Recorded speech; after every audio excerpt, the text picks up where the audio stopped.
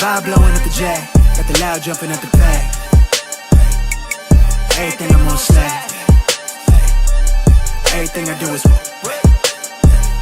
got the bands jumping at the back. Vibe blowing at my jack, got the loud jumping at the back. Everything I'm on slack. Everything I do is got the bands jumping at the back.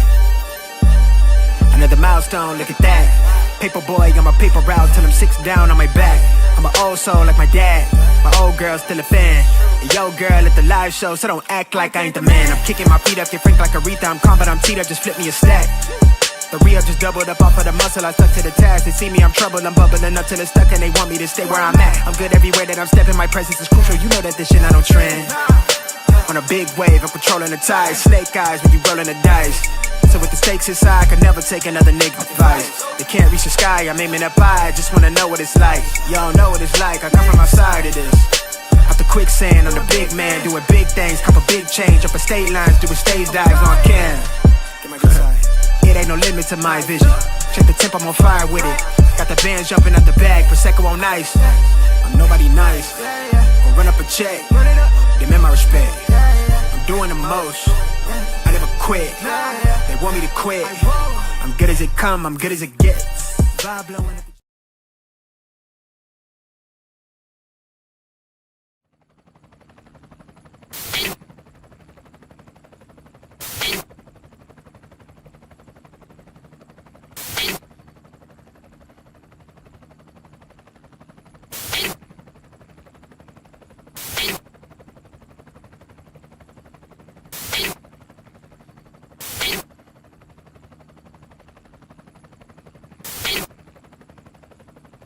and you're in the Desert Storm bunker with Hollywood CGA. Yeah. Legends ain't born, they built from the grind. From benches to banners, we sharpen the mind. We sharpen the sword and promise and swore that we going hard and leaving it all on the floor. Hey, yeah, we going hard and leaving it all on the floor. Hey, yeah, we going hard and leaving it all on the floor. Legends ain't born, they built from the grind. From benches to banners, we sharpen the mind. We sharpen the sword and promise and swore that we going hard and leaving it all on the floor.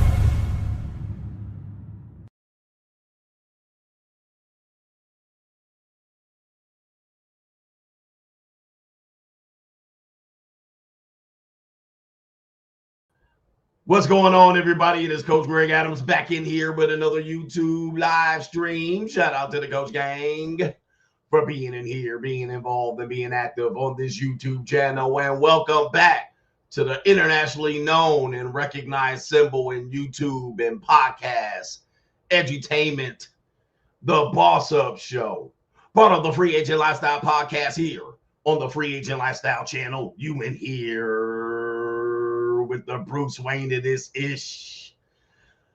Hold on for a second. You say I sound underwater? We're gonna fix that right now. All right. How's that? How was that? You in here with the Bruce Wayne of this ish. Is it better? The mic is off. You can hear it. All right. We sound underwater, he says. All right. Okay.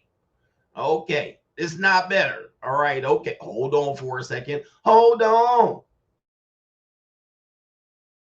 So we gonna get it straight. We gonna straighten it out. We gonna do it again. Hey, let's straighten it out. Wow. Oh, let's straighten it out. Let's straighten it out. Hey, let's straighten it out. How we sounding now? All right. It's been a few days since I called you, baby. I really don't know what's right. It's been too long since you've been about your baby. I wouldn't really don't know what's right.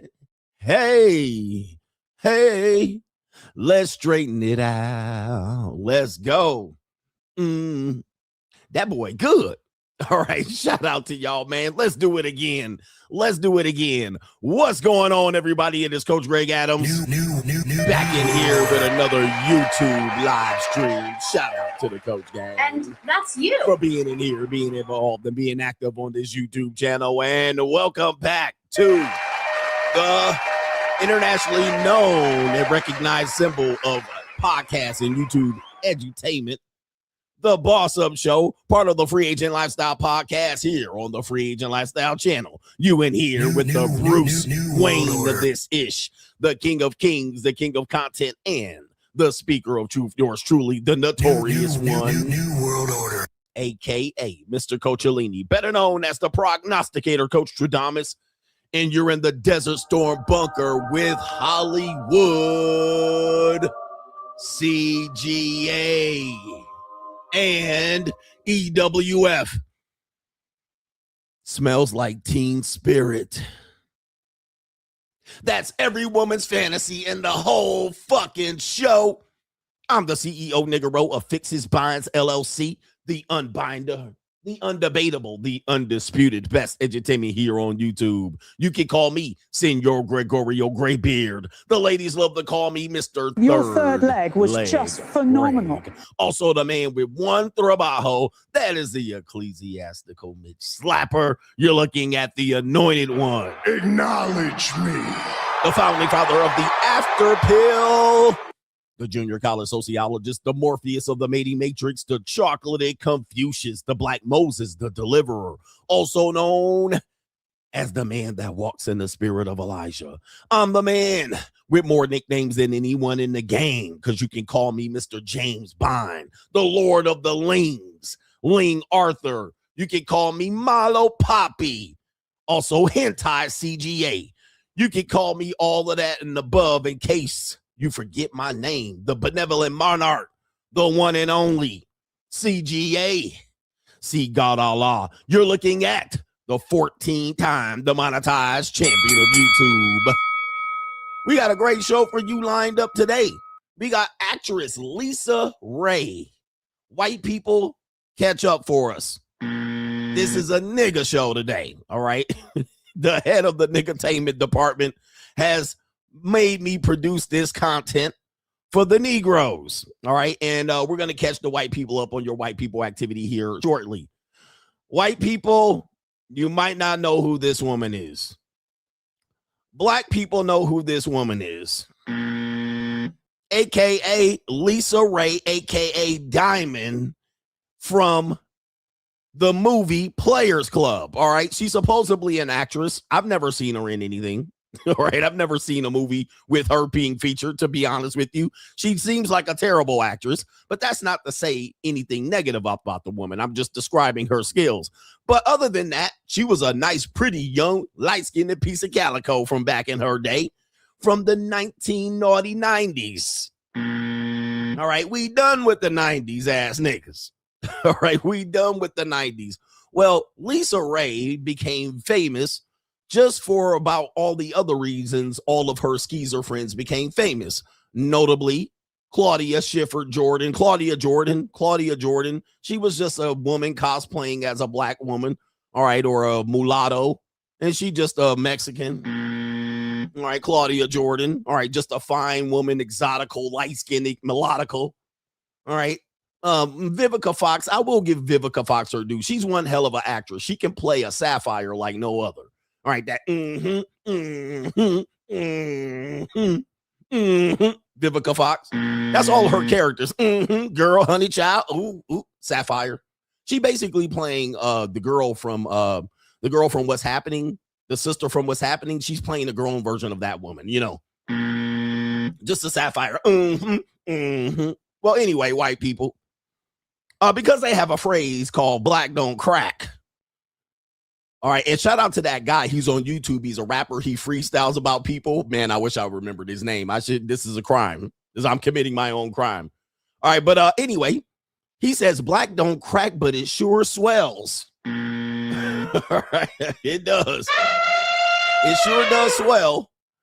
All right, Lisa Raye is running around town saying she's looking for a companion in life at age 58. Okay. To wrap you in my warm embrace. Okay. So my question is, at the beginning of the show, you might not be able to see this if you're watching the playback. And in the next couple of minutes, I'm going to take the poll down. But as everybody's entering the stream, go ahead and answer your poll question here. And it says right here, should women in their 50s plus still be looking for dating opportunities? Well, we're going to play a video of her being recently interviewed, and we're going to break it down like a fraction as to why I believe dating is a farce, especially for older people. Like, if you're older, you're 58 years old, go have several seats. I mean, this is not Cocoon. I mean, we could have Cocoon come out. You know what I mean? You young people don't know what I'm referencing. I'll fill that in later for the younger people. All right, but this ain't Cocoon. Ass niggas. All right, but we're going to look at the comment section of this particular post and see where the line is drawn for people looking for companionship and whether Lisa Raye should be able to find a person that could treat her well in her later years. All right, we're going to talk about that later on and why dating is for 50 years old. Is it legitimate or not? What you should do.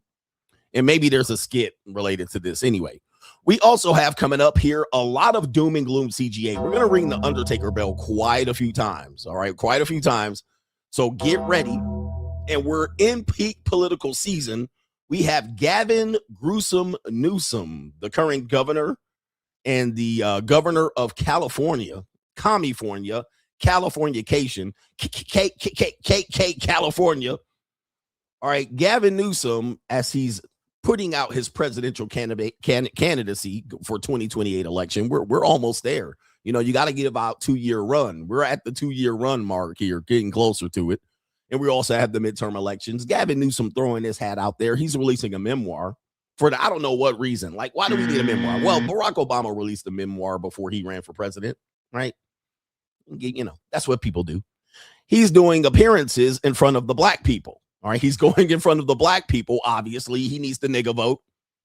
And he said some very, very interesting comments to you Negroes. All right, what you guys are going to forget by the time election comes, because they're going to probably shoot and kill some Negro and leave his ass out there in cold blood, chilly cold blood. And you're going to forget about it because you're going to be enraged like a regular Negro. But Gavin gruesome Newsom has some interesting comments in how he's relatable to you dumbass niggas. I mean, I didn't say it. He said it.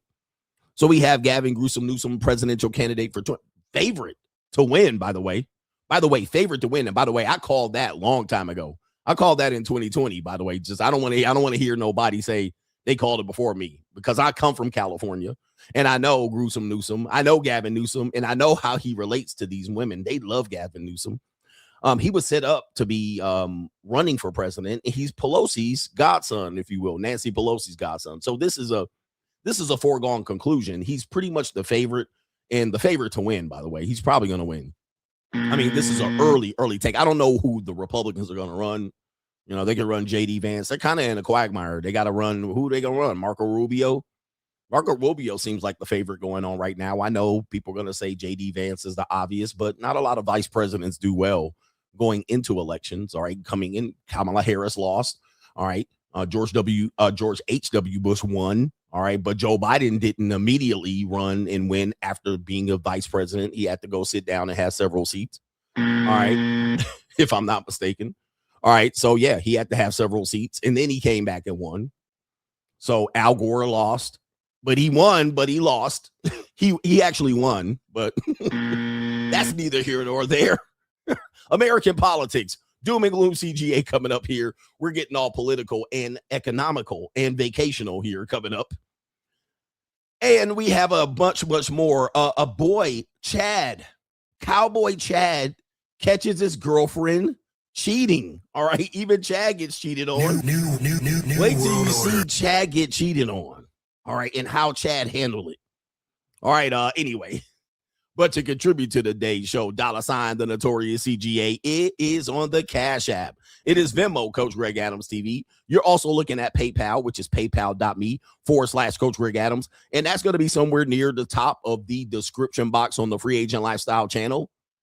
And you can super chat by clicking on the link on the top of the live chat. New on the Free Agent Lifestyle channel. We got a great show. Buckle your seatbelt and off we go. We also have some contributors here. Shout out to our brother here, Rusted Junk says, sending money your way for the Instagram stream. I popped up on Instagram last night. I had a free night. First free night in a couple of weeks. All right. And I took advantage of it. I jumped on Instagram to teach you rookies and maggots the reality. If you're complaining about dating and the cost of dating, you're not ready for a relationship. All right. We broke down 4 ways, and no, the stream is no longer on there. Maybe I'll put it up somewhere else. But 4 stores, 4 economic places where your money is going to hemorrhage in dating, relationships, and marriage. All right. 4 places that you're worried about dates and who should pay for 50-50 dates. You're already cooked before you get into a marriage or a relationship. I broke it down like a fraction. So shout out to Noel, Rusted Junk, and what he contributed during the Instagram live is going to be considered a sponsorship. Shout out to you. I'm rich, bitch. Shout out to Hustle. Every day says no simp-utainment for me, coach. It's boss-utainment. Shout out to you. And he says right here, old girls getting papped out. Don't waste your time, bro. How many times can a woman get papped out? Ladies, where y'all at? How many times? I mean, you know, they're kind of numb to sex after about 50. All right, sometimes they really horny. Well, shout out to them horny women. Shout out to Hustle Every Day says, chili cold blood. He says, your Uncle Rosebud, huh? Yep, I'll pip a bitch in chili cold blood. Shout out to our brother here, our pimps. All right, much as I don't like pimps, all right, I love that movie American Pimp. All right, I watched that hundreds of times. I can quote many of those quotable pimps. Shout out to our brother Kenny Red. Kenny Red turned into a pastor before he died. Rest in peace to Kenny Red. There's only one of few avenues a pimp's going to turn. He's going to either be a cult leader or a pastor, all right, or a blues musician or a rapper. All right, that's pretty much where pimps are going to go. All right, or a World Wrestling Federation wrestler. A World Wrestling Federation wrestler. We need to make sure we put respect on Iggy's name for being a sponsor from yesterday's show. I'm ready, Iggy. And Iggy is going to be one of our leaders for Elite coming up. All right, you heard it here first. We got Castigator says, value for value over here. He says, shout out to the Notorious one in these YouTube streets. That's a sponsor, co-sponsor. I'm ready. Let's go. I'm ready. Value for value. And he is sponsor, co-sponsor. Shout out to you for that. And as a matter of fact, all right, as he's done that, he is sponsor, co-sponsored. The code for all of the courses and the 50% off has ended. You missed it. So now you got Value CGA is over. All right, Value CGA is over. But we're going to later put up a code for you guys to snatch the last 3 remaining discounts for the monetized dating course. Okay. So Value CGA days are over. All right, we are really going in on the evolution of Coach Stradamus and CGA. So I'll put that up later since he's co-sponsored today's show. Because what he's doing, Castigator, the people that are main contributors, members of the Shield, what they're doing is they're contributing where you cannot. All right, and a lot of people are like, why are they giving so much? They're giving up some of their hard-earned money for that. Well, they see the value that I'm presenting, and what they're doing is they're making up for the deficit of those who cannot give or refuse to give. And that means a lot for you because we're all in different economic strata and times, right? We might, man, when I was struggling going through my struggle years during divorce and recovering from that, I couldn't send $150, $200 to my favorite content creator, but I surely did consume the content, and I did feel guilty about it to that point. I did make it up to a lot of those content creators later on. All right. When I got up on my feet, I would visit their show, hit them with $100, hit them with $500. All right. And say that was well-deserved money for years and years of content that I consumed from them and knowledge that I got. And not only that, inspiration and motivation. So shout out to those guys who are contributing where others cannot or refuse to see the value, right? On YouTube, it's free. And by the way, as much as I just acknowledged those legendary Shield members, I do have a question for you. Are y'all still watching YouTube without YouTube Premium? I got, this is a crazy ass question because I see this all over Instagram. You know, I've left the pores. I've left the pores. Are y'all still watching YouTube without the premium? Like, nigga, what's wrong with y'all, bruh? I mean, like, how can you possibly? I haven't had YouTube Premium. I haven't had YouTube without the premium since like 2019. Like, I don't even know how in the hell. What the hell? And I'm dissing y'all. Nigga. What the hell? Oh my God. No way. Where your whole shit be interrupted and the commercial comes in. The first commercial is a commercial you can't skip. You can skip it. The second commercial come up, you can't skip the motherfucker. So you just waiting, and then I pop back up with my black ass. I don't get it, bruh. And they be like, YouTube is free. Niggas, y'all be running around watching YouTube without the premium. Let me just tell you crazy story. I have several channels, right? Several channels, but I have like 5 channels that I pay for YouTube Premium. And there's other channels that I don't pay for YouTube Premium, which is like my gaming channel. One of the Notorious, I think the Notorious CGA is not on YouTube Premium, but my Free Agent Lifestyle is, Coach Greg Adams is, Ask Coach Greg Adams is. So there's some channels that I have that are not. So sometimes I'll be on the other channel and then I'll be uploading and I'll forget to switch back to my main channels and I'll upload a video on post or a short and then come back. I don't flip. And those channels have the commercial. I'll be like, nigga, what?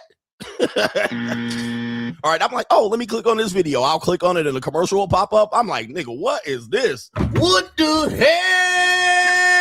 Oh my God, no way. What is this? Nigga, like, I haven't watched a YouTube commercial. I haven't been in this situation since like 2019. I'm like, nigga, what? A commercial? All right. A commercial? How dare these niggas? Let me switch my motherfucking channel to Coach Greg Adams channel. How dare these niggas put a commercial up on my shit? All right, what the fuck? I mean, are y'all doing this? Do y'all watch this shit? Y'all watch the lead attorney stream for 9 hours and be watching like 50-11 commercials? Talk about YouTube is free. That got to be motherfucking crazy as hell. You in 2026. You a grown-ass man.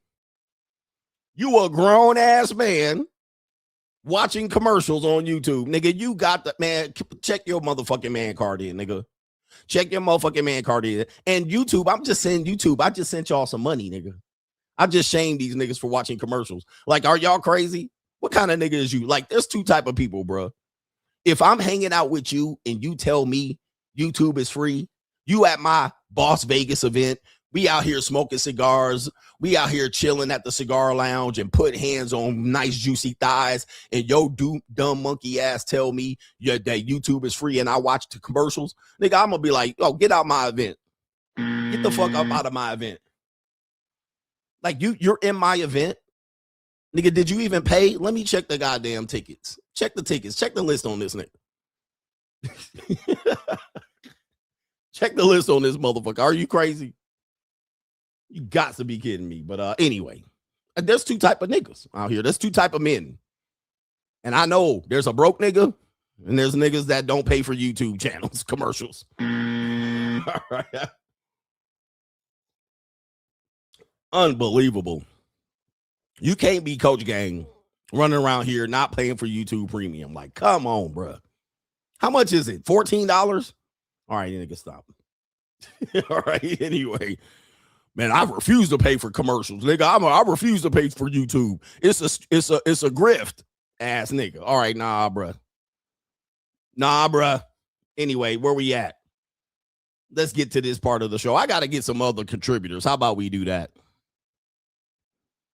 Okay, we got some people from today. Blue Baggin says, I wish I would be going back and forth with some 20-year-old somethings who don't know shit, especially some of these maggot pageantry niggas. The audacity of these niggas back and forth with them in the comment section. I wish I would go back and forth with some nigga back and forth like these people, bro. These people, man, think you're going to go back and forth with them trying to prove your point. All right, nigga, all right, look, especially the woman too. But these men out here.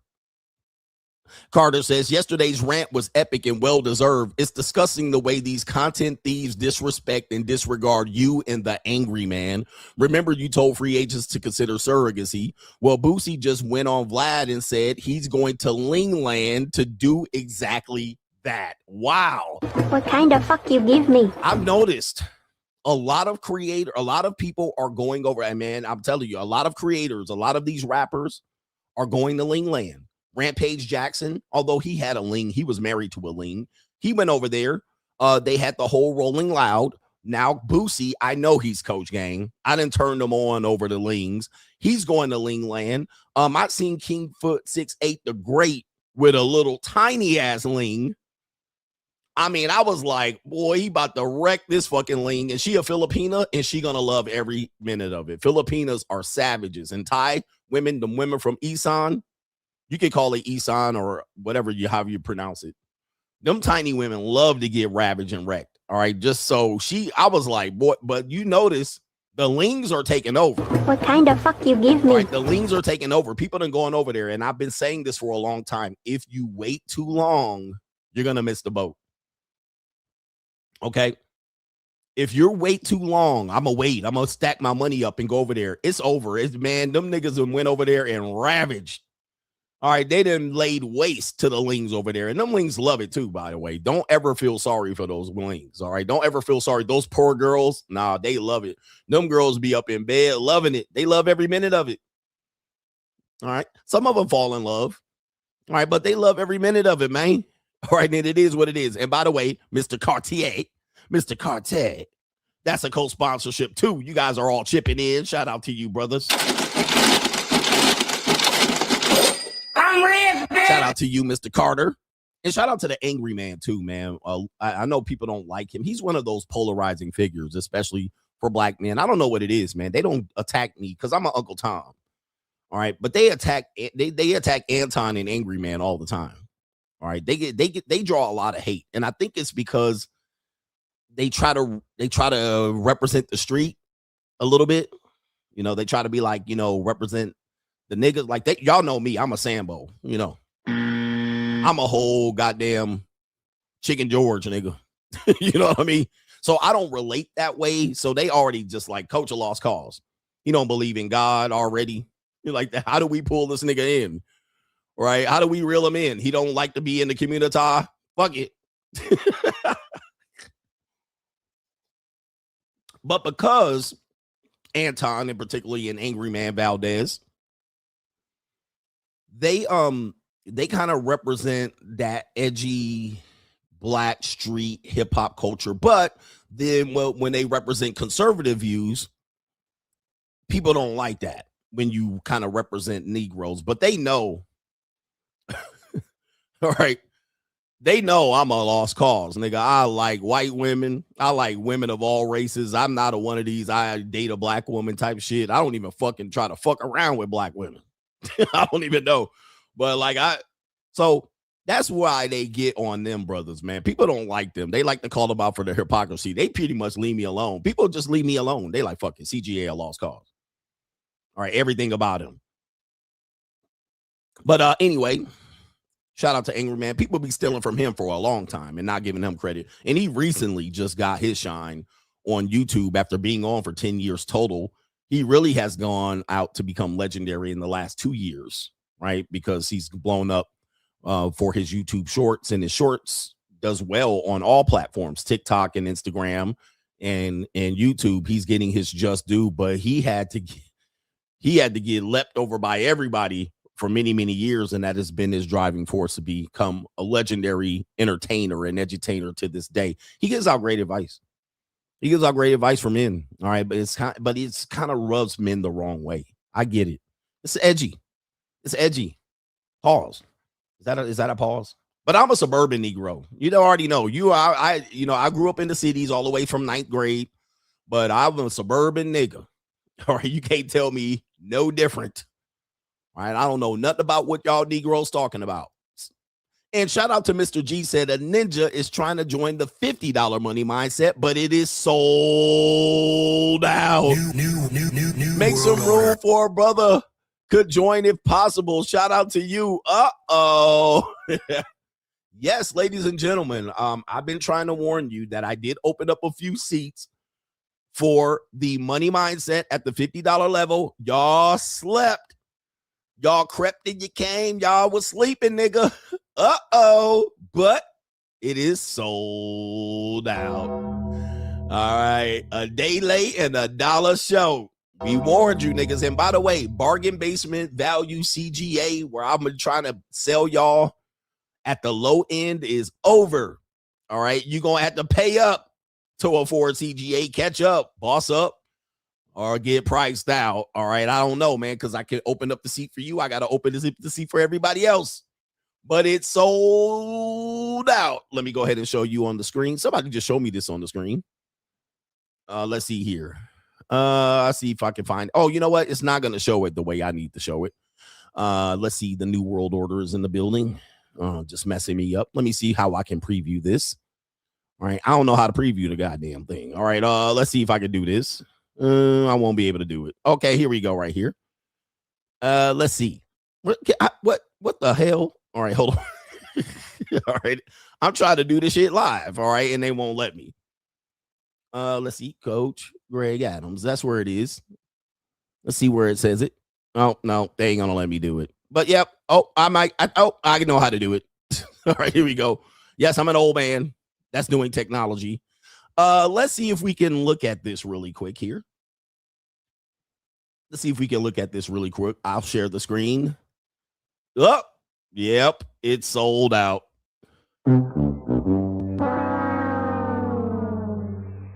Yep. Sorry. But I have good news. All right. You can go to the boss up level and it's still open right there. There it is. Boss up, nigga. It's still open. Pocket watchers are grabbing their calculators right now. All right. Pocket watchers are like, wait a minute. Woo. But you can go to the money mindset boss up level. Now, here's the funny thing about it. And I know I'm rambling. It's going to be there's a level higher than that. And unfortunately, the people at the $50 legacy level, if you're not in now, you're really going to miss it. Because we're going elite in 2026. After I come back from Lean Tour 2026 2.0. What kind of fuck you give me? All right, we're even going to another level higher. So you better get locked into that level. And that's why I tried to have y'all lock in, but y'all didn't want to. All right, but we're going to another level, the elite level, and we have several elite leaders that are chomping at the bit to get started and get going. So we're going to get that going while I'm on vacation, having time to plan. The elite level of the money mindset is on its way. But without further ado, we're going to stop teasing you, and we're going to get to the show. It's Doom and Gloom CGA.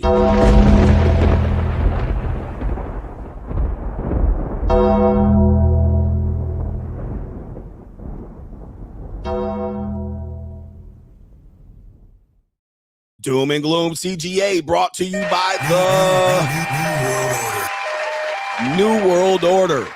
We have politics. We have the world watching. We have worlds collapsing in front of us in real time.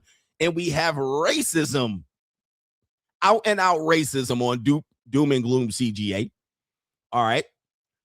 We have Doom and Gloom CGA. The first one is Mexico. All right. Any of you niggas in Mexico right now, goodness gracious. All right. Mexico has fallen. We're going to get the details of why Mexico is going crazy. People are sheltering in places and tourists are being targeted. Let's tell you what's going on in Mexico. Americans in Mexico are being told to shelter in place after the leader of that country's most powerful drug cartel was killed over the weekend. His death led to an eruption of violence across several Mexican states, forcing airlines to cancel flights out of the region.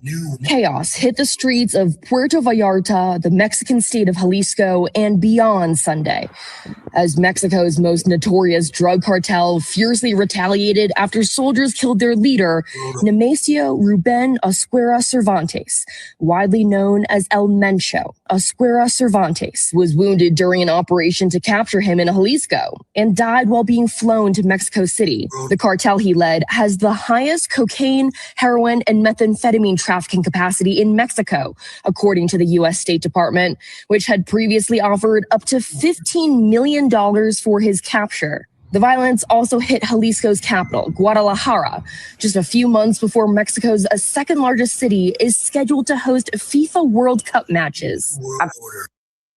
Okay, so that's just the half of the news here of what's going on. You get the gist of what's going on here. Puerto Vallarta is a destination, all right? It is definitely one of those destinations, especially since the 80s and the 70s and the 80s. If you talk about old people traveling, all right, Puerto Vallarta was it. Now, younger people tend to go to Tulum, Cancun, Cabo, and this type of thing. But Puerto Vallarta used to be a big-time travel destination for boomers and the silent generation. That was big. You get on a game show, The Price is Right, Puerto Vallarta. We're going to Puerto Vallarta, all right? Well, nobody's going to Puerto Vallarta. Tourism is pretty much dead. It's good as dead now. Nobody's going to Puerto Vallarta. Nobody's going to be like, perhaps they've cleaned it up.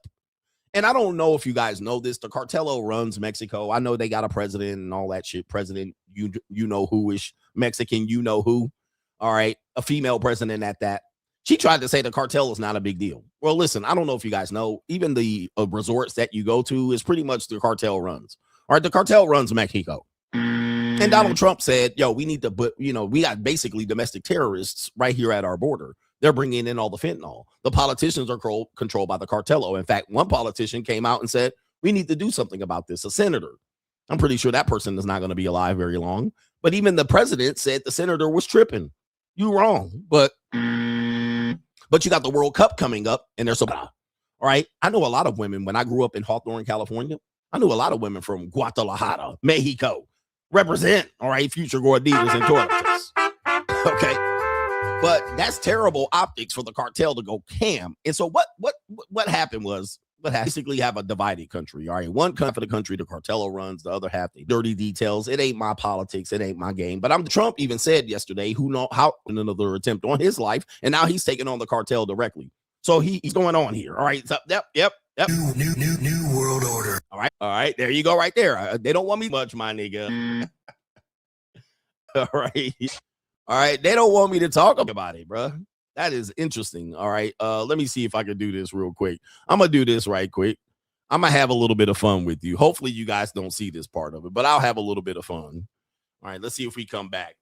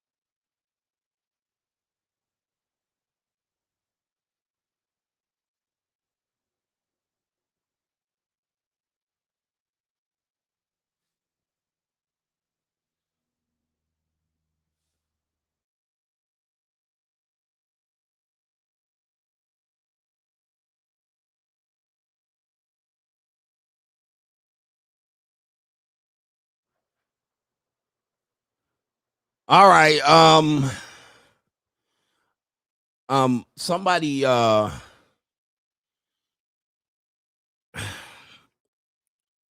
apparently the story that I was covering apparently is false information. Apparently I got a note saying that am I still muted? Apparently what we were talking about is not necessarily reportable information, and apparently we're not going to talk about it. So somebody talked to me, said just move on to another conversation. So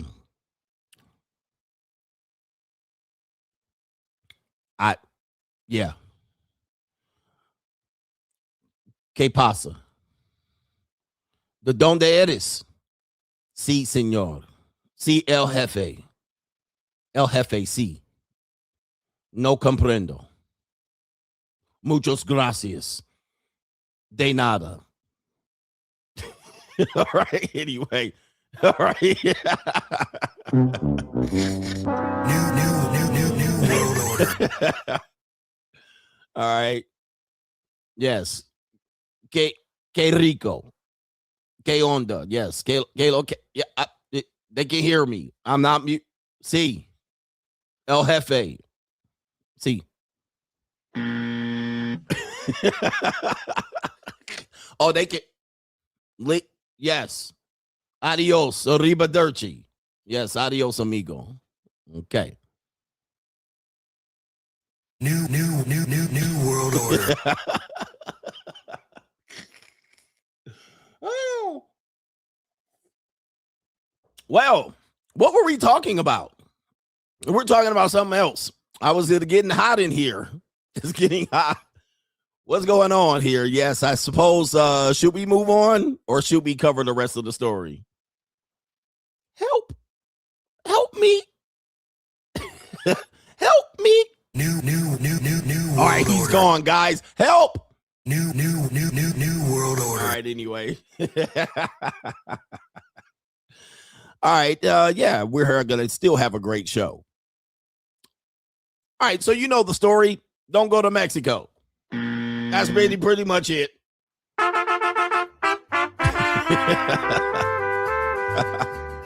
By the way, here we go. We got to talk about it. New world order. Did you guys know in this entire kerfuffle, as ABL will say, in this entire thing, we know, did you guys know how he got caught? All right, you guys know that the leader of the Cartello gang, El Mencho, got caught. All right, how did he get caught? Type in the chat, how did he get caught? Gotcha, bitch. All right, how did he get caught? Well, let's go ahead and tell you how he got. All right, how he got at the end of the day. El Mencho was tracked through his girlfriend. Okay, who is the Kingpin lover? It says right here, the Secretary General of National Defense, General Ricardo Trujillo Trejo, informed that the El Mencho was located thanks to a meeting he had in Tapalpa, Jalisco, with his romantic partner, who is apparently Guadalupe Moreno Carrillo. On February 20th, a man trusted by one of El Mencho's romantic partners was located and took her to a facility in the town of Tapalpa. I think I'm pronouncing that right. In that place, this sentimental couple met with El Mencho, and on February 21st, they left the property and information was obtained that El Mencho would remain in that place. He stayed there with a security circle, and on February 21st, the operation was planned, he explained. On February 22nd, the ground force arrived at the place where El Mencho was staying, who, seeing himself threatened, fled and hiding in the undergrowth. He probably was ready to little mustache man himself. And it says he and his close circle fled into a wooden area, this complex of cabins, the outskirts of this particular area, next to a wooded area. And that is where El Mencho and his close circle were headed. It says a siege is established, and then several forces personnel chased him. They located him hiding in the undergrowth. They fire on the special forces personnel. The military personnel repelled the aggression. El Mencho was wounded along with 2 of his escorts. Escorts? All right. And 2 more criminals were arrested. All right.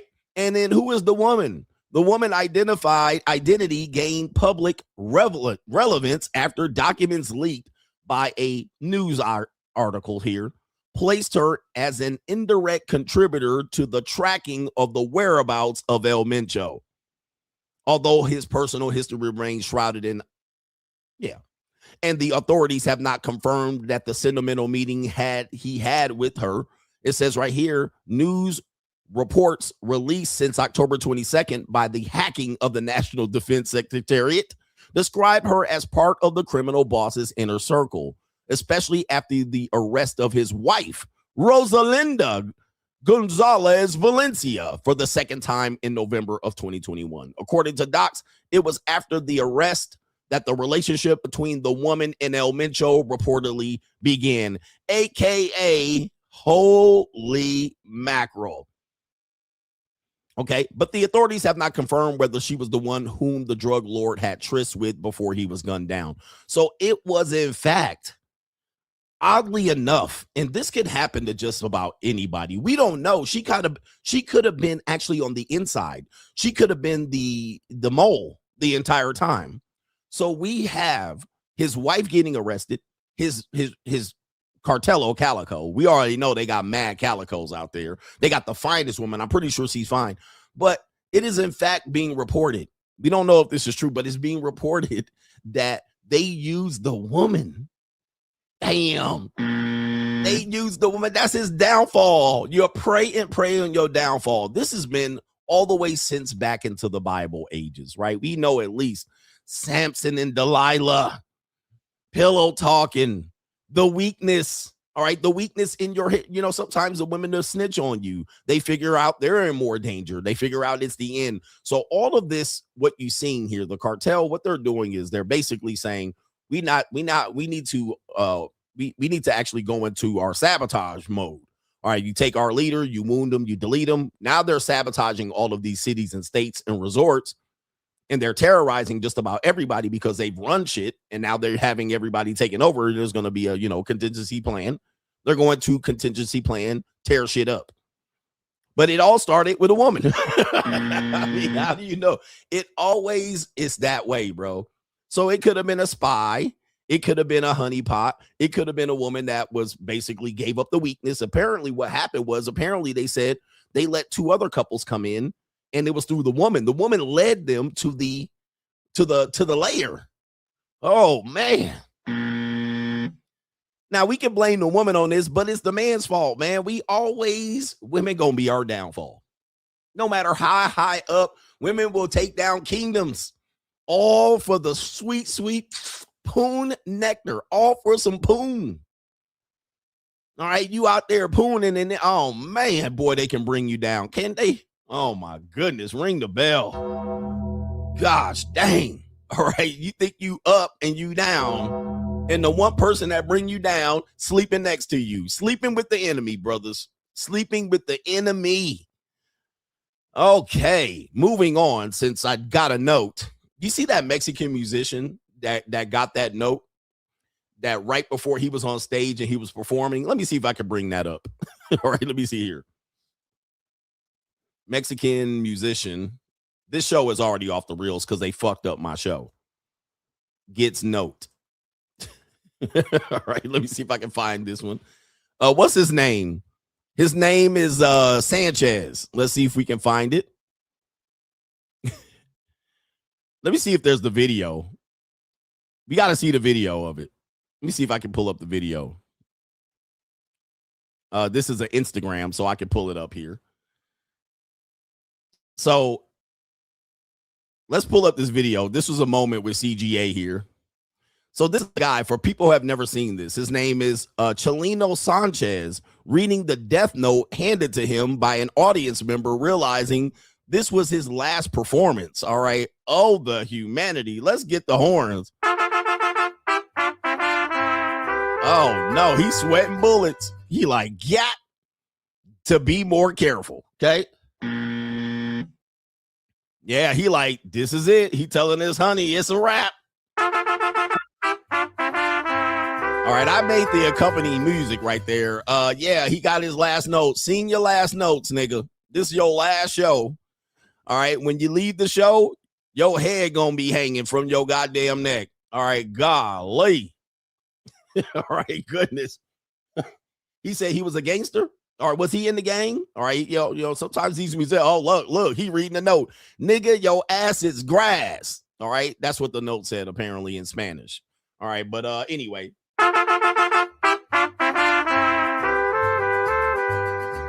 All right, your ass is grass after the show, nigga. All right, and he was like, sheesh. Apparently that happened in my studio, but I knew a little bit of Spanish, so they left. All right, Jesus. All right, apparently that's what the music sound beforehand. That's what it sound like. All right, how would you like that to happen? You think you struggling, all right, you a main musician and you singing, and then you get a note. Your ass is grass after the song. Okay, okay. That's hella pressure for you. And then you sing the last song? All right, that's crazy. All right, but anyway, enough about that. This segment is off the rails. I'll try to rescue this show. Doom and Gloom CGA. I haven't had problems on these internets for a long time. Now I'm doing Doom and Gloom and I got problems. All right, we got Doom and Gloom CGA. Apparently a professor, which we call him a socialist Marxist. This is what we call professors and teachers, communists. A tenured Hunter College professor. Her name is Allison Friedman. I'm not going to say what race, what people. We know I can't say that. We're really on treacherous territory here. All right, I'm on notice. YouTube is going to hand me a note after the end of the show. All right. Allison Friedman is under review after racist trope shared during 8th graders' speech about her school closing down. She speaks her comments here related to this. You see Allison Friedman right there. And there's a bunch of women on Zoom. All right. Women love to do remote shit on Zoom, and women love that shit. I'm working Zoom.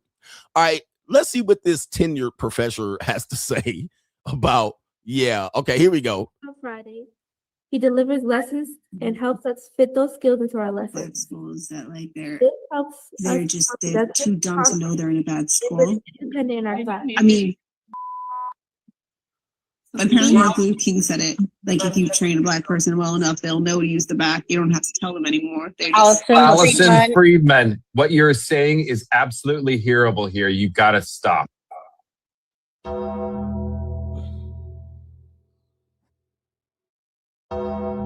Damn.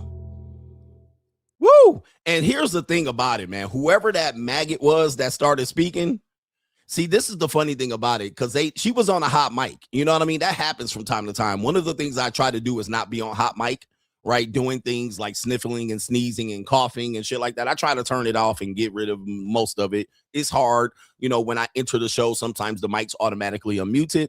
So I'll make sure I got double muted and all these things. I try to prevent it.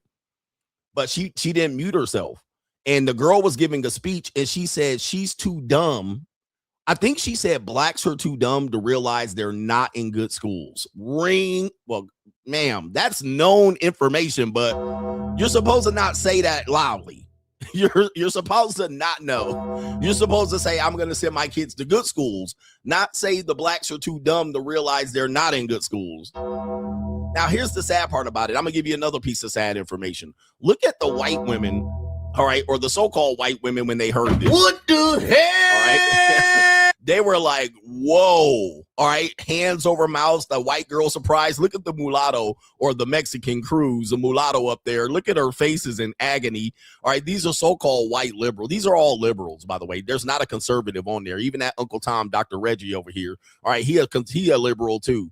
There's a whole bunch of communist liberals here. And when they heard her say that, they was like, oh my God, Becky, look at her butt. Oh my God. All right. She was like, oh my God. I mean, she said it. And boy, this is what people say behind closed doors, because that's what I would have said, but I would have just said it to their face. That's number 2. Number 3, whoever that maggot was that was telling Allison Friedman you're on a hot mic, you wrong for that. I'm gonna tell you why you wrong, because he basically was saying, yo, we're gonna protect you from saying the crazy shit that you done just said. Now, Allison realized she was on the hot mic, so that's why she tried to correct it and say, well, they said. All right, and she's even tried to not even apologize for this at the most. She was trying to say, I was referring to what other people thought. I was just saying what they said, but nah, she lying, because the way she said it the first time, she was saying it from her heart. All right, and then she said, but they said, remember, she was like, oh, fuck. All right, she got caught. And then the other maggot that tried to go up in here, the Reading Rainbow guy, he tried to come up there and be like, Allison Friedman, you're on live. Stop it right now. No, don't stop her. Let her run. All right. Let her dig that hole. Let her bury herself. Why you protecting her? Let her go. Hey, hot mic. Let's go. All right. Don't stop them, because a lot of people try to stop people from burying themselves. Nah, nigga, man. Don't say nothing, bruh. Let her speak. Let her try to cover up for that shit. Now, apparently, and if you missed it, I'll play it again. What she said is definitely egregious. All right. It's the quiet part out loud. Now, this is the stuff you need to know. All right. You need to know what people really think about you. You really need to know. I like my racism right out here in front. All right. So let's hear it again. You can barely hear it. Yeah. She's telling the truth. She's telling the truth. She's telling the truth. But we need to know that people know. We need to know the real. On Friday, he delivers lessons and helps us fit those skills into our lessons. Black schools that they're They're too dumb to know they're in a bad school. They're too dumb. Blacks don't realize they're too dumb to realize they're in a bad school. God. But I've been trying to tell y'all that from the longest. All right. It is a separate but unequal, right, school district. You're getting two different educations. Everybody knows this, but people pretend not to know. And you got these liberals out here acting like, okay, we're going to give her a scholarship, a $2,000 scholarship when she goes to a school. We're going to give her a better opportunity. Everybody knows these schools are terrible. They're trash. All right, but good Lord, have mercy. And let's hear the guy save her here. She said, I mean, fuck. All right, I mean, fuck. She's like, damn.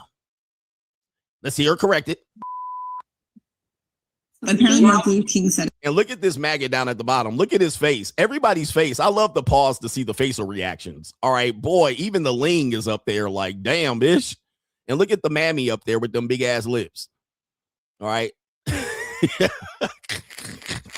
The maggot is like, oh, Lord, you saying it out loud. If you train a Black person well enough, they'll know to use the back. You don't have to tell them anymore. Oh, my goodness. Look at the maggot. He like... Oh my God. The mammy ain't budged a bit. Neither is the Uncle Tom Democratic Sambo. All right, Plantation Sambo. The Ling is not even busted because she on Botox. Look at the white lady in the corner and the mulatto going crazy. I love it. Allison Friedman, what you're saying is absolutely hearable here. It's hearable. So there goes the guy, the maggot trying to rescue it. What you're saying is absolutely hearable. She's come out and made a statement. Do you guys want me to read the statement? Really? I mean, do we really want to know, nigga?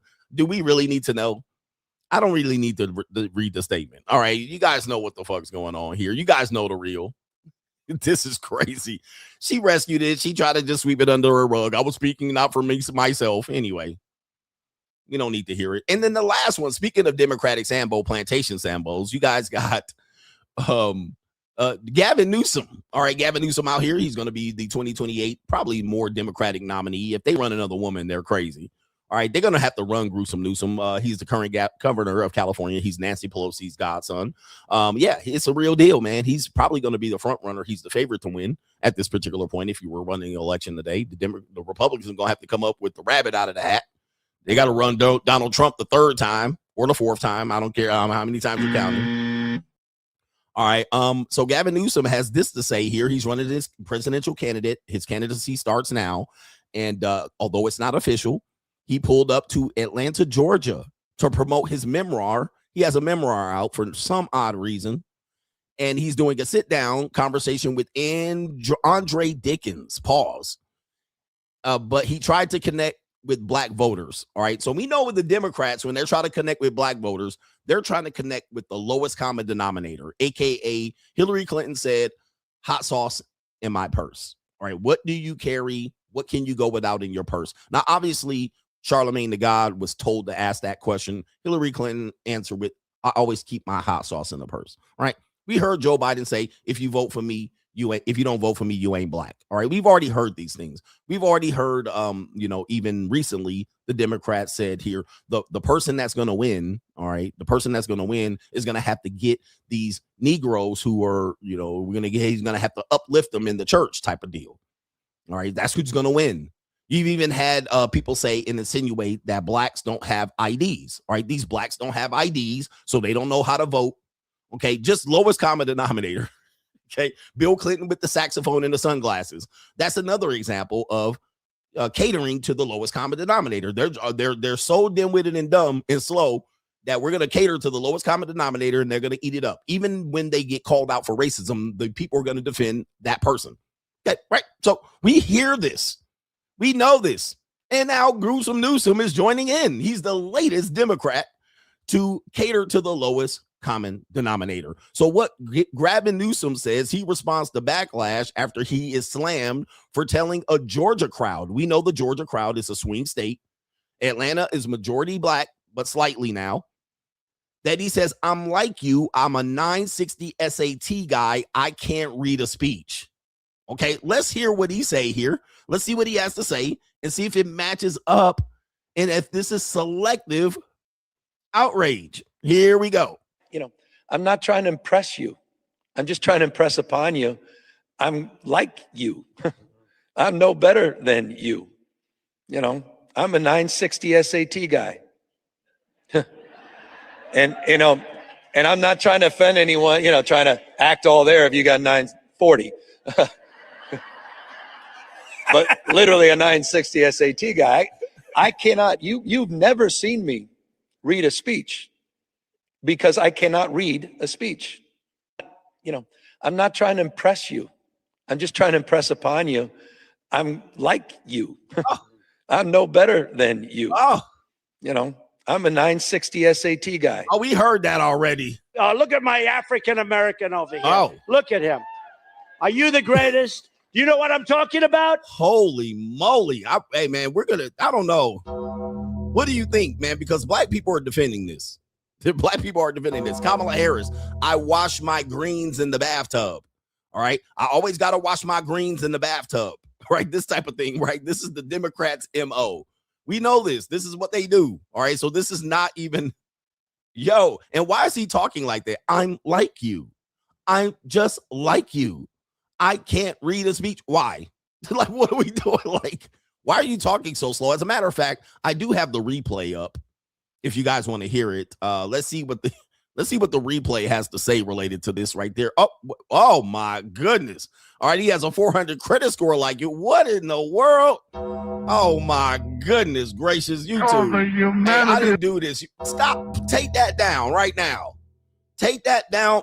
Hey, with the cartel, take it down. What in the world? Hey, man, this is crazy, bro. Let's play that's not the screen. What the hell? I didn't do that. That wasn't me. God, no way. That wasn't me, YouTube. All right, I clicked the button. Y'all was tripping on my stream. This dude walked in my studio. I didn't even do Barack Obama doing the Al Green. I didn't do it, y'all. So let me play the speech again. I don't know what happened. I was just monitoring my own business. All right. Barack Obama quoting Al Green. It's the same shit, bro. Okay, let's get what the scene said right here. This is a disgrace. All right, let me know what you think. And I'm not trying to offend anyone, trying to act all there if you got 940. But literally a 960 SAT guy. I cannot, you've never seen me read a speech. What? Like, what does this mean, bro? He can't read. He can't get the 400 extra points because, by writing his name. Why are you talking about? I don't get what he's saying here. You're not like me because I can't read. I mean, I can read a little bit. Because I cannot read a speech. Yeah. God damn. Okay, so how you going to be president if you can't read a speech? I'm not trying to impress you. Really? I'm just trying to impress upon you. This is why I'm demonetized, by the way. It's because, I was on the list. But let's continue. I'm like you. Why is he talking like that? I'm like you. Why is he talking so slow? And look at this nigga face. His face is like, what? Wait a minute. Who are you? And somebody says, this is the mayor of Atlanta. Am I wrong? Look at this guy is even doing this little town hall. He's like, where are you going with this, bruh? Should I rescue you like that maggot rescued Allison Friedman? What are you doing? This is the mayor of Atlanta, somebody has said here. All right, good God almighty. I'm no better than you. I'm a 960 SAT guy. I guarantee you, this Atlanta mayor scored more than 960 on the SAT. And I'm not trying to offend anyone, trying to act all there if you got 940. Yeah, he's shuffling. I mean, he don't know what to do. He lost it, bro. I mean, and listen, this is I don't know if you guys know this guy. I've seen him for many, many years being the governor of California, during the fires. Even I was in California. I wasn't in California for the latest fires, but I've seen him during COVID. Remember during COVID, he had everybody locked down wearing masks, but he was at the winery having a party. All right. And he tried to, then he had a press conference and he was like up there sweating and shuffling. All right. But people gave him a pass. They even tried to vote his ass out. They had the other brother here run against him. He got a landslide. I don't know what happened. All right. He should have had a better turnout in the vote. All right. They tried to vote his ass out of there. Right. And he survived. And he was like, he plays it. I don't give a fuck. And he knows what time it is. He already knows how to win. It's the Electoral College and the Democrats will do what they do. All right, and we'll make it work. He could slide up in there. So I know, man. And the black women are going to forget about it. Matter of fact, let's show you this. The black women are giving him a pass for this. Okay. Just so y'all know, the black women are giving him a pass. These are y'all mammies, by the way. These are y'all sisters. It says, y'all slow if y'all can't comprehend. He was talking about how he isn't a perfect person. He wasn't talking about the people in the crowd. He was humbling himself. Really? Is that true? I'm so Atlanta. That's the page there. I'm so Atlanta. He wasn't talking. He just said, I'm like you. He was literally talking about the people in the crowd. But let's continue. This Coco black woman, I love his response. All right. The bots are out. There's another black woman. So y'all more mad at him, but not y'all's president for posting them pictures.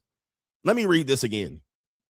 So y'all more mad at him, but not at y'all president for posting them pictures. Like, huh? He's right about the selective outrage, though.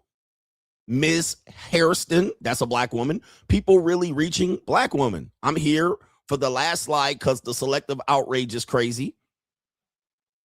This is another, appears to be a black woman here. The internet is full of people who don't listen to things clearly before reacting. Sad sight to see in 2026.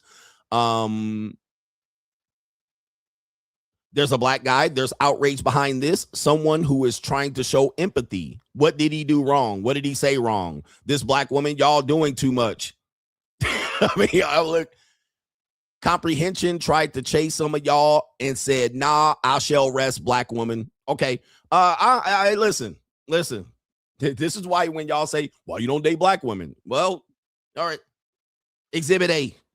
All right. Exhibit A. Why would I even date a black? Why would I date a woman who's that goddamn lost or has that opinion? Let's just give them some respect. If she has that opinion, we cannot coexist. I'm just letting you know, because I read the room slightly different. I see the world a little bit different. And I see a lot more different than they are going to see it. I can't literally be in the same room for that long when these type of situations come up. I just got to be like, bro, hey, man, we can just fuck and that's it. All right. There's no way I can have a dating real relationship with a person like that when they're going to come to the greens in the tub, Al Green cosplay. All right. By Barack Obama, hot sauce in the purse by Hillary Clinton. If you don't vote for me, you're not black by Joe Biden. I mean, how do I stop this? Gavin Newsom, I'm like you. Where does it end? What's next? What's next? Somebody eating chicken? What are we doing? Chicken and watermelon on there? What's the next thing? All right, so anything. Anyhow, this show is off the rails and I'm gonna try to save it, but that's doom and gloom CGA. Good luck out here with yourselves. All right, good luck. The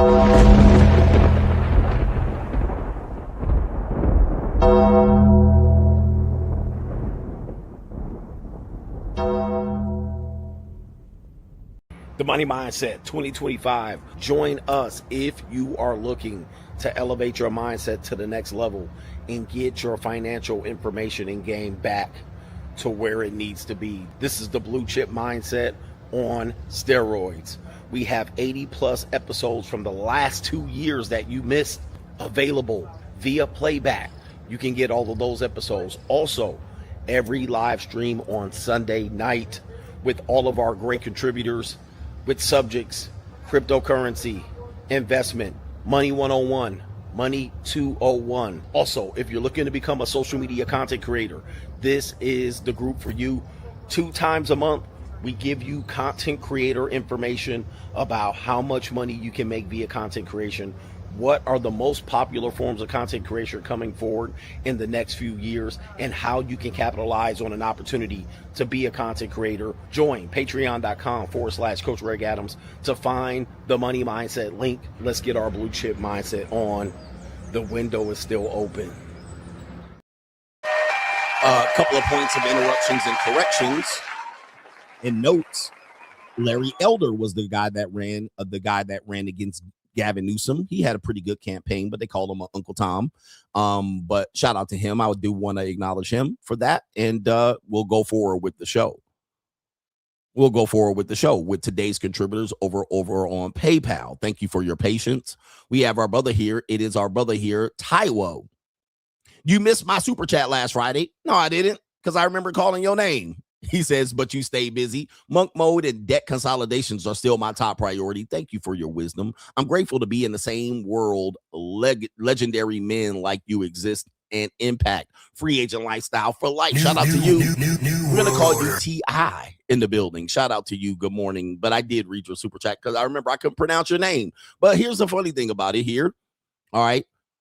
Do you guys know that when you see my stream and you're watching it live, for the people who watch the replay, you're not going to have an idea of what happened. But when you watch me live and you see that moment of where the stream is going crazy and the numbers jump up, number one, those are the real numbers of people watching before the shadow ban.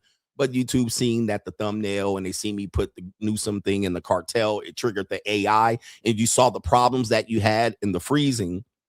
When you watch the playback, all of that's going to be taken out. All right. AKA it's a form of censorship, in my opinion. So whatever you see on the playback, all of that's going to be missed. You're not going to see it. You're not going to see the problems the stream had. All it's going to do is clip and go to the next part where you're going to see the chair and the cartel guy that walked in the door. So all of that stuff previously that I was saying is going to be clipped out. Okay, it's going to be out. So when you watch the replay, you're not going to see the, what do you call it? When the stream is trying to struggle stream and get back and the numbers drop all the way back down to the bottom. It literally lost like 1,100 people because people are going to check out. Oh, he's having problems, audio issues. We're going to leave. And then I have to get those numbers back. Half those people then come back. But you're going to be edited out. It's going to be edited out when you watch the playback. And then you're going to be like, what happened? What did I miss?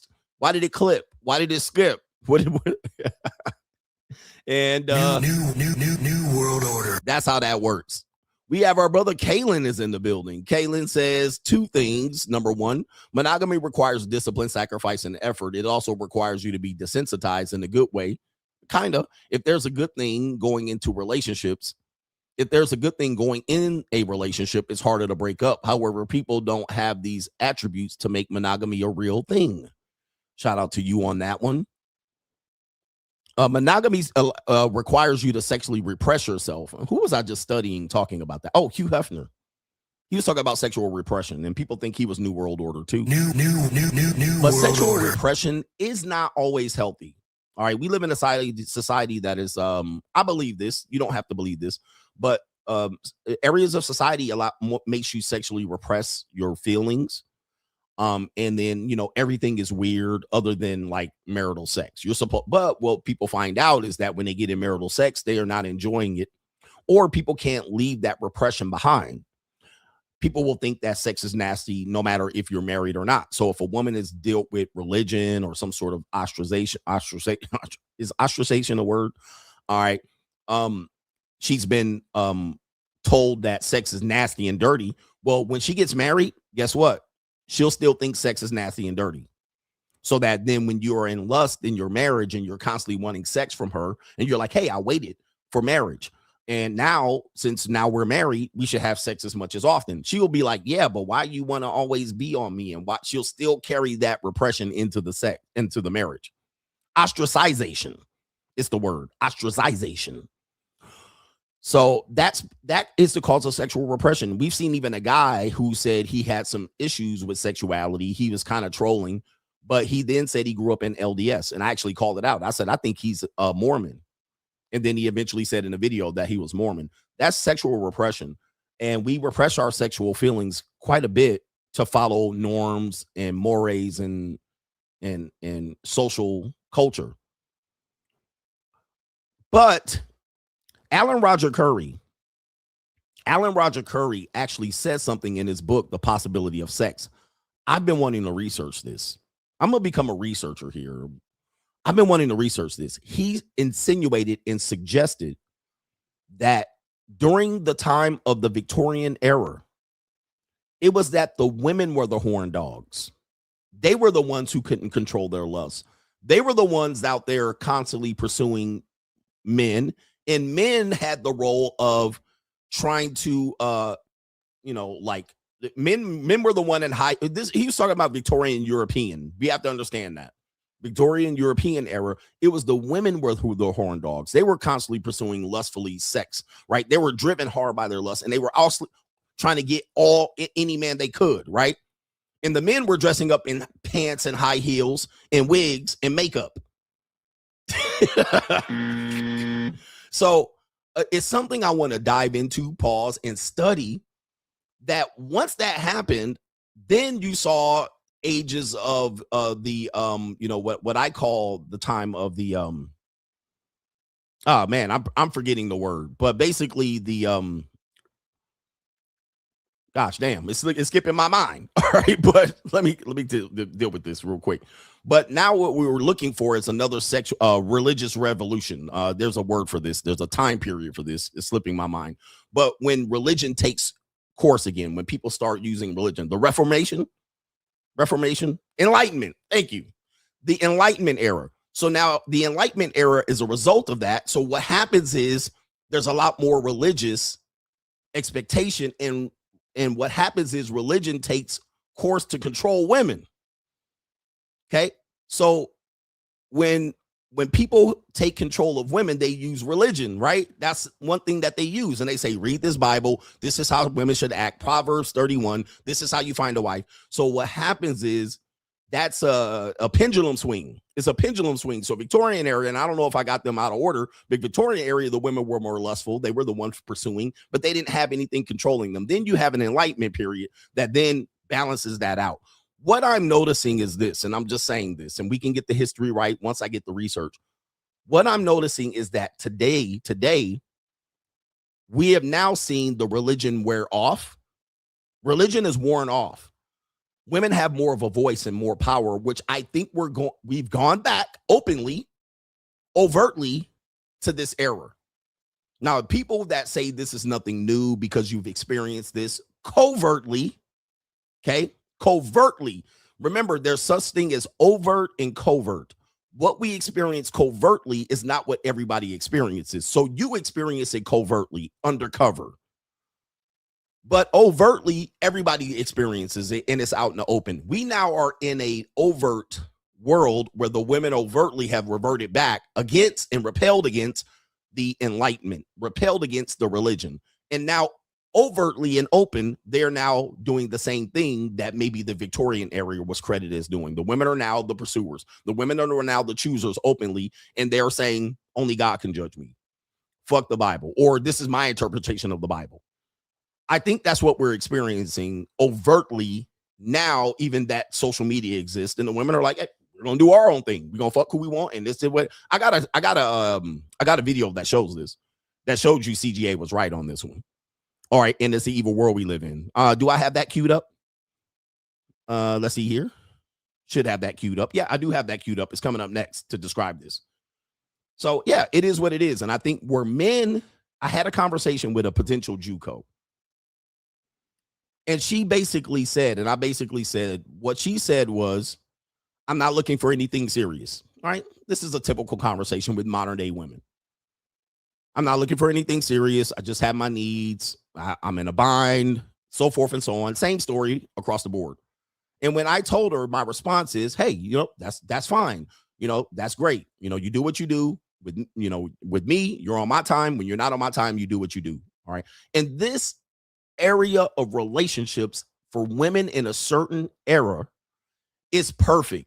Sometimes they come out of long-term relationships. Sometimes they come out of a marriage.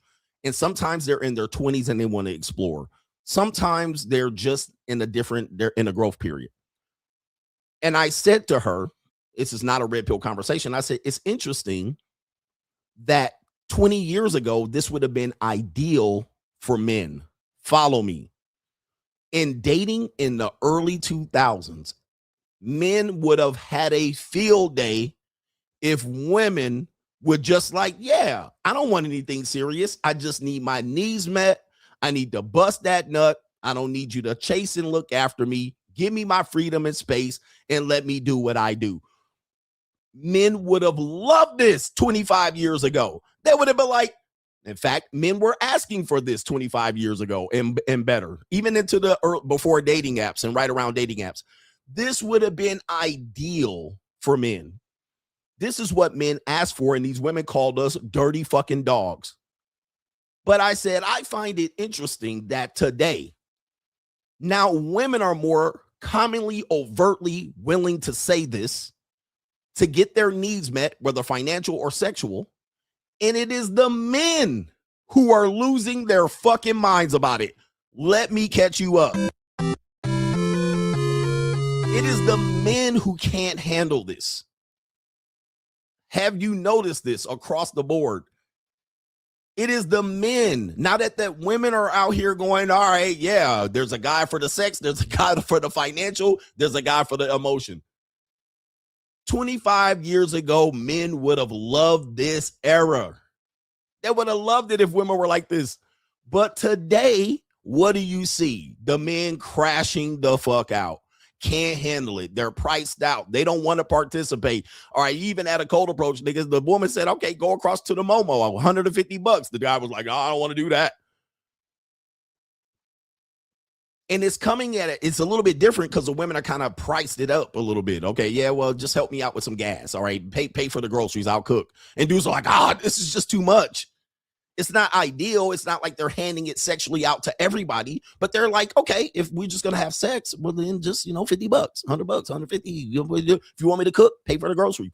And it's the men that can't handle it, which is odd to me. This is why I say men are the new women. You have the Andrew Wilsons of the world. You have the Fresh and Fits and all of these people here calling out the OnlyFans girls and shit. Like there wasn't Playboy and Penthouse and Muff and Huff magazine and Biggins. Like there wasn't Online Prawn, all right? Like there wasn't College Co-Ed of the Week. Like there wasn't an Ebony and a Jet magazine Beauty of the Week. Like there wasn't Hustler. Like there wasn't any prawn before OnlyFans, right? But what's happening is their girl next door, the women that they go to high school and college with, they can see them overtly doing it. They can see them overtly doing it and they can't handle it, which is odd to me. It is absolutely odd. That I think, and when I said that to the woman, she was like, damn, she was like, finally, a guy that gets it. And I was like, yep, I get it. She was a nice little pale skinned redhead. I get it. And she was like, this is what I want. What they want, and I've been telling you, is they want independence. They want an identity of independence to freely do what they want to do without judgment. Okay. And this is hard for men to do because they lose grasp. They lose control. They can't use ecclesiastics. They can't use forced marriages, enforcement of sex. They can't control them. They can't keep them in the house. They got to let these wild horses run free. Women want to be free. Now, there's only so much freedom they can actually live. But once this woman, they try marriage, they try long-term relationships, they even try to have kids or not have kids, they're like, man, just let me be. Let me do what I do. Let me do what I do. And she was like, finally, she was like, I it's hard to find guys that understand. And she was ready to do whatever she needed to do for a tank full of gas, right, and bounce. She like, let me get my nut, let me get my fix. And she even was like, I have my ex-boyfriend, we still fuck. She didn't say we still fuck, but that's what she said. We broke up, but we still go out on dates, aka they still fucking. That's what exes do. Exes know how to fuck each other, right? Because they're comfortable with it. They don't have to beat around the bush. I actually had a woman that was a divorcee. She was still fucking her ex while going through a divorce until I showed up and she stopped fucking him, right? So then she got a new dick. She also is in the era of women are trying to figure out their lives. We're going to show you this. They're trying to figure out their lives and explore, and men don't want to let it happen. Men are like, nah, y'all got to date. Y'all got to marry. Y'all got a window. You got a wall. What's going to happen when you're in your 40s and 50s? Now, I've been saying, let these wild horses run free. There's the days and age where we can control the women are gone. Not only that, the day and age where we can judge women are gone. We don't no longer have the enlightenment. We no longer have religious threatening them that they're going to go to hell. It is what it is. We're going to call these fucking women El Caballo. El Caballo. El Caballo. For the English-speaking people, that's horse in Spanish with a little ho at the end. El Caballo. We don't have laws anymore. They're gone. We've reached the era. Now, the pendulum may swing back when we're dead and gone, okay? I might be dead and gone, but by the end in between there, I'm going to put hands on 20-something-year-old hips until the cows fucking come home. And if y'all stop me from doing it in the United States, I got the ability to travel internationally and put hands on 20-year-old women hips around the world. Latvia, Philippines, and all the, you ain't stopping me, nigga. All right, because I'm gonna be internationally CGA nomad. I know where to go for the 20-year-old pristine pussy. All right, so y'all not stopping me from getting none. I'm going to go get some. If y'all stop me in the United States, I'm going worldwide to Japan to put on some 20-year-old peace leave, okay? Because Japan don't care. Long hair don't care. Long hair don't care in Japan. Okay, they don't give a rat's ass in the Philippines. They really let you do it. They let it go on. Ain't no judgment around there. You're a predator. Ain't no judgment around there in Indonesia. I know where it at. That young Peace Lee be out there ready to go. So if y'all want to keep putting these religious or cultural or social mores on the people and intimidate them from stop doing what they doing, I got a new passport and I'm going to get a new stamp and I'm going to go out there and I'm going to do what they let you do around this motherfucker. All right. And that is the freedom, the free agent lifestyle that we're trying to show you guys. You don't have the freedom to move. You have the freedom to move and walk away and then turn down whatever y'all on. Meanwhile, they're saying that it's bad, but they doing it and throwing it across the world and I too. I'm going to do it. Okay. He says, this is cap. Women still want to get married and try to pressure men into marriage. Okay, this is true. Remember, two things can be true at the same time, but what do the women look like? They probably been worn the fuck out. Are they 19-year-old trying to get married?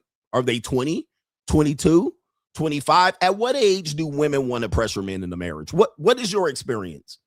You guys are all ages watching me. What is your experience? Let's kill this poll that is up here. 77% said women over 50 should not be pursuing. What age have you experienced women trying to pressure men into marriage? Give me an age. Give me an age. Get on your own experience. Look at what these guys are saying. And this is, again, a reality call. Two things can be true at the same time. Women age 25 and up are trying to pressure men into marriage. What did they do between 16 and 25? I'll wait. It's usually, for me, in my experience, late 30s. Now, of course, I was married between 28 and 36. So my experience coming out of marriage for women that try to push the marriage envelope is well past 38. And 38, 40, 42, kind of once they get around 45 and 50, they slow down that pressure. They just kind of want something different, you know, live in separate houses. They kind of want some companionship. It's less pressure on the marriage, but definitely between 35 and 45, they put on the fucking, so by then they're kind of fucking worn out. All right. I don't include that as representative of women trying to pressure men into marriage. If you're talking about what's happening between 16 and 30, that's definitely not the case. I don't find that women, even if you were 25, I don't find it common that those women are trying to pressure you into a marriage. All right, women 16 to 30. I don't think that's true. But let's say 16 to 26. I don't think that's true at all. All right. Give us your opinion. If you're in this age group, you're in between 16 and 25. Are you dealing with women? Press 1 in the chat if you're between the age of 16 and 25 listening to me. Are you being pressured into marriage by these women? Okay. Today, not yesterday, not 10 years ago. Today, you're dating. You're dating women on Bumble, Tinder, Hinge, hooking up, the bar scene, the bars, the clubs, however you're meeting women, at the library, at your college. Are you being pressured? Press 1 in the chat if it is in fact you are being pressured into marriage between 16 and 25. Okay, not many ones. There's a couple of ones in there. We got a yes. We got a one, another one. We got a guy says my girlfriend did. She must have been Mexican. Was she Mexican? Okay. Wait, song effect. Okay, so we don't got a lot of ones. We had one in Kenya. That doesn't count. We're talking about the United States. I don't see many ones in there. It's not like we have a lot of people 16 to 25 listening. Okay, but as you can see, all right, the other one must have been a fat Mexican. Crickets, as I said. And that's what counts, guys. We're not counting women really 35 and up as the representative of what men want in terms of what women are trying to do, right? A woman 35 is oddly enough going to pressure you into marriage because it's a last ditch effort. Retirement plan. She's not CEO yet, or she's made it in her career, or she's probably divorced. She might be a divorced single mother. Okay. So she'd be like, marriage is ideal at that point. She's tired of dating. She's got dating fatigue. She's already ran her body count up. What's the fucking point? She's done. She's ready to settle down. She's had her fun. So that would make sense, a woman 35 and up pressuring men into marriage. But is that the case between 16 and 30, 16 and 25? I would probably say not as of today, not 10 years ago. Okay, with that being said here, we got that going on here. A little bit of drunk history going on with the Victorian era into the Enlightenment, a little bit of drunk history, probably some things that we need to rearrange, but we don't need, we have to understand that it's a new day. Overtly, women have a lot more options, and they're telling you they have a lot more options to think about and consider in relationship to how they get themselves together. Now, I already know I pissed YouTube off, so there was a clip I was going to show you that I have to be careful showing you, because it is a woman sniffing Comet. She's a truck driver, and she sniffs Comet to keep herself awake. Now, it does look like she's sniffing coca, and one thing you cannot do on social media is show people doing drugs. So I got to take that clip out, but it's an interesting clip. It's a black female truck driver, and she sniffs cleaning powder. All right, I'm going to show it to you on Straggle Sniggle Theater. I'm going to show you without her sniffing it. All right, here we go. Like, ride with me if you ride with me. You can slide with me if you feel like 550 on the 5 sticky. Come get high with me. That's a deal, right? All right, Straggle Sniggle Theater. Do me a favor, hit the like button. This show was already messed up, but let's go ahead and continue here. She's called the Sassy Trucker. All right, apparently she's going feral on Al Gore's internet. And I'm going to skip the part where she's doing the actual sniffing of the powder here. But it is crazy what's going on here. Apparently, she's a CDL truck driver here on Straggle Sniggle Theater. Let me get the volume up. She says,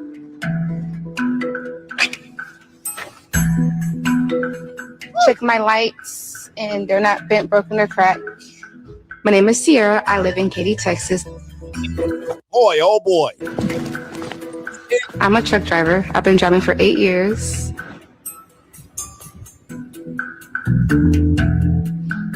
There's cleaning powder here. All right, draw a blind. All right, she's gonna draw a blind. Can't show you. All right, I'm gonna stop it right here. I can't show this part, all right, because they do have her showing it, holding it up to her nose and their nostrils. You already got powder. Oh my goodness. She says, I'm addicted to snorting cleaning powder. Cleaning powder.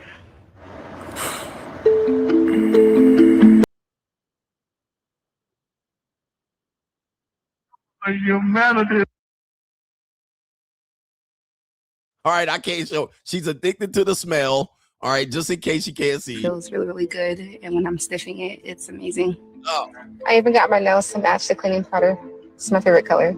This is lemon scented, and I love lemon.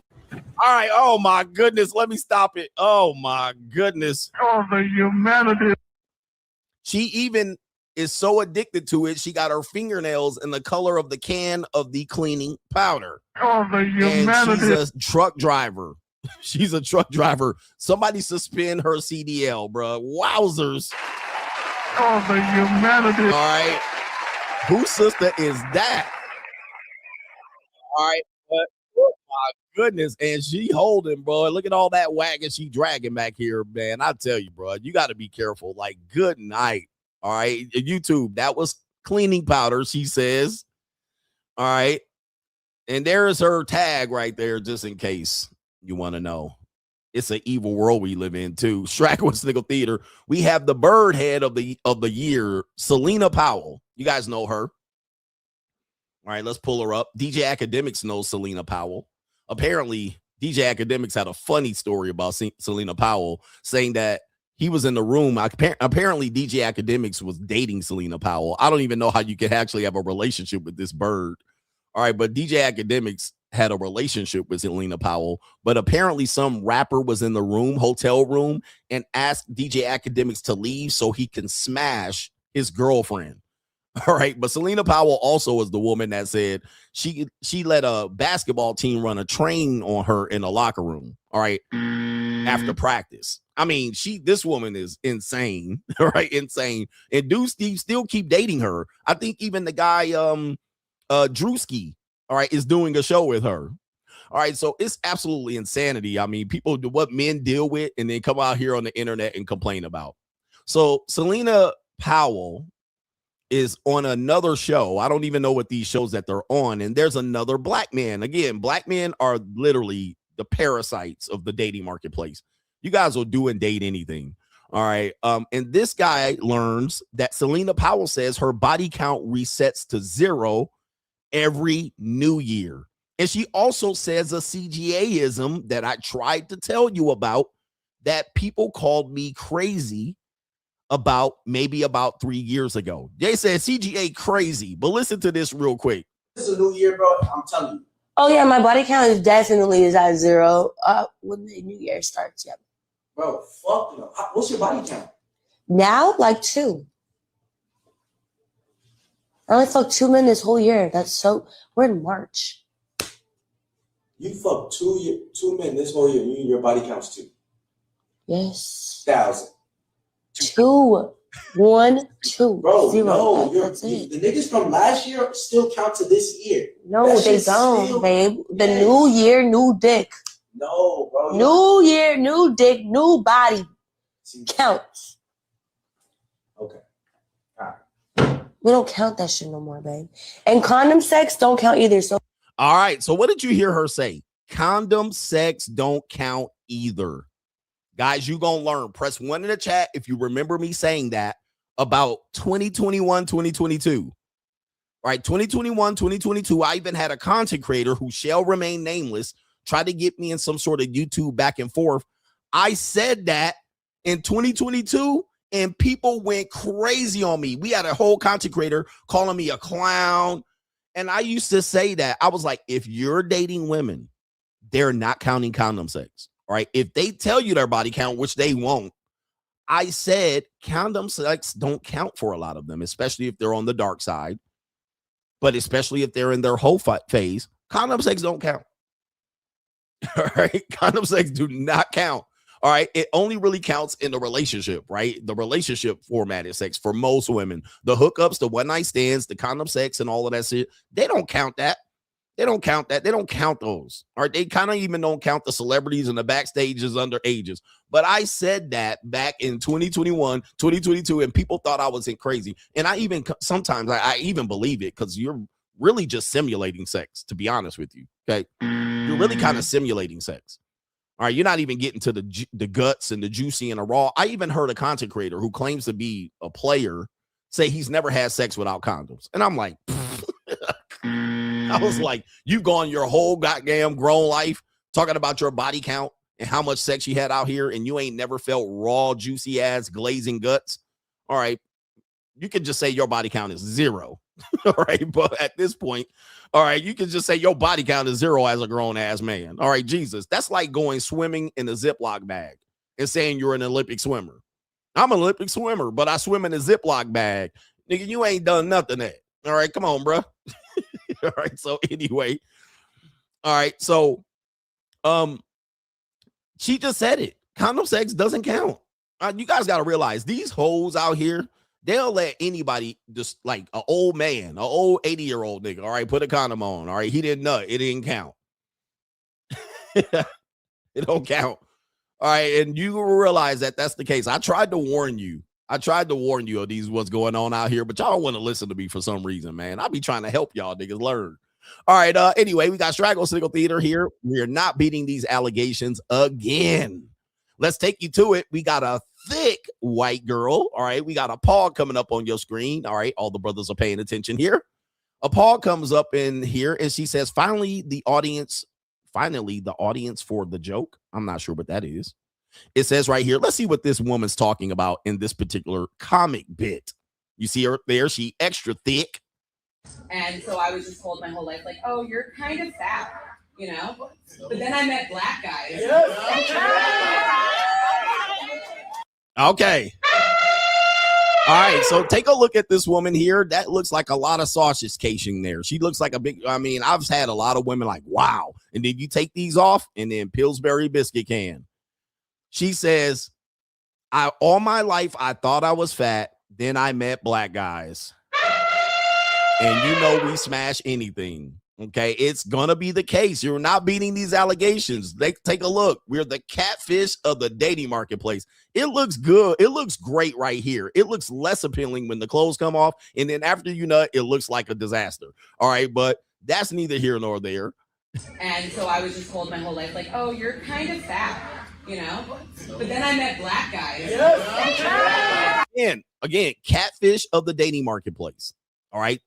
And the people that don't realize what catfish are, they're bottom feeders. All right. They're bottom feeders. Catfish are not desirable delicacies. They're for poor people in trailer park trash to go. What do they do when they go catfish? Remember that white girl would go out there with her arm and she would go pick up catfish with her dad, all right, in her bikini, and she blew up on the internet. Okay. I shared one of her videos. Catfish are bottom feeders. That means they basically clean the bottom of whatever the remains are. They're basically like, any scavengers. They're basically scavengers of the sea. So if you're a catfish of the dating marketplace, you're feeding off the bottom. You're feeding off the bottom. Yeah, the noodling. Where's that white girl at? Crawfish or catfish or the bottom? Shrimp. All right. What does a bottom feeder do? They eat anything. All right, to survive. Dookie. All right. Dead things, carcasses, bones, gristle. All right. Anything. You know what I mean? Catfish of the dating marketplace. So you're a bottom feeder. So you basically feed off the bottom and then celebrate it like it's at the top. So you'll say, well, social norms are different. All right. Fat used to be a desirable trait. All right. But it's not today. All right. So just so you know, if you're doing that over and over again, it's not something to celebrate. Although it's not something to not celebrate, you're getting something. But at the same time, don't make everybody think what you're doing is desirable. All right. It's good. It's decent. It's better than nothing. But at the same time, it's still bottom feeding. You see what I'm saying? Yeah, you're cleaning up the debris and the dookie and all of that at the bottom. The people that are shoved off, nobody wants type of shit. That's what she said right there. She basically said, I was at the bottom of the dating marketplace. Then I met black guys. All right. And then she shifted her desires to black guys because she probably always wanted a Chad all her life. She always wanted a Chad. But then she said, well, now that I know that I'm desirable over on a different marketplace, the catfish marketplace, I'll go to the catfish. All right. Anyway, we're not beating these allegations, guys. I just want to highlight this. This comes from a lower self-esteem type of thing. We got Lawrence Will. Speaking of low self-esteem, Lawrence Will back on the CGA show. Larry Will is having a really hard time. I can't believe he's doing this for the internet. He is humiliating himself. I hope he's making a lot of money. Somebody said he's averaging about 2,000 viewers a live stream. Good Lord, have mercy. Lawrence Will. I don't know if this is true, if he's doing this for 2,000 viewers. Somebody tell me what his viewership is over on Kick. And don't tell me what the fake number is. Could Kick be lying about how many people be watching? B. And I don't know how many people super chatting. I mean, I don't know, man. Is Kick paying them?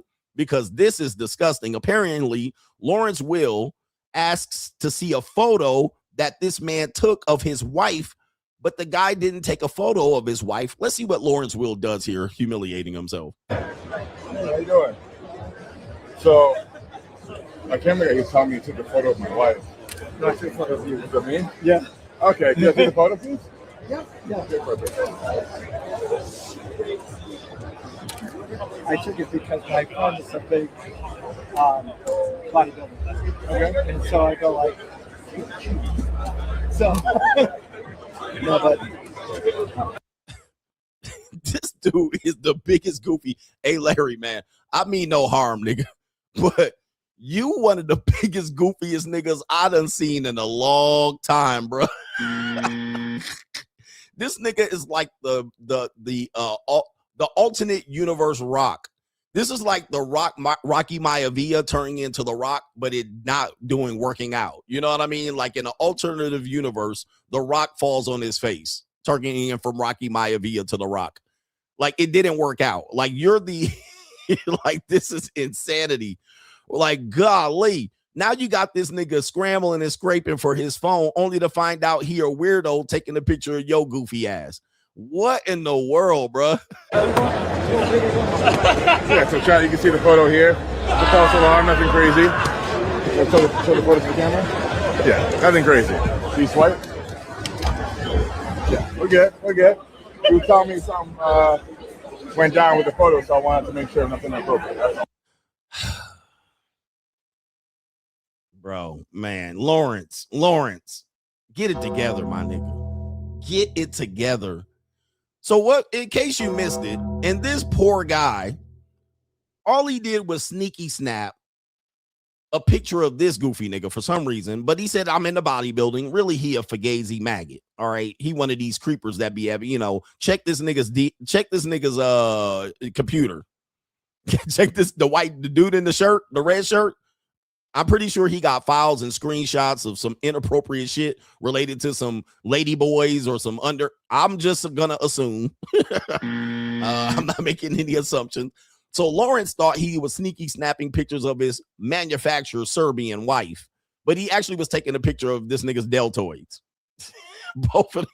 And then now, instead of apologizing, he's going in here, man, I thought you was doing something weird about my wife. Nah, Mr. Drummond out here doing something weird. Who remembers that Different Stroke episode? This is going way back.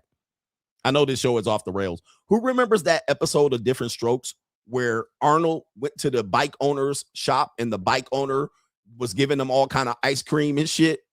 All right, letting them niggas watch cartoons, but the cartoons was some hentai shit. And the dude wanted to tickle Arnold. Press one in the chat. And then Arnold left and Dudley stayed. Oh my goodness. Who remember that shit, bro? This was the nigga. The white dude right here was the dude, the dude that was touching Dudley. All right. The old niggas remember this shit, bro. This is etched in our brain. Hey, young dudes, this was a real time in our age, bro.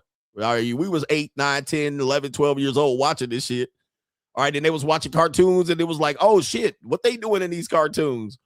Press one. Y'all, man, that show was crazy as hell. We have been scarred on this one here. Let me show you here. Oh man, Lord have mercy. Strokes. All right, Dudley touch episode. All right, y'all don't remember this. Young dudes are lost. Young dudes don't know what I'm talking about. If you're under 30, you don't know what I'm talking about. But if you're over 35, you know exactly what I'm talking about. The Bicycle Man, nigga. All right, the Bicycle Man episode, bruh. Young dudes are lost, but my old Gen Xers know exactly what I'm talking about. This episode right here. Okay. And so he went, let me see if they got clips. Look, he wanted to take pictures of him wrestling.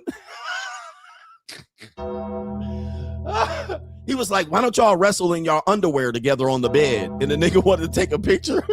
Yo, that shit was insane. That was the look, he pouring them drinks. He was like, have all the cookies and snacks and pizza and Rocky Road ice cream you can have. All right, the nigga got his shirt off over here. All right, and he pouring them drinks with alcohol. Oh my Lord, bruh. This was a crazy ass episode. Hey, yo, chill, son. Hey, yo. All right, so anyway, the reason why I wanted to bring that up, all right, it just reminded me of that episode right here of this guy in the video right here. Okay, Larry Wills and this guy. All right, so this Larry Wills think he likes women and taking sneaky snaps, but at the end of the day, he probably likes men. All right, and he probably wants to invite Larry Will over for anyway the wrestling session. Hey, yo, chill, son. Hey, yo. Somebody said Dudley was with the shit. All right, Dudley was like, yeah, I'll stick around. Dudley fell for the okie doke. All right, anyway, sheesh.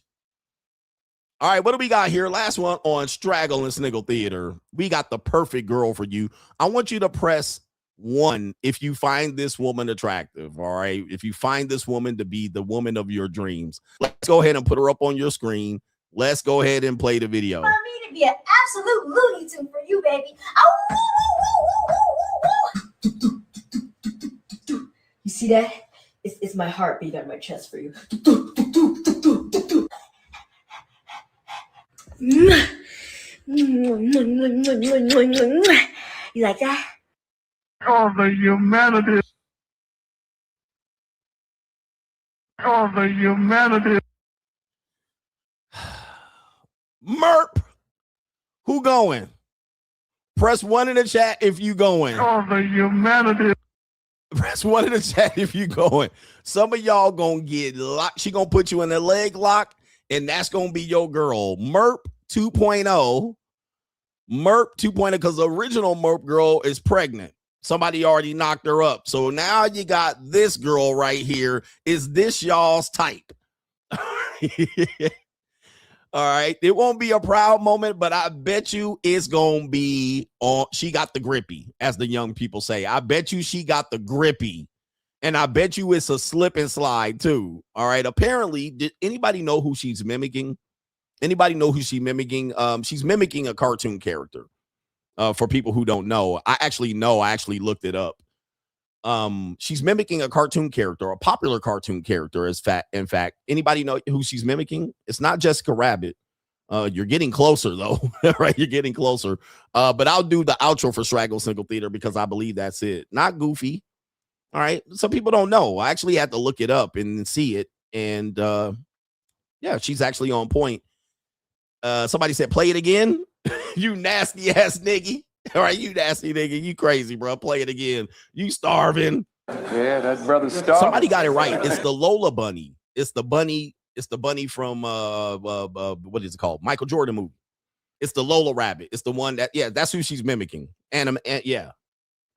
Animatrix. It's the Lola bunny. That's who she's mimicking there. I'll play it again for you starving ass niggas in the back here. That's who she's mimicking, by the way. Let's see here. That's who she's copying. So we'll hit the replay on it. I mean, to be an absolute Looney Tune for you, baby. You see that? It's my heartbeat on my chest for you. You like that? All right, there it is right there. Oh my goodness. Oh, the humanity. All right, wowzers. All right, y'all. Well, I know what y'all trying to do. Y'all trying to get the screenshot of her name so you can go to her page. I'll tell you what her name is. Oh, I saved it for myself. That is Straggle and Sniggle Theater. Like, ride with me if you ride with me, you can slide with me if you feel like 550 on the 5 sticky, come get high with me, that's a deal, right? All right, who likes crazy chicks like that? You like crazy chicks like that? I mean, they be having the grippy. They let you hit it raw, all that. They let a lot of niggas hit it raw. They just jump on the bed. They kind of introverted. They watch anime, animatrix. They watch goofy shit like that. And they be at home eating dry cereal, sitting at home eating Pop-Tarts all the time. All right, they don't really get up out of the house, but they will go to a nigga's house and drop panties that they met on the internet. All right, they do that real good, and they'll go over there, get the Mario coins knocked out of them, be back home drawing anime characters. Okay, and they'll get you into a relationship, and they're gonna wear your dick out. Pause. All right, they're gonna wear your ass out. But that merp goofy personality is gonna wear out on you, because one thing I'm gonna tell you about it, because I have experience with these merp girls. Okay, one thing that's gonna annoy you, you're gonna like it at first. You're going to like it. You're going to love it. You're going to feel like it's loving. But the one thing happens is you can't turn it off. It's nonstop, right? So all of the sarcasm, all of the humor, all of the goofiness, all of the merp, all of the, can I has hug? It doesn't turn off. It's nonstop. It's every day. It's every day of the week. It's 2 months in. It's a year in. It doesn't go off. Like, you can't be like, can you not do it today? All right, can you be serious today? When you're in serious situations, she shows up like this. This is how she handles crises in serious situations like this. And every now and then she'll have a mental breakdown, or she'll have some emotions. It'll go the opposite way, where there's no happy medium. There's no happy medium. There's no seriousness. It's either emotional breakdown or goofiness. It's an introvert character, because you accept her. She's like, good, I can be this all the time. And then it's going to wear off. You're going to be like, oh, man, I can't handle this, because you can't even take her outside.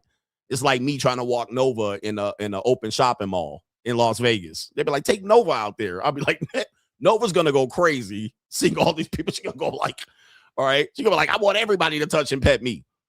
So it's not, you can't turn it off. And that's what I've done. I've done some goofy broads like this. You can't turn it off. You can't unplug the bitch. You can't take the batteries out. You can't smack it out of her, because she'd be like, smack me more, daddy. You're like, oh, Lord. You can't drag her down the steps by her hair. Right? There's nothing you can do. You can't take her to counseling. And then you don't want to not have her take her medication. You don't want to hide her medication, because you hide her medication, she's having a mental breakdown. All right. So it's all the time, nonstop energy. She just around the house, bouncing off the walls. But then when it's time to get the peace leave, it's going to be crazy active. It's going to be the slip and slide. Let's get to these super chats here, because, YouTube is on my neck, so I need some support.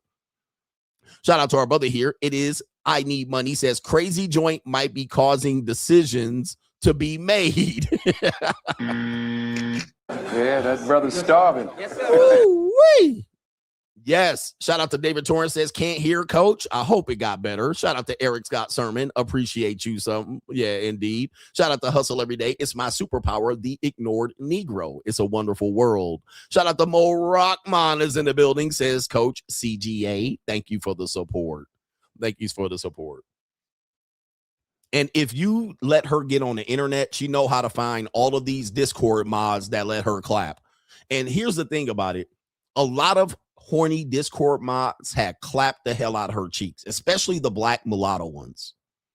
Okay, so if you find a black mulatto kind of a merpy, goofy, she let NBA niggas clap and Discord mods clap.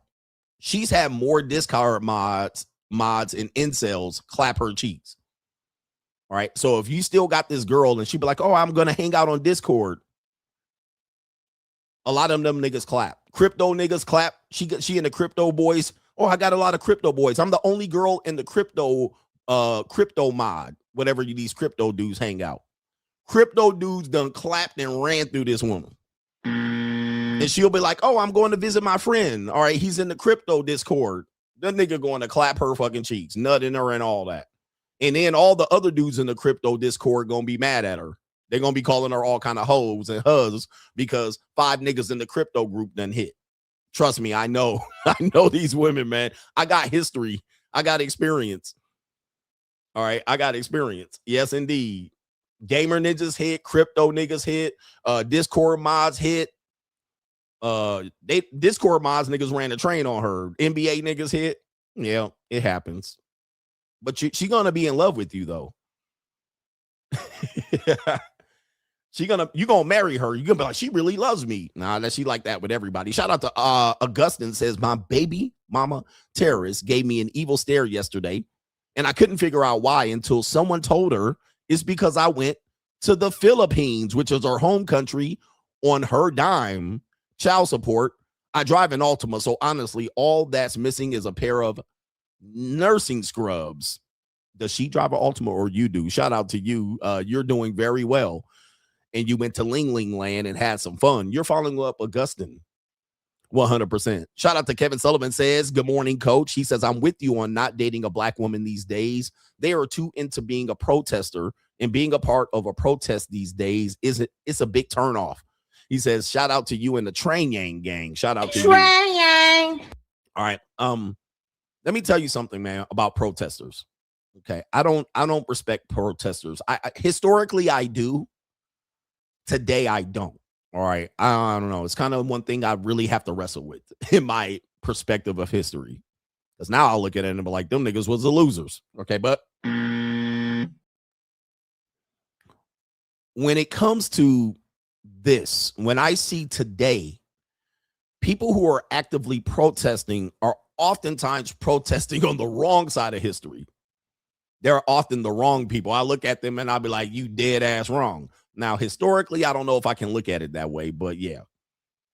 Now, here's what I'm going to say.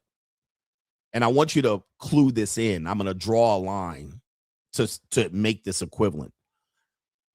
What today's people are doing,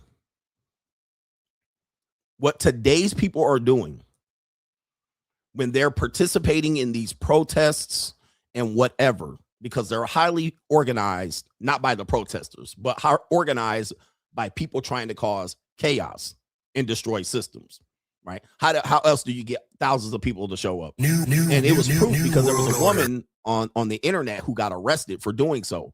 She started telling people where to go for protests, and they arrested her. Now, I don't know why they don't arrest the billionaires for doing it, but they arrested her for doing this, sparking a riot. Remember that happened? And she got up there and she's like, y'all need to come to X, Y, and Z.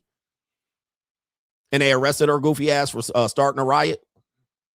But what people are doing today, especially when it comes to black women and some of these dupe shooting ass, light in the loafer, sassy ass black men and some loser black men, what they're doing today is they're trying to be the next historical figure, which is a turnoff. That's what turns me off. These niggas and these black women, particularly, and these liberal white women are trying to be the next Rosa Parks. They're trying to be the next Martin Luther King. They're trying to be the next George Floyd. They're trying to be the next martyr. They're trying to be the next person that falls in the annals of history as making a social impact. So they're trying to become memorable, in my opinion. This is just me. This is something that I've concluded. Some people have helped me conclude this, but I've pretty much concluded this myself. You know, they're trying to be the next Sandra Bland. They're trying to be the next memorable name for whatever reason, even if they die. They're trying to be the next Trayvon Martin. They're trying to be the next person because this is the only way they can be remembered. So they're trying to make a historical impact, and they'll even tell you, we're trying to make history. We're trying to change history, and rightly so. History needs to be changed, and the wrongdoings need to be righted, and so forth and so on. But they're trying to make a name for themselves in the only way they possibly can, and this is the way they can do it, even if it causes them to be snuffed the fuck out. It's kind of weird to me. That's where the behavior turns into a turn off. All right. They're trying to be seen protesting, and they're trying to get virtue signal cookies. All right. They're trying to get virtue signal cookies so they can be seen on the camera protesting. We've even seen white women, especially in Orange County, doing so. They will show up at the protest to be featured in the fucking thing with the sign being handed out. They hold up the sign. Some of them white women were going there to find black men to fuck. They even showed that a lot of protesters were going there to try to hook up with people. knowing what type of people that will be at the protest. To me, it's kind of weird. Like, to me, it's never like about the cause, because they go to the protest and they come back home and they sit there fat eating ice cream next day. Like, it's just right. They never make an impact. They think the protest, going to the protest is going to do enough. And then what happens is they're the useful idiots, and then some nigga's gonna go throw some trash can. CIA agent's gonna throw a trash can through the window, and now we're setting Jack in the Box on fire. It just seems like, what's the point?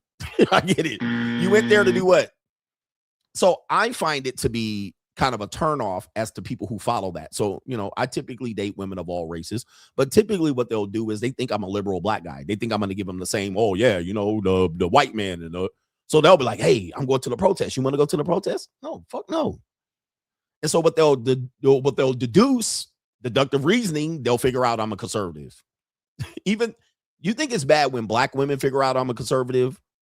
I'm going to tell you, when white women figure out I'm a conservative, they really be like, oh. They be like, damn, I had a JUCO, 19, 20 years old, white woman. She talked about me. A lot of JUCOs talk about me to their parents or whoever. And they're like, oh, yeah, I'm dating this guy. He's an older black guy, blah, blah, blah, blah, blah. And then they're talking about it. And their mom was like, he's probably a conservative because he does well financially. He's doing. And then they're like, yeah, my mom said you're probably a conservative. And they don't see that coming. A lot of people don't see that coming. They're not used to black conservatives. And I'm not conservative. I'm moderate, but I'm moderately conservative. I'm not a Christian conservative. I'm liberal about a lot of things, like Chris Rock said, but they're shocked that even that I'm still less liberal. All right. And that I haven't voted for Obama, and I'm not giving them, oh yeah, let's go to the protest. And yeah, we need to change culture, social justice. But they'll be like, he probably conservative. And they're like, who did you vote for? And then I'm like, don't even tell me. But they'll still put their legs up like a football goalpost at the end of the day, because that's what it's about. But yeah, people are quite shocked that I'm not on that liberal protest. We need to change, historical change, social justice. We need to undo the rights and the wrongs. I'm like, I ain't got no time for that shit. Where's the money at? All right. So even at the JUCO, it's an epiphany for them. They have this wake-up call that I'm a conservative. But I'm also a liberal. I'm liberal about getting these motherfucking cheeks claps and fixing binds. All right. But that's neither here nor there. We got G says, did you think you get to the point where you get tired of smashing randoms? Yes. He says, do you think you get to the point? I always get tired of it. I do what people do, like when they do performance enhancing drugs. For the people that done performance enhancing drugs, remember, this is part of the teachable part of the show. All right. Where we're putting you up on real game and teaching. The segments are just to entertain you. This is the real teaching. If you're on performance enhancing drugs, if you actually follow the Balco thing with Barry Bonds and Marion Jones, when you do performance enhancing drugs, you don't do them every day. You don't do them all year long. Some of these guys, Larry Will does them every day, allegedly. What do? You cycle them. You cycle them. Anybody that is on a healthy amount of performance enhancing, what they call drugs, are cycling them. They don't do them every day. They don't do them continuously. It's actually unhealthy. They go on, they go off. They have periods where they have to let their body recover, and they do things like take things that do the reversing effects of it. So you have to take things to do. Otherwise, you'll have dangerous side effects to them, right? Dangerous side effects. You'll have the opposite thing happens where you'll have gynecomastia. All right. The women will start to grow beards. Okay, so your nuts will be withdrawn, right? You can't have kids like Larry Will. You'll become sterile. So you have to go on and off, cycle. I do the same thing at the JUCO. I do the same thing for dating. I cycle on, I cycle off. Sometimes I'll cycle on and I'll go crazy. Yep, you'll have liver failure if you continue to go on every day. Same thing when you're dating and you're randomly having hookups and this and that. It's not an all day, everyday thing for me. Now, you might think it is because I talk about it, or I might share a story about it. You don't know what point of date it is. Sometimes I'll go crazy. All right. I'll be on for 3 weeks. And then 3 weeks later, I'll be completely off. I don't want to see no woman. I don't want to talk to a woman. I don't want to see a titty. I don't want to feel I don't want to feel moisture around my midsection. I don't want to talk to a woman. I don't want to text a woman. I don't even want to see a woman at my house. That's me cycling them, all right, and going off and controlling it. That way I have control over it. So yes, you do get tired of it. It's tiresome. But what people do when they're tired of it is they do the negative thing, is they'll get into a relationship. That's what I'm trying to prevent you from doing. Because what'll happen is you'll get tired of that and you'll go right into relationship. And then guess what? Then you end up doing bullshit and getting caught in the whole relationship tornado and then getting kicked out and then getting bitter and hurt and stuff like that. What I do is just, I go monk mode. I just take weeks off, a month off here and there. Right. I don't go into, damn, maybe I should settle down and get one girl. I don't do that. I just say, let me just get rid of all my shit. Let me flush my rotation. All right. All these girls that were dependent on me to show up that I was talking to, I flush them all away. I tell the other girls, if y'all want to be around in 3-4 weeks when I get back, all right, let me know. Most of the time, only a few remain. The rest go fuck somebody else. All right. Or they get into a relationship by the time I come off of my goddamn cycle. Once I'm ready to get back on or healthy enough, I get back on. Okay. So yeah, you did get tired of it. It's not fun. It's not fulfilling. It's just something you go through and then you just catch up. But he says, my ex died and Ninja, I've been on a tear for 20 years, but I miss the love and raw sex. He says, I'm a want to fall in love niggy. I need help. So there's an example of it. His ex died, a traumatic issue. He's been on a tear for 20 years, but he's tired of the hookup. Now he wants to fall in love. That's exactly what I said happens. Black Ram 313, the great, said, women use relationships as breaks from the cock carousel. So women typically will go on a tear and get into a relationship. It's very rare, although recently women have been saying they can enjoy their time alone. But women have used this exact strategy. They will go on a tear, a whole phase, and then they'll go on a journey. A soft girl. They'll go through something else. So women typically go on a tear, whore out, go to the club and nightclub, and they'll get tired of it. They'll get tired of the hookups, the randoms, the dates, the dudes that just want to sleep with them and get it. They'll get tired of it. Then they'll go into a relationship mode. Then when they get into a relationship, what happens? Then the relationship normally exists around the holidays, cuffing season. They went on a tear during spring and summer. Fall's coming up. It's going to get darker earlier. You're going to set that clock back. It's going to get colder. October's going to hit. Holidays are going to show up. She's going to typically go into cuffing season after fucking all through spring and summer break. Then what will happen is she'll go through October, November, December, January. She'll get Christmas, Halloween, Thanksgiving, and possibly Valentine's Day and New Year's Day kiss. Come spring, she out back fucking again. Now it's luxury girl summer and hot girl summer and rotations. And it's literally, we're like animals. Okay. You can't tell me what to do. You're controlling and insecure. Girls trips. Now we put that clock back forward. We spring forward. We got longer days. We get off of work. It ain't dark. Now it don't get dark till 8 p.m. Now we got time to be outside. The sun's up a little bit longer. It's still hot outside. The weather getting warmer. Now bitches putting on suntan lotion and sunscreen and out in bikinis. Now it's time to hoe max. Now it's time to look smacks. It's time to bit out here pussy maxing. I've lived this life long enough to know what the cycle is. Cuffing season turns into hoe season every goddamn year. Sun's out, buns out. That's what time it is. Yacht parties and motherfucking nightclubs at night, sweating, walking outside, sweating, still at night.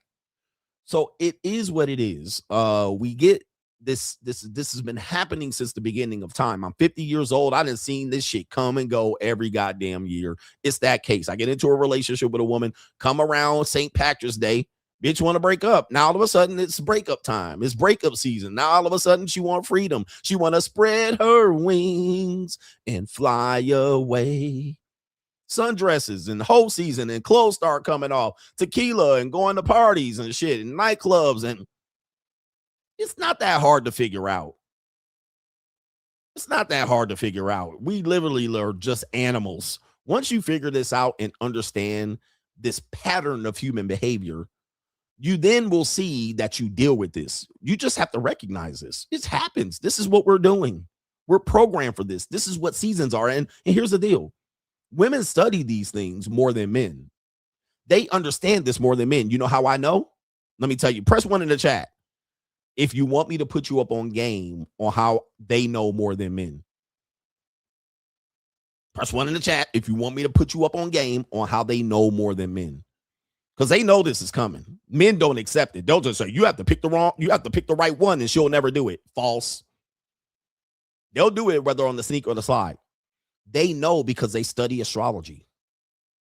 Women are more likely to study astrology.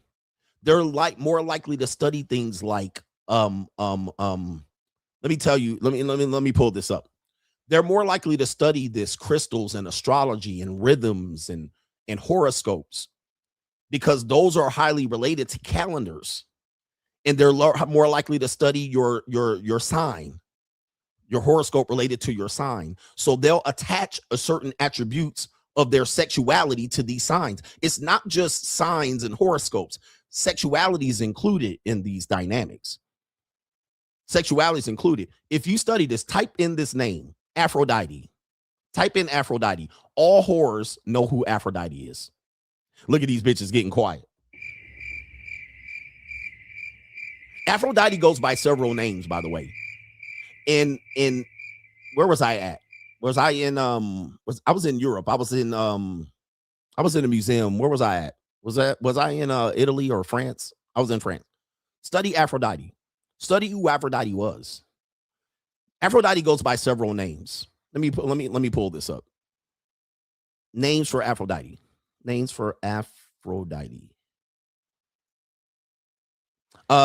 Aphrodite goes by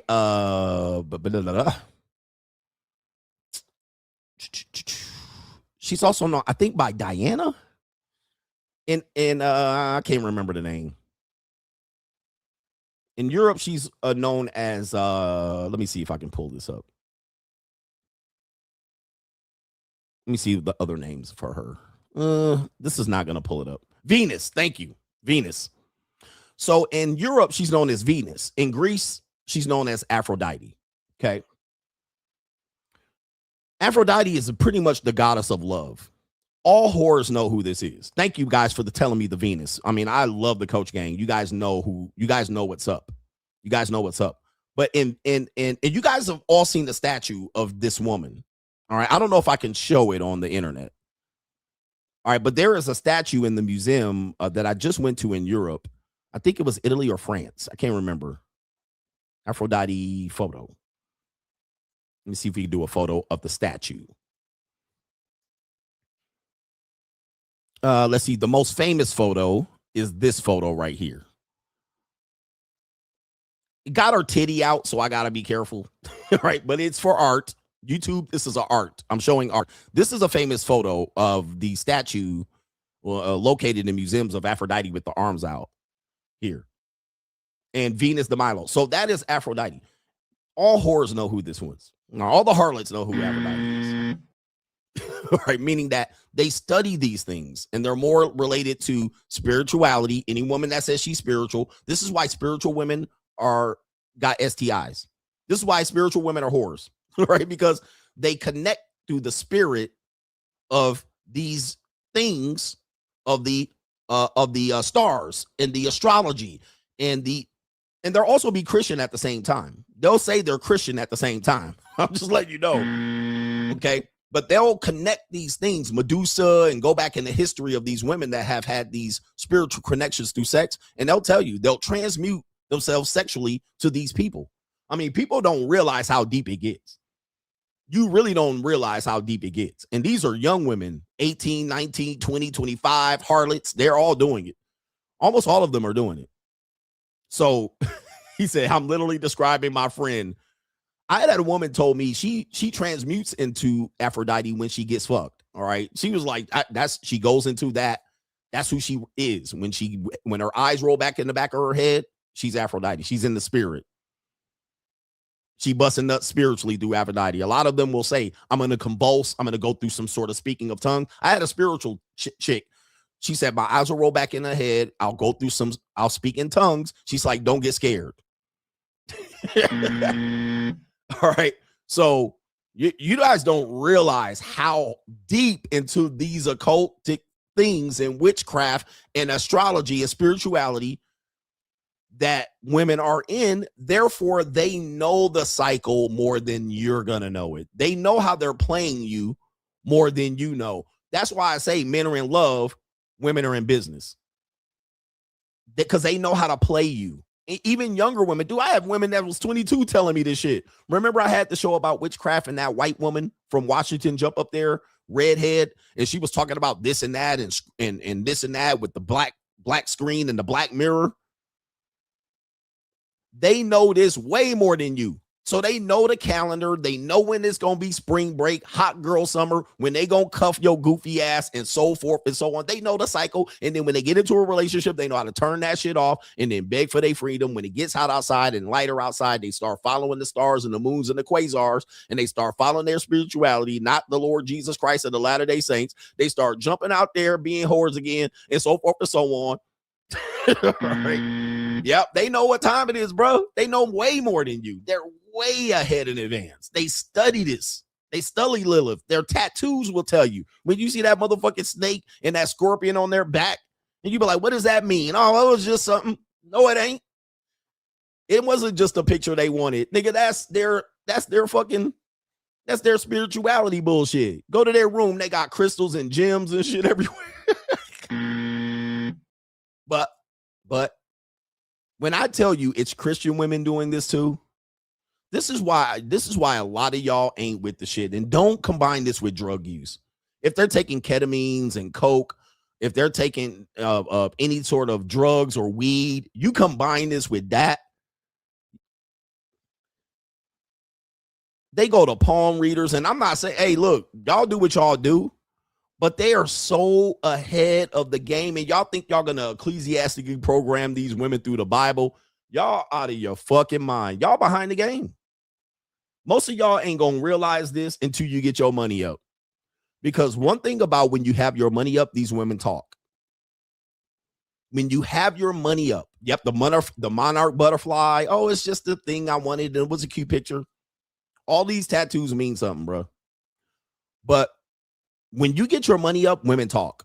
I don't know if you guys know this, or even if you're that dude, or I'm that guy. Women talk. When you're a regular normie nigga, they don't talk because they know you're weak. You don't know shit.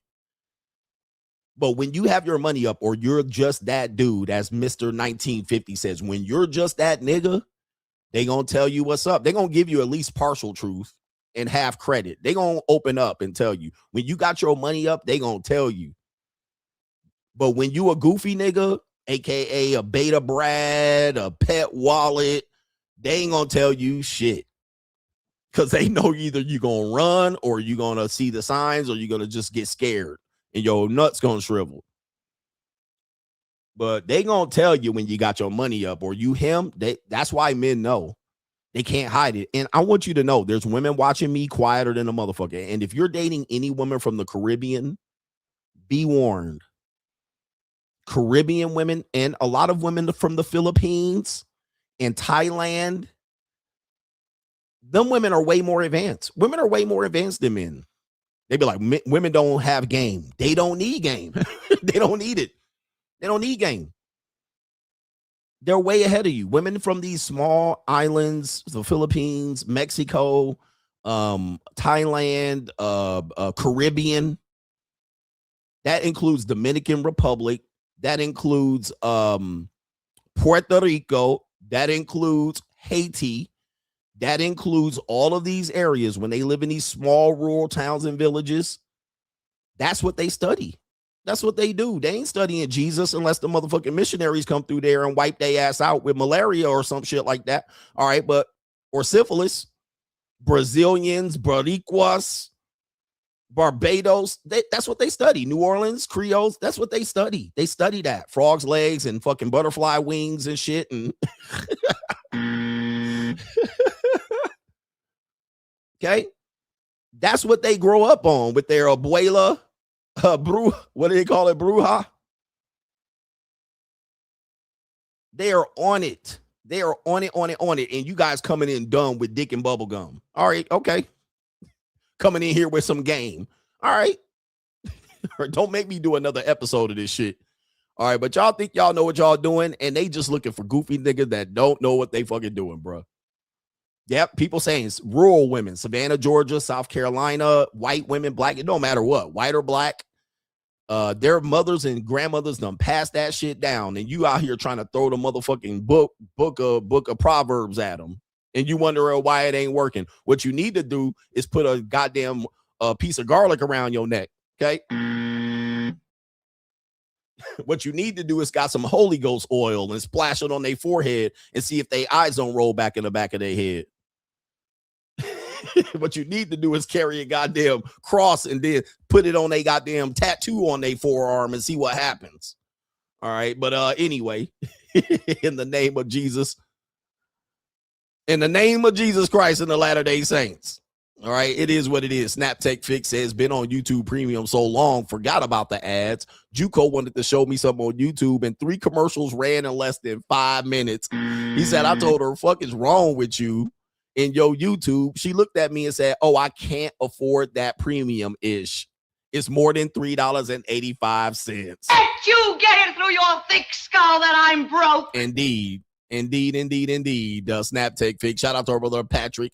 H says, Coach, I'm a 45-year-old AA man, African-American, with high long-term income and no kids, trying to decide if I have a kid in Colombia to secure my legacy, LOL, or ride it out, the free agent lifestyle, and retire 2 to 3 years overseas. He says, I got the stay at home girlfriend locked in. What do you say? That is a co-sponsorship, by the way. Why Colombia, though? I'm rich, bitch. Why Colombia? You like Colombian women? I mean, why not somewhere else? Is there something that you're locked in? I'm not sure. Woody says, thanks for everything, Coach. Viewer since 2019. You've impacted my life for the better. Would have been in so much BS without connecting with your message. You purchased the Free Agent Lifestyle book and De-Evolution. You're subscribed to the Money Mindset and Locals. Therefore, you're a member of the Shield. Mr. Woody. Oh. I'm rich, bitch. All right, shout out to Blue Bag and says, oh shit, they saw the Money Mindset. I know they count pockets and ready to hate.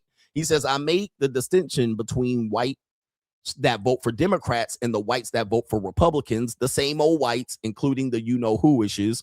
Yeah, it's just that one person is going to act like they're your friend and the other person's going to literally not even know who the fuck you are.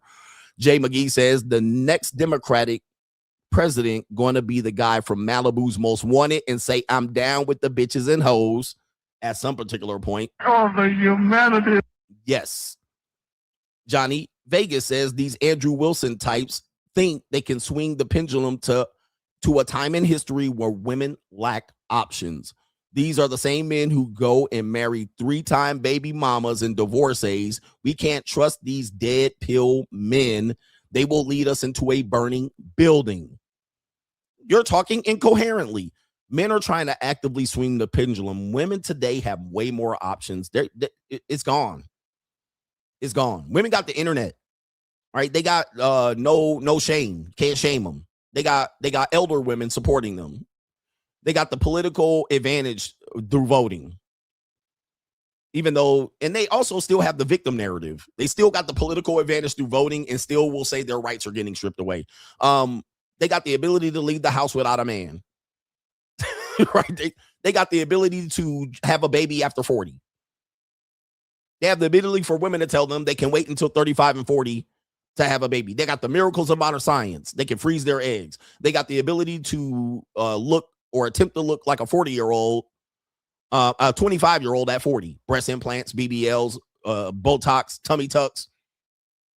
I mean, the advantages that they got the ability to have birth control up until 35 and 40. They got the ability to kill their kid in the womb up to 6 months old in some states. I mean, they got the ability to have get flown out from one city to the next, sometimes internationally. Come on. They got options through dating apps. They get the ability to fuck who they want and then marry who they want. I mean, what you had even 50, 60 years ago, you ain't got today. Like, they got the ability to say they're Christian and be pure whores and heathens.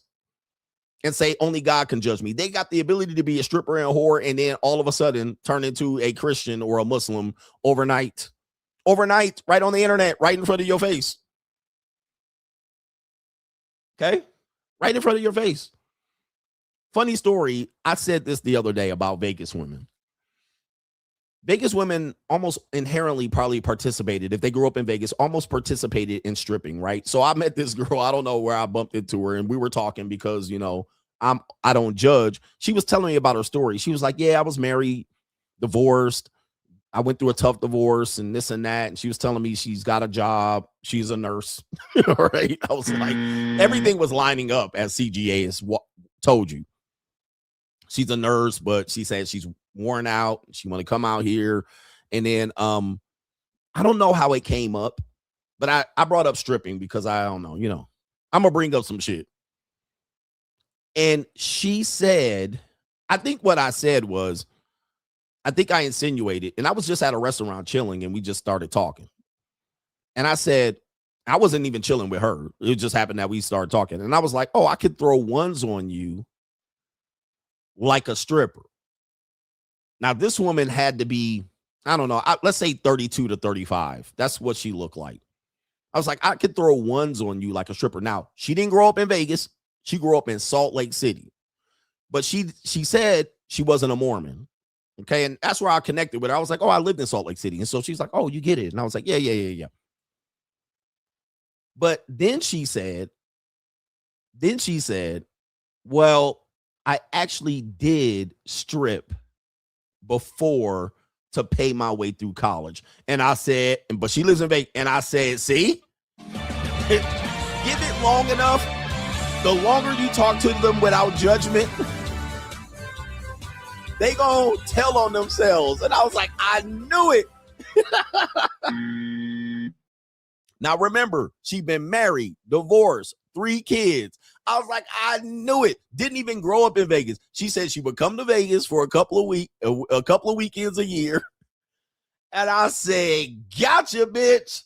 I was like, I knew it. Gotcha, bitch. I said, I knew it.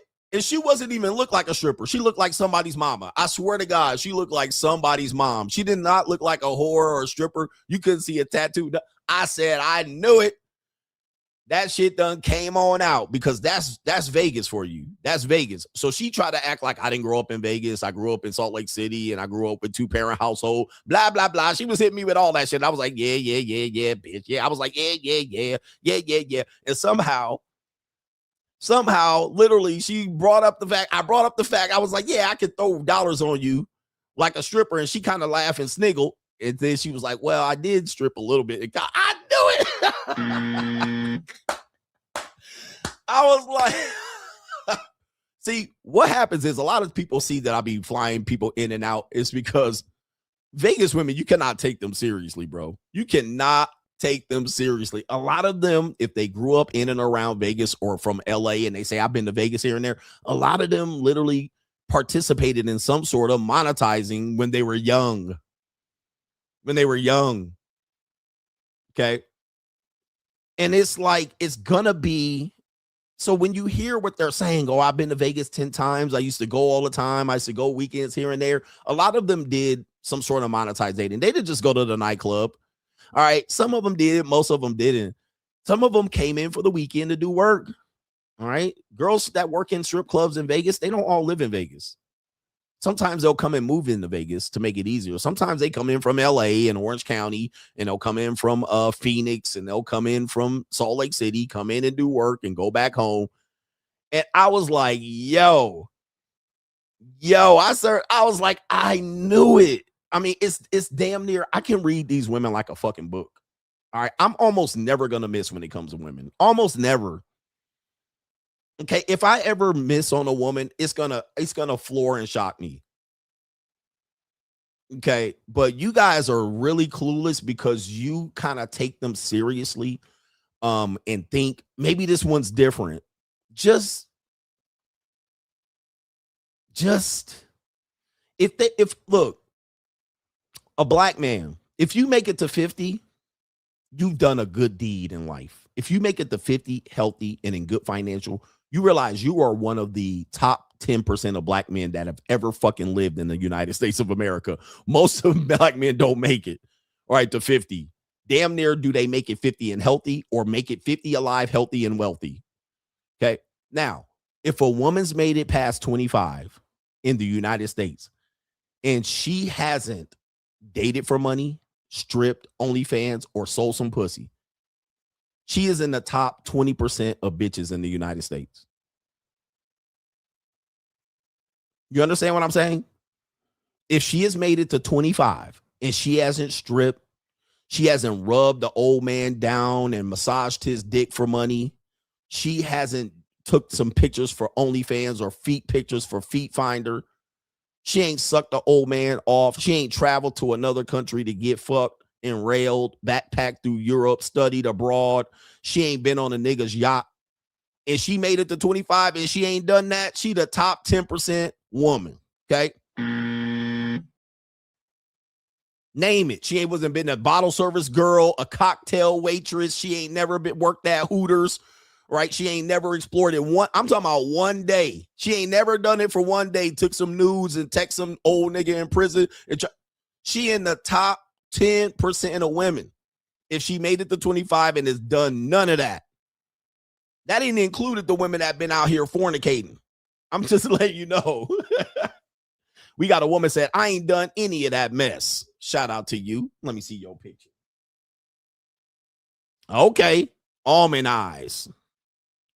Come on over here. Come on up. Almond eyes. It's your turn today.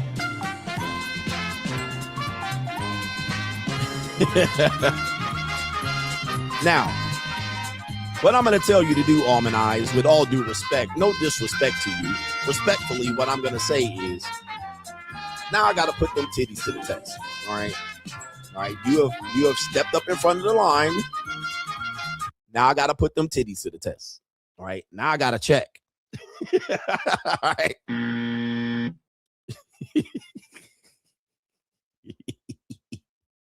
Let's put them titties to the test now and see what. Let me see what you talking about. See what you talking about. Come on, step on up. Step on up. You Price is Right. Come on down. Come on down, as Paul Mooney said. All right. Come on down. All right. Let's see what you working with. All right. Let me see what you doing all of a sudden. All right. Come on down. All right. Anyway, you won. You're the next contestant on the CGA experience. 52-point inspection. Almond eyes. All right. Anyway, let's see what she talking about. All right, she gone. All right, see, she gone. Where you at? She hiding now. She embarrassed. All right, she's like, that's why I don't talk. That's why I don't talk in the chat. CGA gonna get me. I got you, baby. Come on. Gotcha, bitch. I'm a Bruce Wayne method your ass. I'm the Bruce Wayne of this shit. She says, I'm not your type. I'm way past JUCO. All right. Well, you sugar mama then. To wrap you in. Sugar mama in the building. My warm embrace. Come on. And I make it last forever, Yes, babe. Grandma. I catch a glimpse of heaven when you let me wrap you in. You can be my sugar mama, baby. You can give me a bath. All right. You can give me that Malcolm X bath. All right. Come on, man. You can give me the massage. You can go cook. Go cook old daddy something. I'm gonna be upstairs with this 20-year-old, and then you can come back down. I'll take care of you. Come on. You be my sugar mama. Bring it down, Almond eyes. So if I put them titties to the test, you talking about you got them saggy wagglers going on. You basically telling me you got them wagglers on your chest. All right, she trying to prime me up. Coach, I got them wagglers. Right? I got to pick them up right here from your belly button and hold them up. She got them wagglers going on out here. All right. It is what it is. I got you. All right. There's a place for you always. Put your ass on the bench. All right. She nominated herself. All right. She quiet now. All right. Anyway, shout out to Junior says, Coach is speaking facts about older women wanting to get married. I recently scrolled through a dating app. I noticed all the women that were 18 to 26 were looking for something casual, while women 30 and up were looking for marriage. Speaking of that, we got the main event coming up here related to that topic. But before that, we got It's the Evil World we live in. setting up the main event. Setting up the main event. We got the evil world we live in. This is going to take us to the main event. We have a video, allegedly of a street video, allegedly of some women asked if they want to date a man who is a virgin or a man who is a player. Now, the dating coaches have been trying to tell you this. Women love players. They may say no players, but the reason why they're saying no players on a dating app is what Donovan Sharp called they're projecting. They love players, especially when they're young. Let's play the video, especially when they outside. All right, but here we go. Would you guys rather date a guy who's a virgin or a player? A player. Player. Probably player. Player? Yeah, player. Player. Player. I'm not dating dudes, so it's fine. Why would you guys say that? I feel like if I would date a guy, I'd want it to be a good experience. If it's a virgin, I feel like I'd have to teach him stuff. Not down for that. All right, so these are white girls too. You know what I mean? These are white women. Look. Where the white women at? If you ask a woman, do you want a man with no sexual experience? The majority of them are going to say no. I mean, now, if you're dealing with an extremely young woman, y'all in high school and got puppy love, she might say that. But what women want is they want to be dominated. I'm telling you, man, they want to be. I like to get dominated. They don't want to feel like they're teaching you and working through you. All right, let me work you through it. All right, an escort will. All right, you can hire an escort for that, or an older woman for that. You know, a dominatrix. She'll work you through it and help you with your little shit. All right, but nah, that's not their desire. Their desire is to have their hair pulled and smacked and picked up and pressed against the wall and hiked up and flipped into position and smacked. All right, that's smacked on the ass. That's what they want. They want to go through the position where you're in the dominant position. That's 90% of women, if not better. Yeah, I agree. I'd like someone to know what they're doing before they see me. Yeah, I feel like it's all about experience and just knowing what you're doing. Yeah, we like a seasoned boy. All right, a seasoned boy. So when this is the problem with it, when they complain that they picked the wrong guys, again, like I said, they never picked the wrong guys. They picked the guy they wanted. They picked the guy they wanted. They never picked the wrong guy. I'm going to tell you a quick story of a woman that told me, she said, yeah, I hooked up with several basketball players. And she was like, ew. Now, when I hear that, that doesn't mean she wasn't getting nut busted on her. That doesn't mean she didn't enjoy it. What she didn't like was the outcome. So she was like, I can't date these young, and she was young too, but she was a little bit older for young basketball players, if you know what I mean. All right, so she was like, I've dated college and pro and semi-pro players, but what she said was, I don't like them because, well, no. Let me fix it, because this is the important part. She was like, well, I went through that phase when I was 19 to 23. And she said, how could I not? Because their bodies are so great. Okay. She was like, their bodies are so great, right? They're tall, they're muscular, they're lean and ripped. I don't know what they had between their pants and all that. But she was like, I couldn't not do it because it was right in front of me. It's easy to get, and their bodies are so amazing. Now, this is where you have to understand that how men and women are different. Where men could never just test women with great bodies, right? We can't be like, well, I'll take her. I'll test it out. It's a time of my life. Let me fuck the women with the hottest bodies. That's not available to most men. Like 98% of men just can't be like, I'm going to just test all these girls with the best bodies, and then I'm going to settle down later. Okay. Right.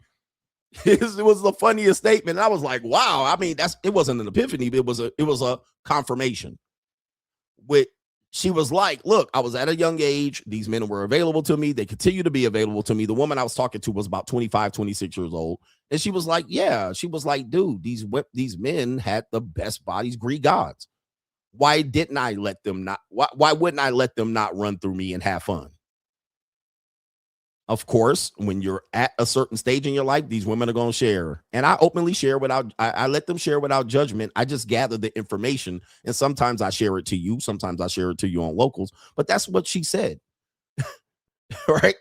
That's what she said. She was like, I had to fuck. All right. I had to get them dudes. Right. And that's what men would do. Guys, if you had the chance to do that, we would do it. The problem is we can never do it. We can't do that. Okay. You can never go through life like that. Unfortunately, women can. They can go through life and experience life like that. They can date whoever they want for as long as they want up until a certain point, which we're going to get to at Lisa Raye. They can date the players. They choose who they want to be with. The outcome is what they don't like. So when a woman victimizes themselves and says, I picked the wrong one, or guys say they keep picking the wrong one, what I have to tell you is never believe that. They picked who they wanted every single time. This video showed that as well. They're showing and demonstrating why they picked the wrong dude. It's because they want an outcome. I want somebody that can just beat it up, dominate, pull my hair, treat me with disrespect, degrade me, and treat me like that in bed. Look at this ecclesiastical look. I want that feeling. I want the tall 6'8" nigga to go ahead and run and ramrod through me because of this. Now the outcome is he cheated on her. He gave her STI. He knocked her up, aborted her. She had to abort the baby because he blocked her. All right. He was an asshole. He didn't take care of his responsibilities. I had his baby. He wanted me. This is when women say, these men want to get us pregnant to control us. It's these guys that do it, not the regular dudes. Right. And then she has his baby and he dips. Well. Okay. And then they say how much of an asshole a non-contributor is. She felt like a single mother while married. And then she's a single mother because these guys don't take care of their responsibilities and blah, blah, blah. But when he was knocking the Mario coins out of her, she liked it. They never picked the wrong guy. They have never, ever, ever in the history of the world picked the wrong guy. The only time they picked the wrong guy is when they were the spoils of war. And sometimes they wanted to be that too. Okay. It is the case. So that woman was describing that, and that's what she meant. She was like, that's what I got. Now she's like, I'm over that time. Now she's not lying. She's lying about that. She still does it. But she doesn't desire it. She knows what the outcome is. She's smart enough to know at 25, 26 what the outcome is. It's just going to be a pump and dump. Now, when she's horny, she knows where to go. She's not going to go to you. She's going to go to that guy. And then she's going to just erase it. And she's going to cover up her tracks and just say, all right, I was just horny. I just let it go. I know where to go. I knew where to get, and I knew how I was going to get it. And then she was like, that was that 1, 2, or 3 days in a month where I was just horny. I was ovulating and I had to do it. And then she'll just sweep it under the rug and then come back to you. Okay. That's how they do it. And that's you. That's how they do it. So it's still a part of her life, but it's not the active pursuit. It's not what she wants. She knows the outcome of it, and she deals with it when she's horny. All right. When she's not horny, which is most of the calendar month, she knows who to deal with. Okay. And that's you. Now, let's continue. We have this woman is Shantel Jackson. This is setting up the main event. Anybody who knows who Shantel Jackson is, if you don't know, well, we'll teach you. Where's Almond Girl saying, that's not me, coach. I'm not like those girls. Shantel Jackson says she separated. Well, I covered this woman before. This is her solo dating. She's a nice looking woman. Take a look at her. She's saying she's solo dating. Got some music on the background. Solo dating. All right. Shout out to her. And she's a pretty good looking woman here. Let's go ahead and pull up some pictures of her. Let's pull up some pictures of this woman. All right. This is setting up the main event. Shantel Jackson. Okay. Yeah. Very good looking woman here. Let me see if we can pull this up on the screen just so you can see. This is why I don't trust pretty older women. When I see pretty older women, I run for the fucking hills because most of the time pretty older women want to marry me. They want to marry me. Like they just push the marriage like right quick. Hey, look at me and I'm good. And we were good for fucking 2 weeks. Don't you want to marry me? I'm pretty. I'm gorgeous. And then you like, yes, of course, honey. Yes. You walk her ass right down the aisle. She divorced, grapes your ass, the kingdom come. Story repeats. So when I see very attractive older women past the age of 30, it's like a bad punt. I just don't even feel the punt. All right. Let that shit bounce around the 10-yard line and hopefully that shit go into the back of the end zone. All right, if that shit land at the 1, well, fuck it. We're going to have the 99-yard drive, or we're going to have to get some room to punt back and change the field position. Okay, but other than that, all right, attractive older women are not for me. All right, I'll fuck, though, but I'm not taking unattractive older women seriously. All right. They just had too many fucking chances. Case in point, Shantel Jackson, who is now showing that she's solo dating. This is the woman who separated from Nelly. She was literally engaged to Nelly. She was separated from Nelly on her friend's advice, and now she has to go solo dates here while Nelly is out here happily married to Ashanti. Y'all really don't know what you had until it's gone. She famously said on a friend's advice, she gave up on Nelly. She literally separated from Nelly to see if he would pick her back up. I'm going to see if I can pull that video.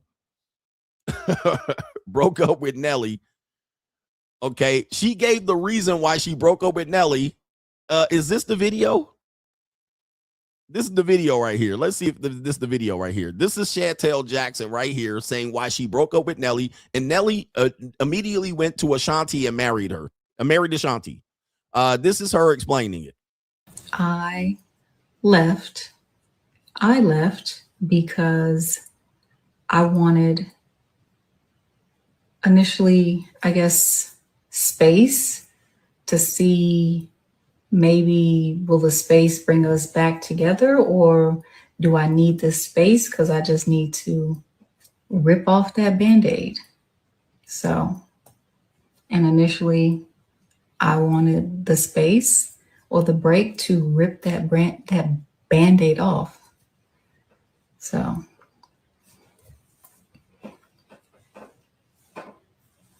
but no, like no ill will, nothing bad. Just sometimes people don't work out. People grow apart. Like sometimes one person might want to be still in the situation and the other person is like, this isn't working. It happens, you know?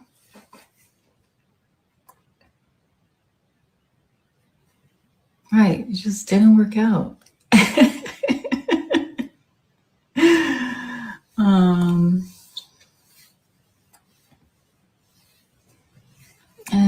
And that is all good. Okay.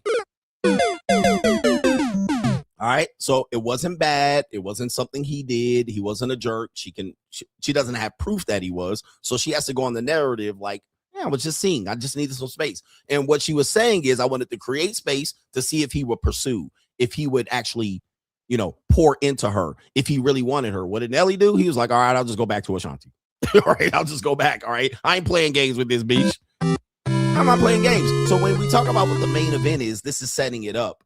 A lot of times, this is why you can't believe women are being victimized out here. Some women are. You're being victimized. I get it. All right, but they're doing things and playing reindeer games with men that don't got time for this shit. There's women that date, they're younger women, they date older men and they try to play games with them and he just moves on. Okay, I ain't got no time for this. I don't got no time for this, right? I've been hurt already, already know the game, whatever it is. All right, go deal with your options. And then she says, he didn't pursue, he didn't pour into me, he didn't even try to fight for it. We're not fighting. Nelly's not fighting for this. You just, I'm just go back to Ashanti where it's comfortable, or I'll go back to philandering, or I'll go back to sleeping around. So now the irony of this is what we're going to talk about in the main event. Here's the irony. Now she's out here solo dating. All right. Now, when women solo date, it's not the same as men solo dating. Okay. Men do it because we're saving money. We're recovering from traumatic experiences. They're solo dating it because their market value has declined significantly. All right. They're not who they used to be. Men don't take them seriously. Even older men don't take them seriously. We know run-throughs and pass around joints. I know older attractive women. I avoid taking them seriously because they had their fucking chance. And what they'll do is they'll find guys like me and press into serious relationships, marriage, settling down, deleting dating apps. Soon as you do that, they be back outside. Hot girl summer, girls trips. They want that independence. All right. But they want you to be locked down, simp on the mantle, elf on the shelf. Just commit to me. Be monogamous. No, thank you. No, thank you back. But I'll clap them cheeks. I'll put your ass off the bench. Sometimes you'll have a week where you did not play, coach's decision. And then some weeks you'll play and I'll hit you maybe 2 times in a week. All right. So, it's you. It is what it is. All right. Next one on It's an Evil World We Live In. Is this the segment? It is a segment. All right. We got to matriculate this ball down the field in our Nick Saban fashion. Shout out to the sports reporter. And my buddy. All right, so we got a girl that gets caught cheating. Of course, all the guys are jerks in the past. We have Chad getting caught cheating. Sorry, Chad catching his girlfriend cheating. Me and my buddy catching his girlfriend coming to hang out with me and cheat on him.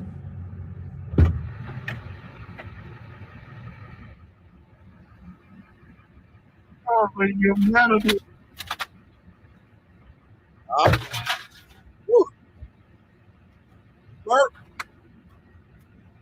Damn, he's a little foggy in the face, though. So, you want to explain? Oh. Can I explain why you like me?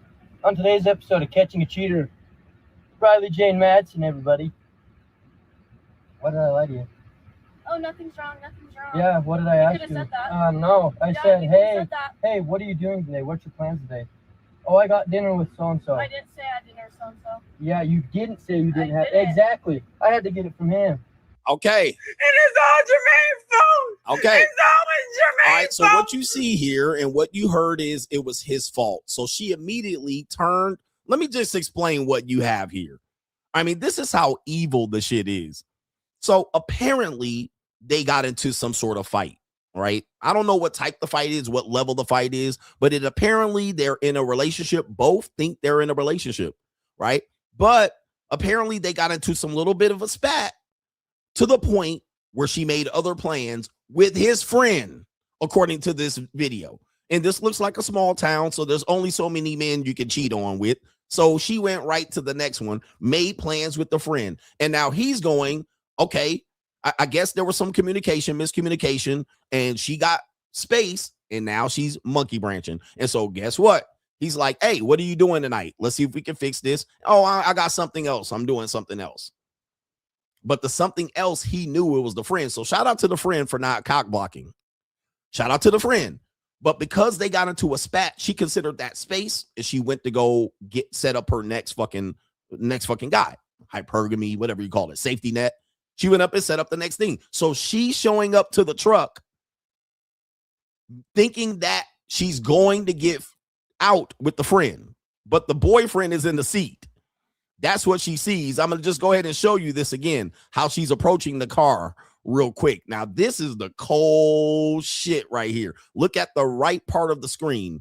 You're going to see it right here. The right part of the screen right there. She's coming to the, man, this is what hurts a nigga heart, man.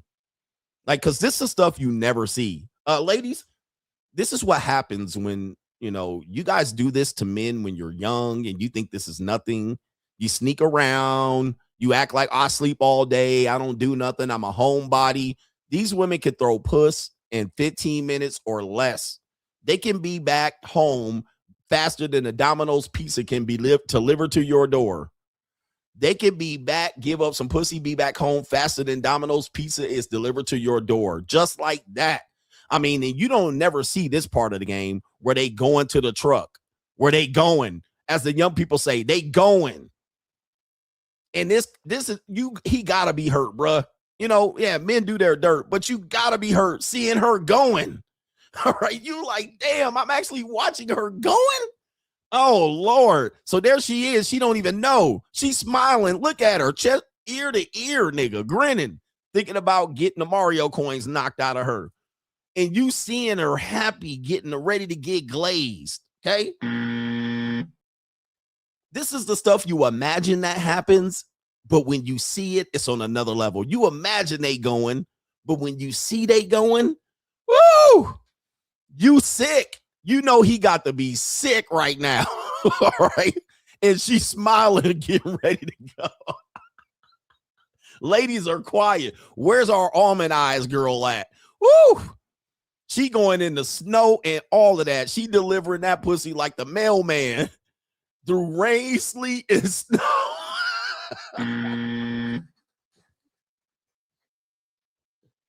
You can't, oh man, your stomach in a knot, nigga. Your stomach in a knot. Do you have the stomach?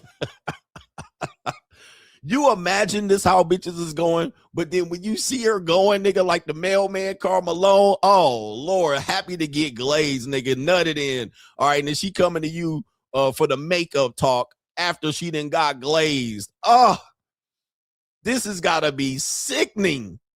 And he got, look, let's see what he got right here. Apparently he got what looks to be framed photos of them and their coupledom. Okay. Okay. So he looks like he got framed photos of some, you know, some mementos. And she, look, remember this fucking face right here. She's smiling, ready to get glazed like a donut, my G. Oh, Lord. Man, this is sick shit right here. Let me see here. Here we go right here. Whoops. Damn. Oh, Lord. Gotcha, bitch. This will make a nigga never want a relationship ever again. This nigga gonna be traumatized for the next 40 years, and bitch is gonna be like, well, you sound like you need therapy. You sound like you traumatized. And you like, I'll never trust a bitch ever again in my life. And he what, 21 years old, 22 with that Larry Bird crustache on his lips? He never gonna trust a woman ever motherfucking again. Yeah, this is what they say, who hurt you? Sound like somebody hurt you. Oh, yes. This is when they say who hurt you. Nigga, this the type of hurt niggas go through, and they be like, who hurt you? This bitch right here. This bitch looking like all right here with these no lips and this recessed chin right here. And as I say, this is more further proof that it ain't the hoes out here hurting us, meaning like it ain't the escorts and the strippers and the JUCOs that are hurting us. It literally be 5s, 4s, and 6s. Regular women. Listen to me. This proves another CGA theory. It ain't 10s out here hurting us. It's not escorts and strippers out here hurting us. It's not the motherfucking legit back page whores and Craigslist bitches and bitches off seeking arrangements. It literally be 4s and 5s, barely a 6, that be breaking y'all niggas' hearts. Breaking your heart. Whoa. Breaking my heart. Pretty brown eyes. It ain't the fucking whores. It's the skeezers. The women you trust. You can trust me. I'm a regular girl. These be the women be stomping a mud hole in your shit. Ladies, I want you to listen to me, and y'all ain't listening. Y'all think it's y'all keep selecting those type of women. It literally be y'all motherfucking mud ducks that we gave a chance to, stopping a mud hole in our heart. But I'm a regular girl. I'm not like those fucking whores and skeezers. I'll take the whores, please. Whores for 5,000, Alex. Give me the whores every time. Okay. The whores get what they want and they leave and they go back to their fucking bat cave and they come back out when the motherfucking dark come back out like freaks. All right. We know how to deal with the whores. It's the women masquerading as regular chicks that be out here freaks and skeezers. All right. This nigga, oh my Lord, heartbroken, bruh. Heartbroken by this old A-cupped reset. Look at this woman, bruh. Millie mouth muskrat. Look at this. She all Millie in the mouth. A-cups, padded bra. Waiting to get glazed by your homeboy. Small town girl. Get a small town girl. And then the Fleck redirect. He throwing the panties out there. Take your panties back. Take your nasty ass panties back. Take your winners back. Heartbroken ass Larry Bird looking at him. And look how she looking at him. No motherfucking heart. Heartless. Not a guilty bone in her body. See, this is the other sad part. When they do you dirty like that, they don't have a guilty bone in their body, B. Press 1 in the chat if you've ever experienced this. She like, oh, well, nigga, she said, you the one did this. You the one caused me pain. Nigga, it's your fault. And she got caught pussy-handed. She got caught with the dick in her mouth. And she could give a fuck less. Been out there taking pictures, fronting and fraudulent the whole relationship with your ass, ready to jump on your homeboy's dick, ready to get glazed by your friend. And you to introduce, you didn't literally been the person. I told you, I don't alley-oop men. I don't alley-oop men, bro. I literally, and you literally, he alley-ooped her homeboy. I'm sorry, he alley-ooped his homeboy. I tell you, I don't facilitate sex between people. If I feel like a woman's gonna be in my social group and want to fuck somebody in my social group, not me. I can't be me, man. I can't bring you into an element where you then find the person you meet a person that's gonna be the next me. Nah, I don't facilitate, bro. I don't facilitate. Now, if you want to have your business and do your dirt all by your lonely on the cross side of town, whatever. But I don't facilitate. I don't set you up to meet more niggas. Right? I don't set you up to have more dick. I don't take you to nightclubs and restaurants and to vacations and trips and hotels for you to catch the next nigga and to catch the next dick. You're going to have to set up your own dick somewhere else. I don't do it, bro. I don't do it. I'm not. It's on one dick in the room policy. I don't do it. Find your own dick somewhere else in another area code, another county, another state, another city, whatever it is. But I'm not setting you up for the next dick. Okay, I can't do it. I don't give assistances out here, nigga. I'm a rebounder. Get steals and points. I score points. I steal from other people, and then I also get rebounds. All right, but I don't give assistances in this motherfucker. I ain't got the stomach. I don't give assistances.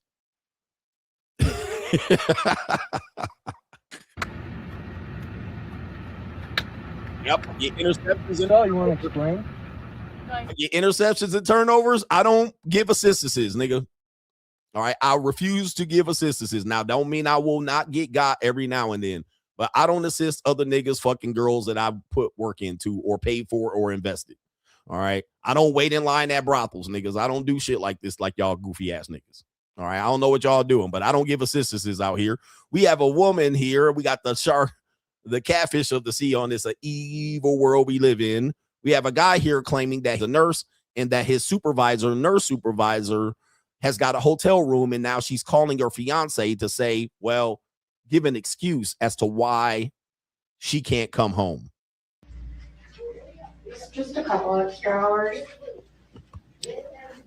Last week was pretty rough anyways, so it's good that I'm here. I know it's your birthday. Mm-hmm. Damn. I think I can make it up to you as soon as I get out. It's an evil world we live in. Now, people going to say this is a skit, but guys, I've been this guy.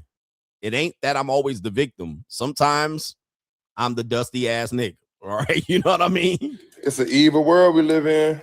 When you see women do this, you can't unsee it. You cannot unsee it. And there's dudes on the other side that don't care that she got a man, a husband, a boyfriend, a fiance. He's still gonna fucking beat the Mario coins out of her and leave her face beat red. Leave her face beat red. Ladies, it is not that we've always been the victim of these acts. Sometimes we've been on the other side and you see a woman do this and you go, wow, nigga, like, damn, like that ain't shit. This your fiance, right? And you out there making excuses about why you gonna be missing for 45 minutes. Ah, man, it's hurtful, man. It does make you lose faith out here.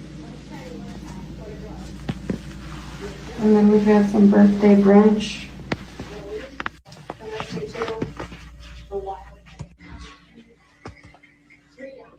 We're at the bed about to get torn up in here. It's motel. We should get some rest out. And it's his birthday. Is he coming up this? Oh, Lord. Okay.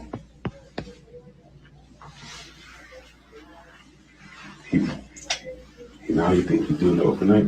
Mm-hmm.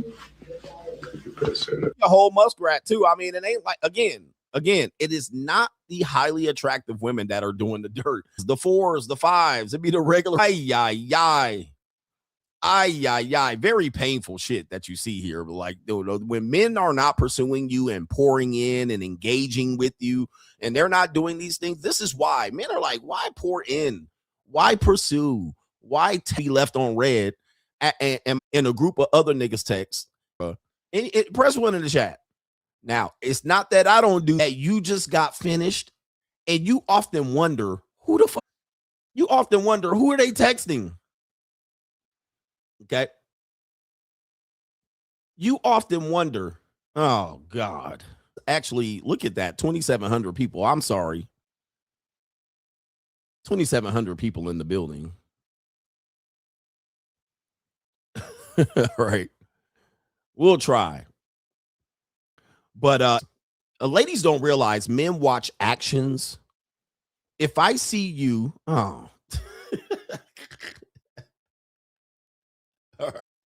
phone after they have sex, I can't help but think there's a poor guy, and it might be late. All right, they're really messing with me. You might be, but I've seen it happen. I often think you're texting some poor guy. All right, anyway, some poor guy that's trying to pursue you, that you're dating.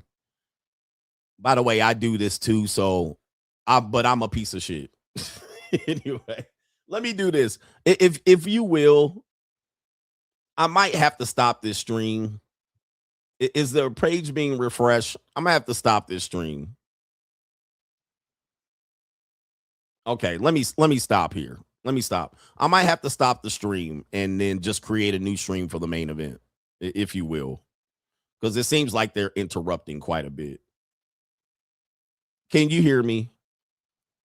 Can you guys hear me? All right, press 1 in the chat if you can still hear me. Okay. I'm muted. Okay, you can hear me. Now we can hear. All right. I'm trying to say this, and every time I try to say it, they interrupt me, which is pissing me off. But my point is this, and ladies don't realize men watch these actions. We are definitely insecure about this, is that when I see a woman after sex pick up her phone, I can't help but believe that there's a poor guy on the other side that don't realize she just got the brakes beat off of her. Right?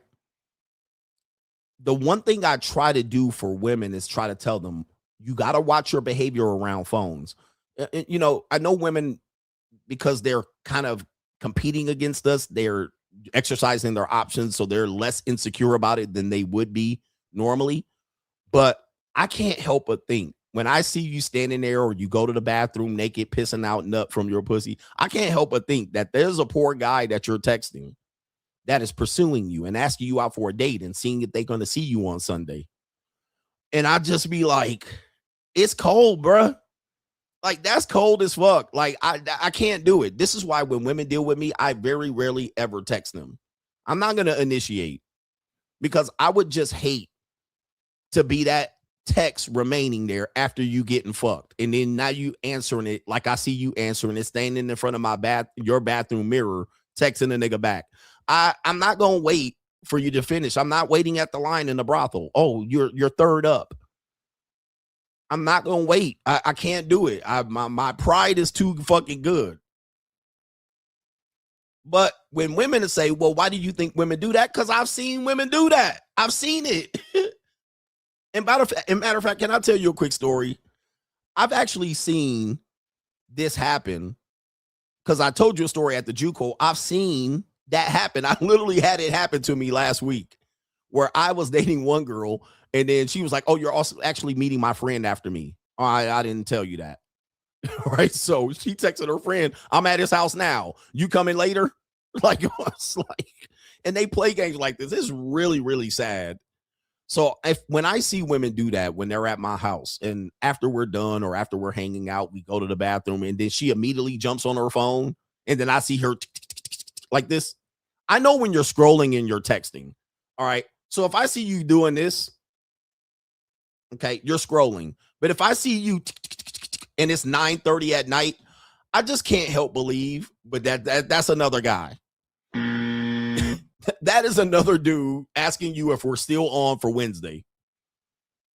And the ladies are quiet yet again. Now, I might be wrong, but I can't help believe that that's the case, because that's when people are communicating. And I'll be like, it can't be me out here with y'all niggas. Y'all niggas, it can't be me, man. Girlfriends and wives do this too, so don't at me on this one.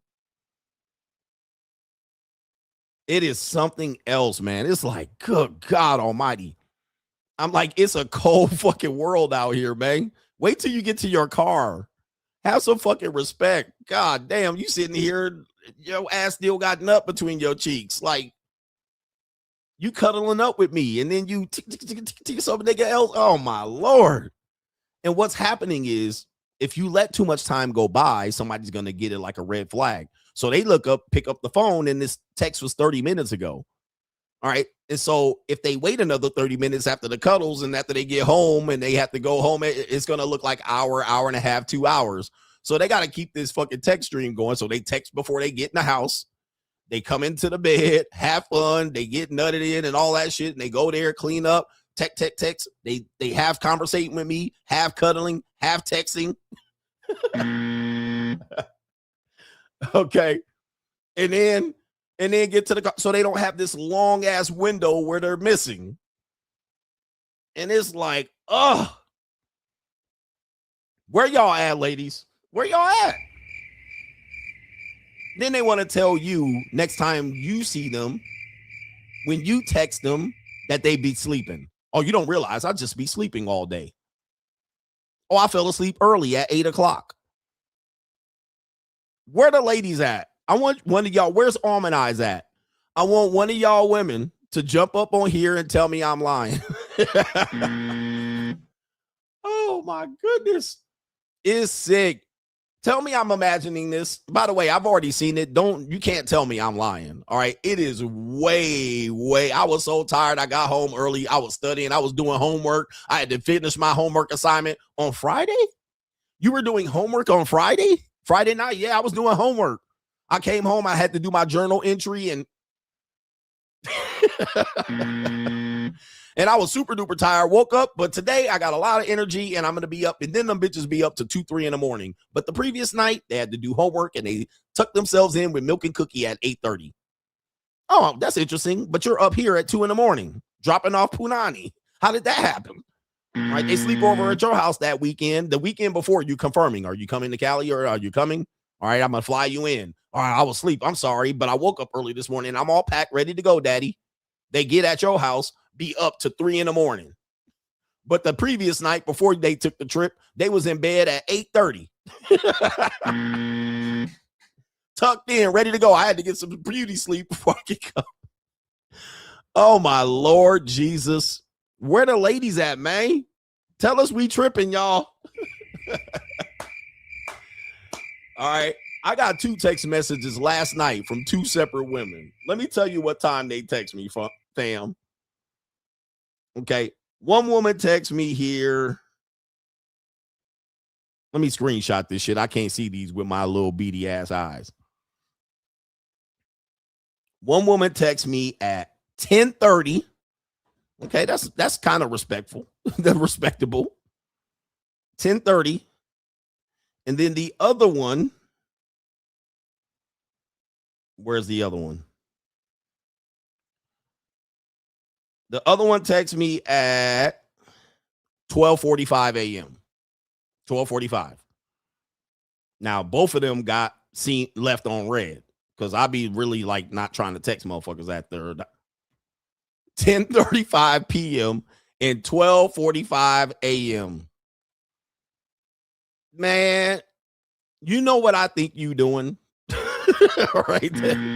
That means you up ecclesiastically doom scrolling, lost, misguided, undecided, or you just about to get the brakes beat off of you, or about you got done getting the brakes beat off of you. What's going on here? Why the fuck you up so late texting the nigga? Like what? Unreal. And these ladies still ain't in here. Okay, lying. All right, why they ain't out here helping? Gary says Aphrodite, aka Venus, was married to Hephaestus, the god that builds tech. But she cheated on him with the god of war. Venus uses sex with both men to fit her narrative. Soft energy with heavy hitters on her side. He says right here, women of today. So it says right there that Aphrodite used a guy who is dominant and a guy who is not so dominant, a marriageable guy and a guy who is a warrior. And she used the energies of both men for her benefit. That's an example of beta Brad, Chad, alpha, beta, if you will, just drawing a line. And I had a woman that actually was doing that. The woman that I know that literally said, I pray at the altar of Aphrodite. Like, that's how important it was. She said, At the time, I discovered she had a boyfriend the entire time. I had no idea. I didn't care, but I had no idea that many times she would come to my place, that even if she stayed over late, she would go to his house because he worked late at night. It's Las Vegas. She would go to his house right afterwards. I didn't discover that for years. All right, neither did I ask, but that's an example. All right. I discovered that years later. I was like, really? I was like, damn. Even one point, I would drop her off, and she was like, oh, can you drop me off over here? I'm going to do this and pick up this, drop me off at the dispensary, drop me off at the store. I would drop her off, and he would pick her up from that same location. She had done that for years. And I knew she was kind of doing something weird, because she would be like, she lived way on the other side of town, but she would like drop me off here because I would go. I was like, there's another store close to your house. All right. So, but she said one time, again, telling on herself, later on, she said one time he was actually at the space earlier to pick her up, and we both were there. And she said she got super nervous, all right, and went around the back and waited for me to leave so then she could go to his car. I was like, man, Lord have mercy. Lord have mercy. I was like, these women be out here doing the most. And she was under 25. Yeah, man, they be doing the most. They be doing the most. I mean, Lord have mercy. And I also learned that he knew about me. I didn't know about him. All right. Which is another one of those weird. It's like, good God almighty. Ladies, y'all be out here playing with fire. I'm telling you, they be out here playing with fire. Playing with y'all niggas. Doing the most. Okay, men typically ain't playing with fire like that, but they be out here doing the most. I mean, I hear shit that they doing when they tell me, I'm like, bitch, are you crazy? Y'all doing the most. And when they go into their phase like this, they do the most on your ass. They be setting you up to get killed and murked and all of that and be lying to you. That's my male best friend. And oh, shout out to our brother Ancient Man, says that wasn't a skit. The husband saw this and filed for divorce. Shout out to you. The husband filed for divorce, and that was the nurse skit. Then they wonder why you don't pour in. Why these men don't commit and pour in. Oh, dude, there's even worse stories I could tell you about that scenario, because I was with that woman for a long time, that young lady, and I got even worse stories, but I will share those for locals. Right? But they be playing with fire, bro. And you're like, God damn. All right, take it easy. Where the ladies at? Quiet.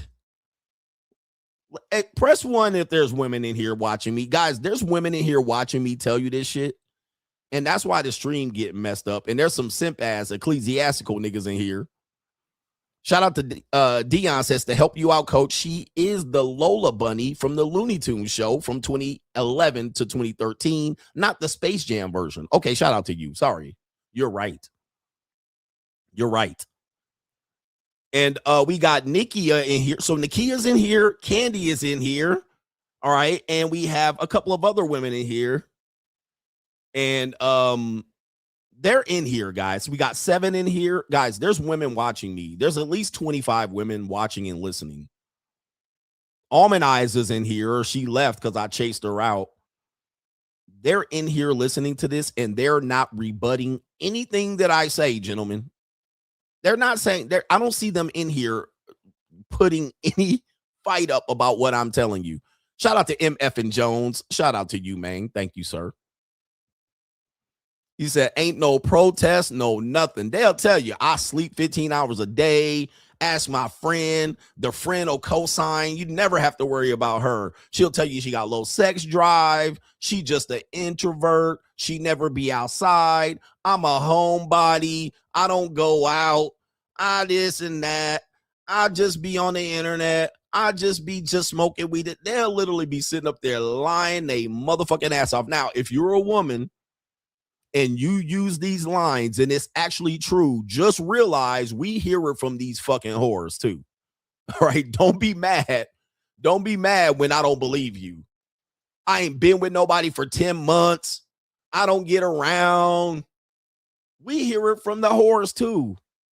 We hear it from these goofy ass women too. And they be motherfucking lie.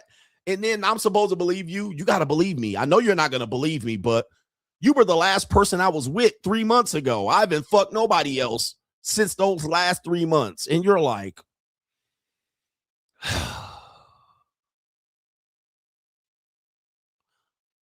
come on. Come on. I had a ling-ling. Every time I go on vacation, she would get into a relationship. She was a JUCO, though. She was a JUCO. But every time I would leave, I go on vacation. She come back in a relationship. All right. But then when I'm in here and I'm like, hey, let's just make it work out. She's like, I don't want nothing serious. Right. Then I'll be like, okay, well, I'll see you when I get back. I'll leave and go on vacation. I'll come back. Did you get a boyfriend? She was like, yep. Now, what you have to know is the boyfriend was already in the picture. This is the sick part of it. She didn't meet someone new while I was gone. The boyfriend had always been there. Now, he was just playing a role. Remember when I told you they'd be laid up in bed texting another person? That is the person that when I left, that was the person she got into the relationship with. He was always there. He was always there. He was the other person. He was the other one or two guys she had messing with, including me. As soon as I gave her the space, she was like, well, this person's here. Might as well give a commitment. It is like, my God. And so, man, it is like, good God Almighty. Good God Almighty. Ladies, just so you guys know, I'm giving you instructions, not just the finesse guys. We didn't heard it, seen it all. So when you come up here talking about you a celibate and I ain't fucked the guy in 10 months, and we hear all these goofy ass shit you're talking about, most guys, we didn't heard it already. We didn't heard it. We didn't heard it 50, 20 times. By the way, if we are on a dating app, we didn't heard it 20 times this week. If I met you on a dating app, everything you said, I heard 20 other women say the same thing. It's just like, good Lord. All right, damn. None of these bitches saying nothing different. Y'all ain't saying nothing different, but I'm like, one of these whores are not like the other. One of these whores is one of a kind. Same shit, different goddamn date. Same conversation. I don't care if you JUCO, regular girl, ecclesiastical Christian, conservative, traditional, you're a liberal. It's the same fucking play. And then one of you niggas gonna hear it for the last time and then be like, well, maybe they telling the truth. All right, Lord have mercy. Let's do the main event. We caught up on the super chats, man. Jesus.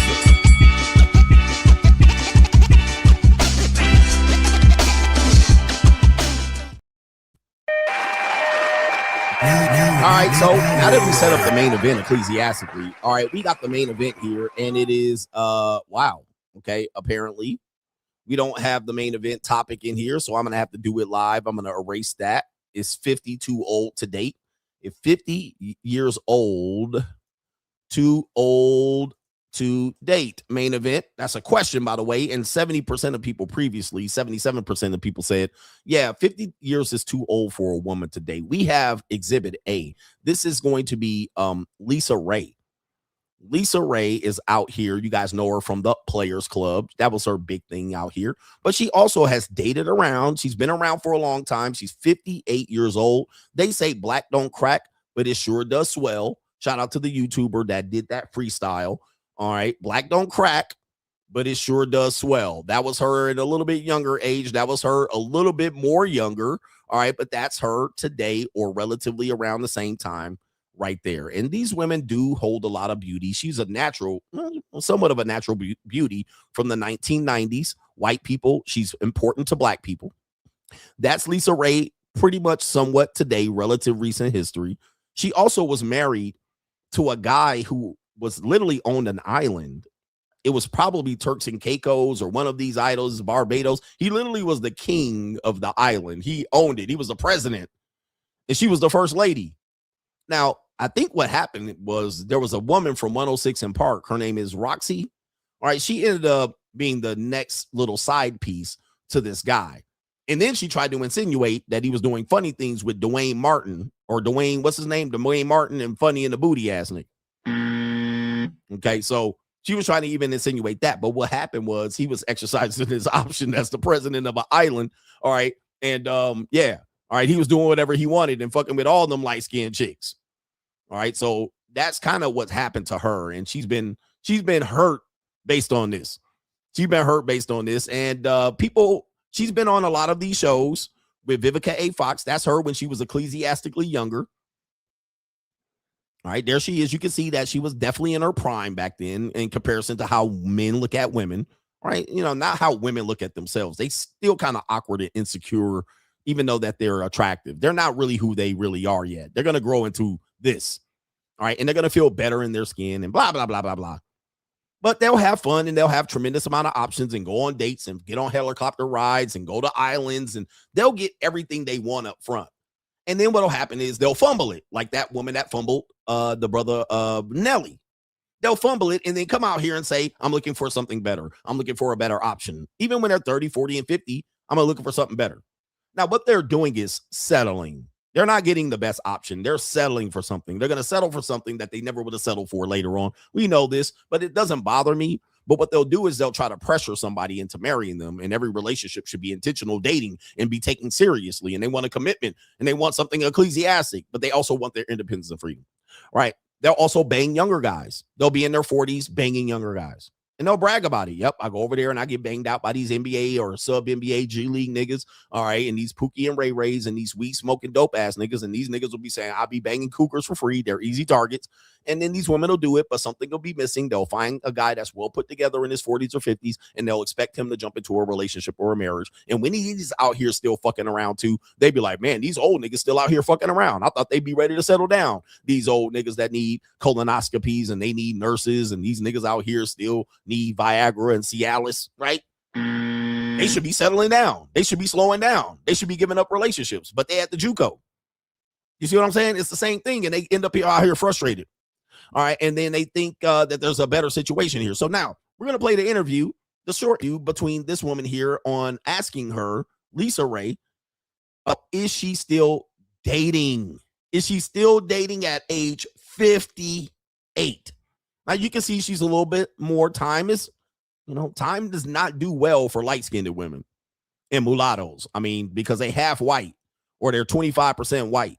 So that whiteness gonna kick in at some particular point. The white people have the worst genetics on record historically. Okay. These niggas be catching the motherfucking heebie-jeebies, the shingles, right? They face be weather beaten and worn, falling off they fucking skin and skull. White people age like terrible. You know what I mean? Like a banana. All right, like a fucking glass of milk. All right, so if they are mulattoes, they look very, very mulattical when they're young, but ask Jasmine guy. All right. You know what I mean? Any level of whiteness in you, you're going to age terribly. You're going to age terribly. The more blacker and melanated you are, you're probably going to age very well in the skin department. But, white people be getting the turkey chin and shit and the weather, the fucking frown lines and shit and the turkey neck. All right. She got the whiteness kicking in now. She got the non-melanin kicking in right now. You know what I mean? Face fooling out, the cheeks all drowning and shit. All right. But shout out to this woman here. She looks beautiful. She looks beautiful, man. She gorgeous. All right, the comments will say so. Lisa Raye speaks on the current state of her dating life. I have to ask, is dating still on the line for you? Hell yeah. Nobody wants to be by themselves. Everybody want to date. You want to have a companion. You want to have someone that you can go to dinner with, someone that you look in their eyes and you know that they care about you, not just a fickle fly-by-night, this is a wham, bam, thank you, ma'am kind of thing. You know what I mean? You want to belong to someone. You want to feel special. So how has dating been going for you? Are there any prospects, anything promising happening? Well, you're trying to get all in my business. I was dating someone that was very promising, and then I lost my mom. And so that kind of took over, and I kind of went under. And then when I came back, it was like, yeah, I need some time alone. So I started loving on me. And so I'm in a me space. And if he comes, then that's when he's supposed to come. But I can't really say that I'm looking for it. But if it finds me, congratulations to me. Yeah. Ma'am, this is some advice in the age of Ecclesiastes on the Coach Greg Adams channel. It's over. You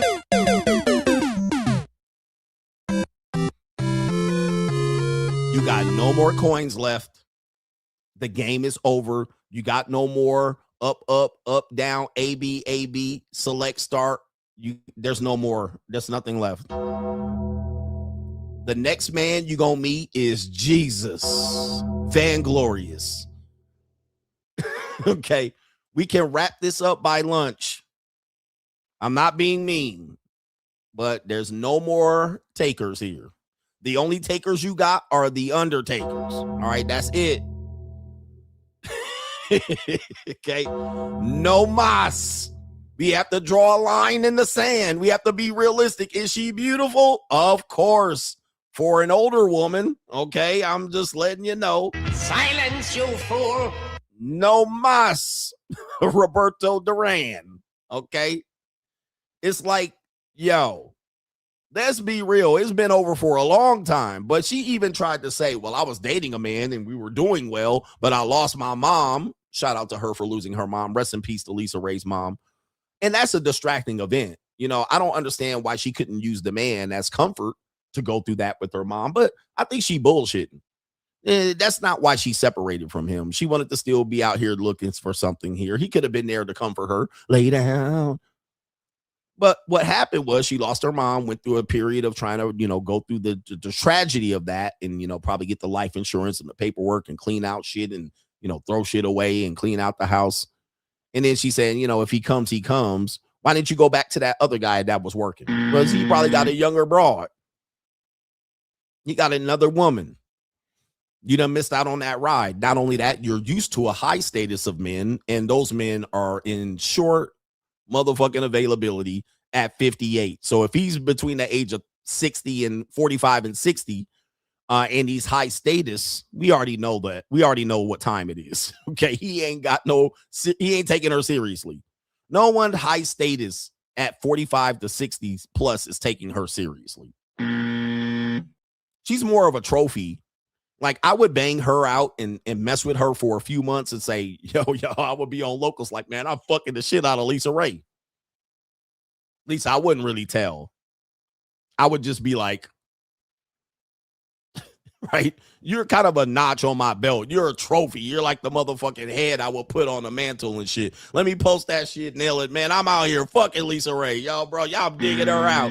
All right, but I'm not about to take you seriously. I'm beating the roast beef curtains, not even the Mario coins. I'm knocking out the motherfucking old washed up pawn shop coins out of this woman.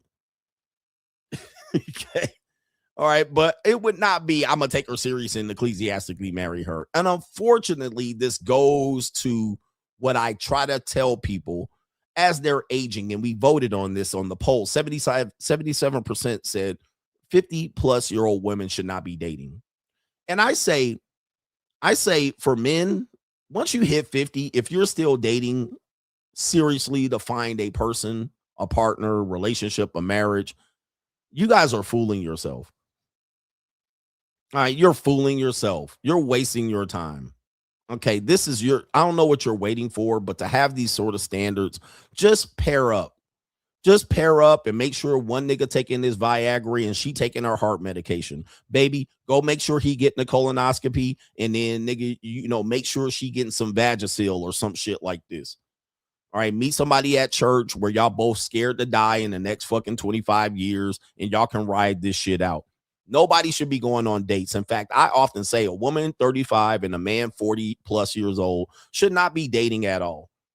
You know, you should not be dating. What you should be doing is pairing off and shutting the fuck up and getting out of the goddamn way. That's what y'all should be doing. Just get out of everybody's way. Stop bothering people. Stop getting on motherfucking Match.com and Our Time and seeking arrangements and yo, go somewhere else. Or if y'all want to be out here giving up old pussy and y'all want to be throwing old dick out here, go do that. But everybody get out of everybody's way. Stop bogging up the whole dating process by throwing your old motherfucking corns and bunions out here in pantyhose, expecting some nigga to take your ass out. Just go out here and find some old ass nigga barely with some teeth in his mouth and so forth and so on and move the fuck on. 50 is too old to be seriously dating. Just pair up. Pair up. Find somebody, nigga. It's like going to the dance and you be like, all right, nigga, it's 2 a.m. Who I'm gonna slow dance with? I'll pick you. Bitch, don't turn me down. Don't get egotistical. Bitch, this the last dance. Just go ahead and get this dance. I mean, this the last dance. Bitch want to catch an attitude. All right, nah, I don't want to dance with you. Bitch, everybody slow dance. We at the end of the middle of the song is right now. Bitch, I pick you. Come on, let's get this dance in. Don't have no pride now. You got too much pride. Now I want to be seen with your ass. Just pick. I pick you. Get off the dating apps. Get out of the way. Stop expecting men to do this and stop having, I got standards for this. Or stay single. Get the fuck out of the way. That's my point. Get out of the way. Like if you a man, you 50, go be a sugar daddy. Go move to Thailand or the Philippines, or go sit your goofy ass down. If you still complaining about dating and dating apps and this bitch is using hypergamy against you, all right, unless you're teaching men, which I use it as to teach. I'm not in the dating marketplace. I'm not relationship material. All right, go be a sugar daddy, nigga. Okay, you too poor to be a sugar daddy? Go take your broke ass to Thailand and barely make it. And you're going to be out there fucking 47-year-old bar girls. Don't think you can't afford the girls on Soy 6. You can't afford the girls on Walking Street at the Go-Go Bar. Go take your ass over there and go get your 47-year-old Thai woman and then ecclesiastically live that shit out, living in the back of a barn or a small-ass 300-square-foot apartment. Go have at it, nigga. Leave everybody else alone. Leave everybody else alone. Stop going to the club. Stop thinking you're an old player and shit with your hat cocked sideways, nigga, and you all dressed smelling good, nigga, with 8 gallons of cologne on and shit. All right. Stacey Adams going to the club with your big baggy ass pants, thinking you somebody, nigga. Go sit the fuck down and grab Meemaw or go over to Thailand and call it a goddamn day. Go trick, nigga. You telling me you still an old player out here and you don't pay for pussy? Go trick, nigga. Go be a trick. Sit the fuck down. We don't want to hear about that old player shit from the 1990s, the players anthem. Go over there and get a whole bunch of grip. Go grip some motherfucking bot and then go grip some motherfucking booty cheeks and make sure it ain't a goddamn a lady boy. Go take your good smelling ass somewhere and go pay for a piece of pussy and go to sleep, nigga. You 9 o'clock motherfucking Metamucil drinking ass niggas. All right. You Tums, Pepto-Bismol drinking ass player ass niggas. Go sit down, standing over there, going to the Blue Martini, talking about how player you are or were back in the. Go sit down, nigga. Go sit down, nigga. Go down to Figueroa. Go down to the motherfucking Jerk Shack. Go get your nut and go to bed, nigga, so you can get up to work and go work as at the defense contractor place, nigga. I don't want to hear this shit. I don't want to hear this shit, old player ass nigga. All right, go get your Cialis and Viagra from Colombia because you can get it without a prescription, nigga. Go over there, land over there, nigga, and go to Colombia, go to Park Yates and have at it, nigga. It's litty. It's litty. Go to Park Yates and pick up 1, 2, 3 BBL old Venezuela chicks and go dust their ass off and sit your goofy ass down, nigga. Pay the 40 to 150 and stop complaining about the price. Go somewhere else, you AARP ass discount niggas, you Denny's discount dining ass niggas. All right, shut the fuck up. I don't want to hear about you niggas trying to get married. You Kevin Samuels dating app pairing off niggas trying to get married to some 2-time divorcee, 42-year-old Lisa Raye looking bitch. I don't want to hear this shit either. I don't want to hear shit, nigga. Go ahead and take your motherfucking $28 401k and go over to Thailand and have a ham. To go over to Nana's place in Bangkok and go ham. Okay? So it's not just the women. It's the men, too. The men running around here still thinking they players. Nigga, no. You ain't. Ain't nothing player about you, fam. Ain't nothing player about you. You old war veteran, nigga. I don't want to hear none of this shit. All right, so anyway, in relationship to this topic, since we are talking about it, what tends to happen is on the woman's side. Here's the woman's side of it. Because this woman has dating histories with lots of men. The men typically don't, all right, but the men do. So let's look at the dating history of one Lisa Raye. Most of the dating history for men, even if they were an old school player, is not that good. But for women, they've had their chance. Like the woman that had Nelly. Oh, I'm going to see if there's some space and I'm going to see if he comes back. Space means she wanted to get digged down by somebody else. But take out the dating history. This is the I don't know many of these men, but there's an engagement ring right there. There's an engagement ring right there. Okay, that's one engagement. Here's another guy. I think this is the King guy. No, they were together right there. There she is and looking good. Like this, the Lisa Raye I would brag about banging right there. All right, she probably in her mid-30s right there. That's what I'm talking about. That's when you turn in the goddamn hoe card right there. All right, but you couldn't keep a nigga, you know? You couldn't hold on to a nigga. We seen these women get the men they want and still can't hold on to it. That's your fault. That ain't his fault. If he wanted up, that's her with Al Sharpton looking ass nigga. Okay, she had her chance. There she is with Dwayne Martin.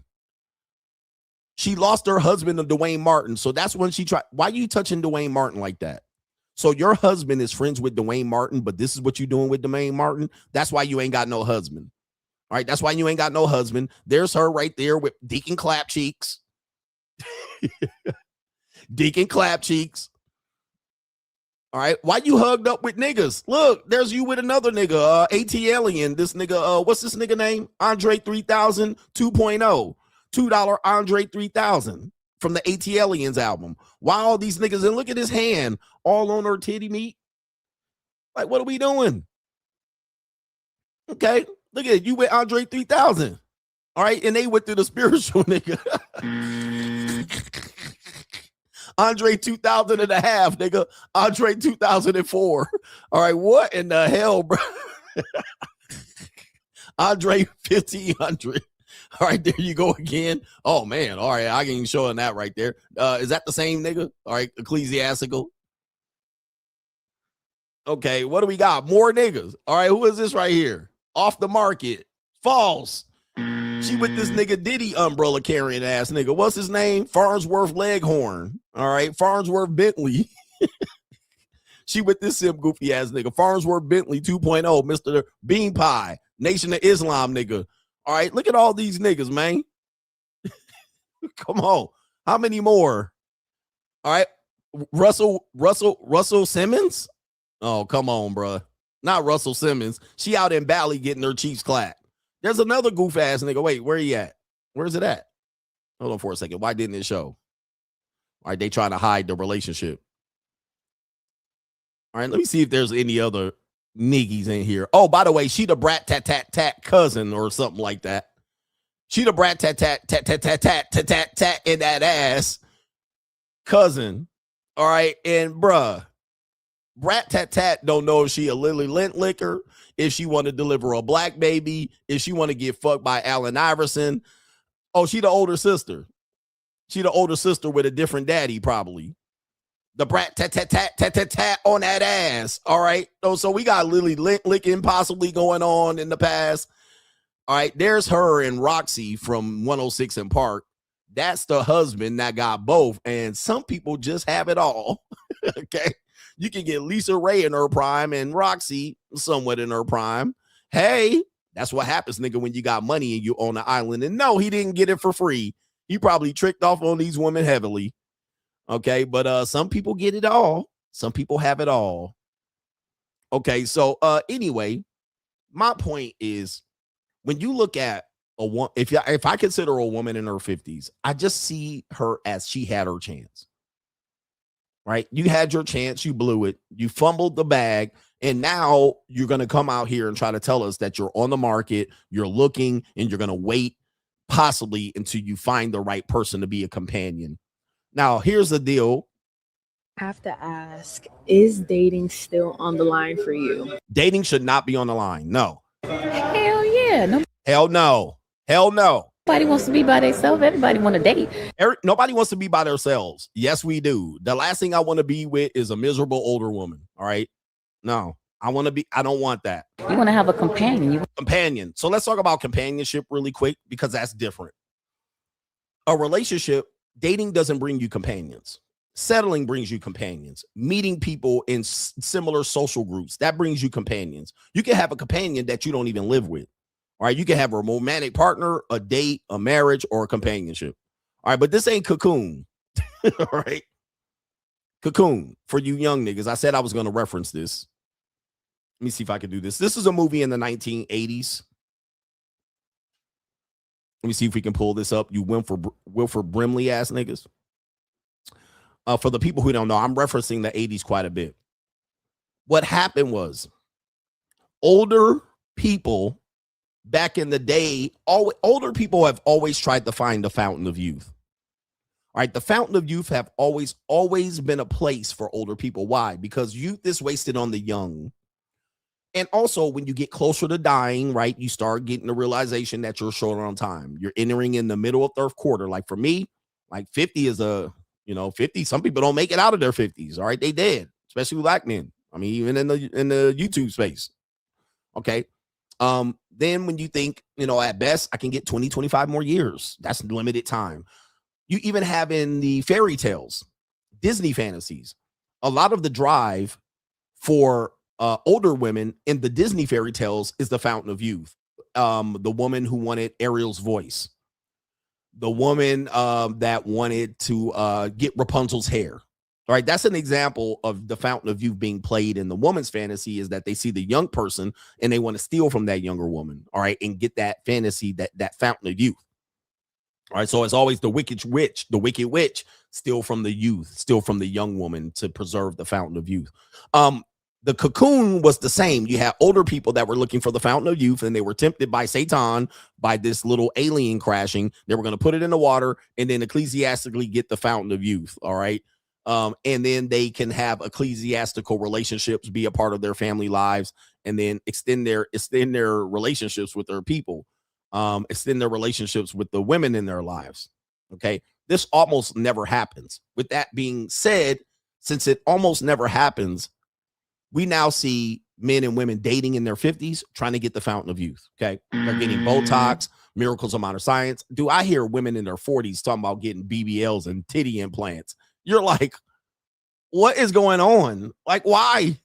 All right, Botox, hair extensions, hairdos, they're doing everything. All right, they're to try to preserve their youth. And then what happens is one of their motivators is possibly to better die. And then what happens is they're not dealing with reality. I'm like, man, we know it's not real. 58 years old.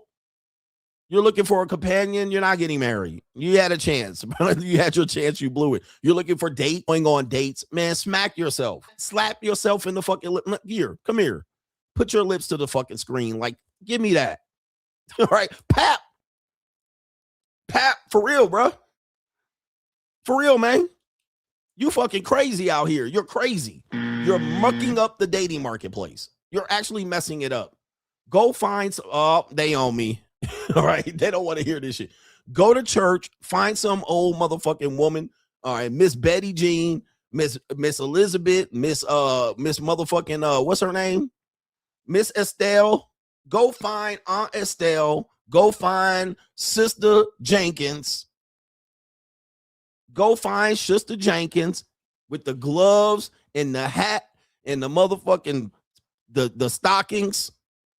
The stockings, the little pantyhose, where she connected with the panties with the little thing, the little clip, with the crotch out, or the crotch all blacked out.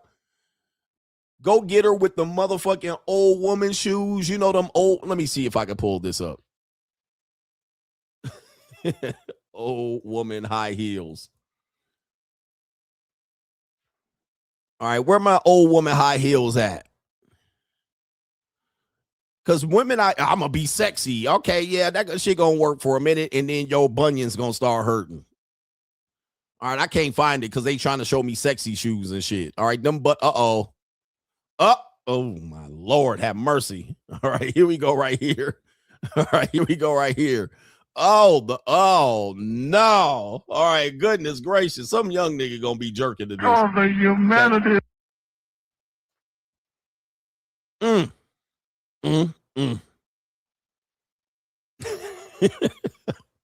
And the cankles with it too. Oh man, not all the way. Look at them cankles. Oh Lord Jesus.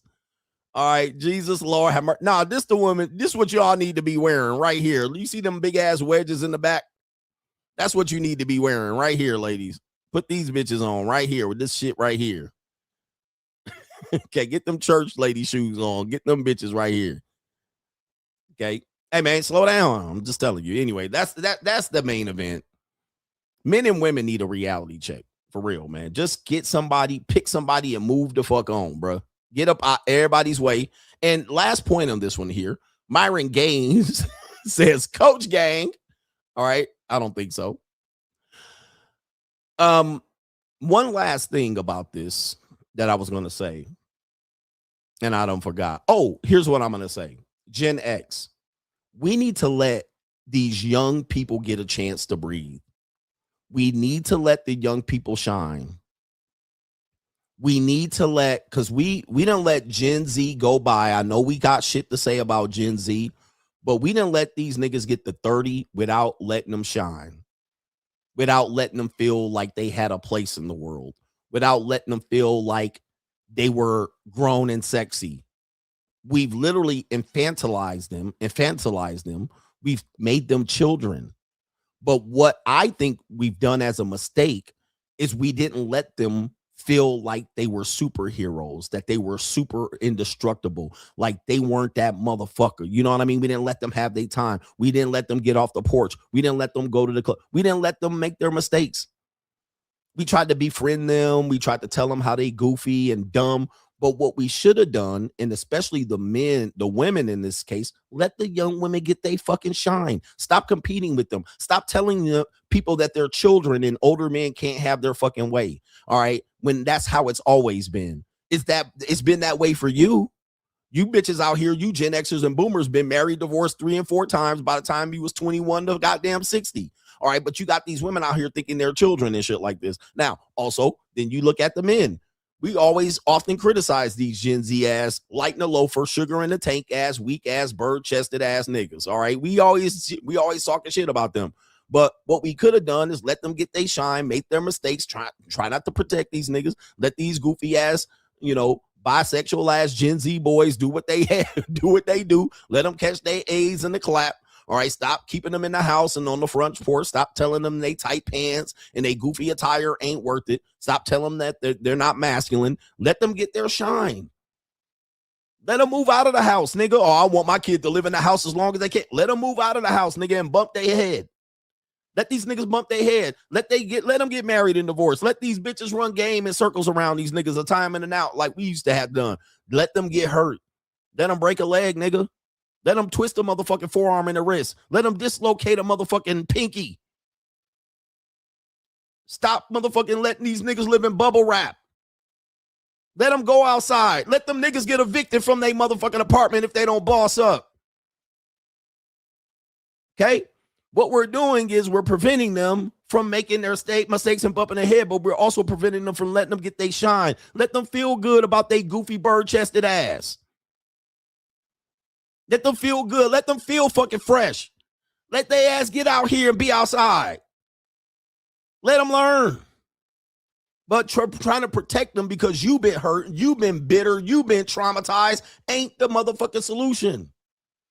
Stop telling them they're depressed. Stop telling them that they need to be medicated in therapy. Let them niggas go out there and make their goddamn mistakes. Let them niggas get blown off, their legs blown off in Vietnam. Let them niggas go out there, bro. You don't need to go to the military. You don't need to go to college. Just stay as the manager at Jiffy Lube and stay at the house.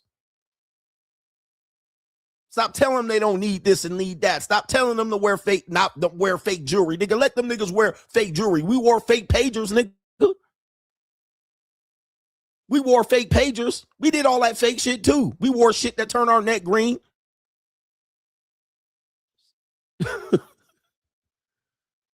Okay, so the men and the women of the Gen X and the boomers and these millennials, y'all out here trying to motherfucking infantilize these children and call them children until they 25 and 30. They still babies. They still children at 18. Let their ass go out here and bump their motherfucking head, and at the same time, let them get they shine.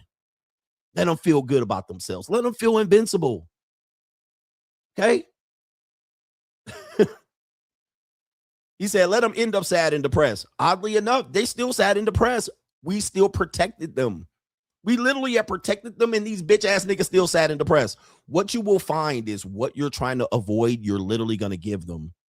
You're not making it better for them. by stealing their shine and stealing their youth and stealing their young years, stealing their invincibility, y'all got these bitches running around here think they gonna get married at 35 and up and they gonna have babies. Man, let these bitches be out here and be out here fucking and get knocked up. Right? At a young age. That's what they supposed to be doing. Nah, man. They got and then they try to make a life at 40.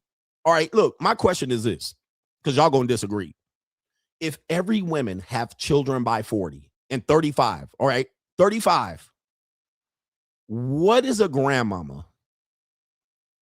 What's a grandmama? Okay, we're gonna literally eviscerate grandmamas from the fucking annals of history if you keep this shit up. There'll never be a fucking grandmother that ever holds a child. In 3 generations, there'll never be a fucking grandmother. If we keep telling these old fucking broads that they're going to have babies, healthy babies after 35, there'll never be a grandmother that can hold a baby. Grandmama going to come in 72 years old. Oh, I can't hold a baby. Can't babysit. Can't help you take care of the kid. Can't change a diaper. Nothing. Shit, in another generation, grandmama going to be 90 if you're lucky. Grandma going to be dead than a motherfucking doorknob.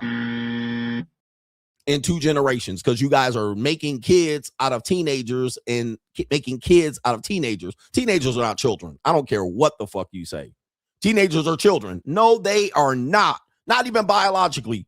No, they are not. Nigga, teenagers can fight in war. Teenagers can build buildings. Niggas, they can be Tarzan. In fact, most of the best things that have ever been accomplished have been accomplished by 2 people. Teenagers and older people. You know who? 30, 40, 50, and 60. Ingenuity have been people that have been 16, 17, 18, 19, 20, 21, 22. These people who really make the most money are people in their 60s, 70s, and 80s. Everybody else in between are normies just punching the fucking clock. Scared, motherfuckers, scared to live, scared to die. Anyway, enough about that. Let me check up in these super chats. Says, no matter how aware of how evil a world it really is, I still hate I didn't jump ship when I bossed up and everything, but I hate I let it go down like that. Okay. Shout out to Jaime says, can't hear you for some reason on the live. Yeah, we had some trouble today. All right. And we're going to conclude this stream. Oh, we're going to conclude this stream. It is our Fireheart says, Lisa light skin privilege for decades. He says she has been pedestalized for light skin. Also, given that proves dating in America never ends, it goes on forever. All right. Anyway, enough about that. No need to fighting it. All right. We'll come back another time. All right. We'll see you later. It's no point. They fucking around today. It's no point.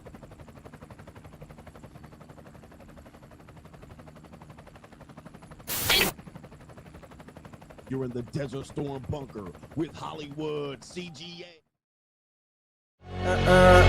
Yeah. Legends ain't born, they built from the grind. From benches to banners, we sharpen the mind. We sharpen the sword and promise and swore that we going hard and leaving it all on the floor. Hey, yeah, we going hard and leaving it all on the floor. Hey, yeah, we going hard and leaving it all on the floor. Legends ain't born, they built from the grind. From benches to banners, we sharpen the mind. We sharpen the sword and promise and swore that we going hard and leaving it all on the floor.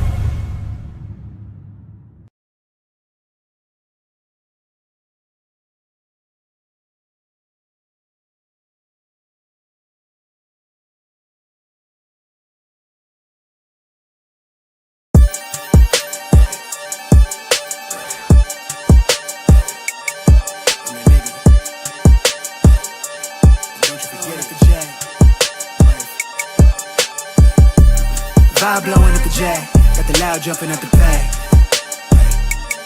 Everything I'm on slab. Everything I do is got the Benz jumping at the bay. Vibe blowing at my J, got the loud jumping at the bay. Everything I'm on slab. Everything I do is got the Benz jumping at the bay. Another milestone, look at that. Paper boy on my paper route till I'm 6 down on my back. I'm an old soul like my dad. My old girl still a fan.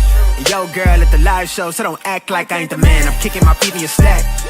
The re-up just doubled up off of the muscle, I stuck to the task. They see me, I'm troubled, I'm bubbling up till it's stuck, and they want me to stay where I'm at. I'm good everywhere that I'm stepping, my presence is crucial. You know that this shit not on trend. On a big wave, I'm controlling the tide. Snake eyes when you rolling the dice. So with the stakes inside, I could never take another nigga advice. They can't reach the sky, I'm aiming up high. I just wanna know what it's like. Y'all know what it's like, I come from outside of this. Off the quicksand, I'm the big man, doing big things. Couple big change, up a state lines, doing stage dives on cam. It ain't no limit to my vision. Check the temp, I'm on fire with it. Got the bands jumping out the bag, Prosecco on ice.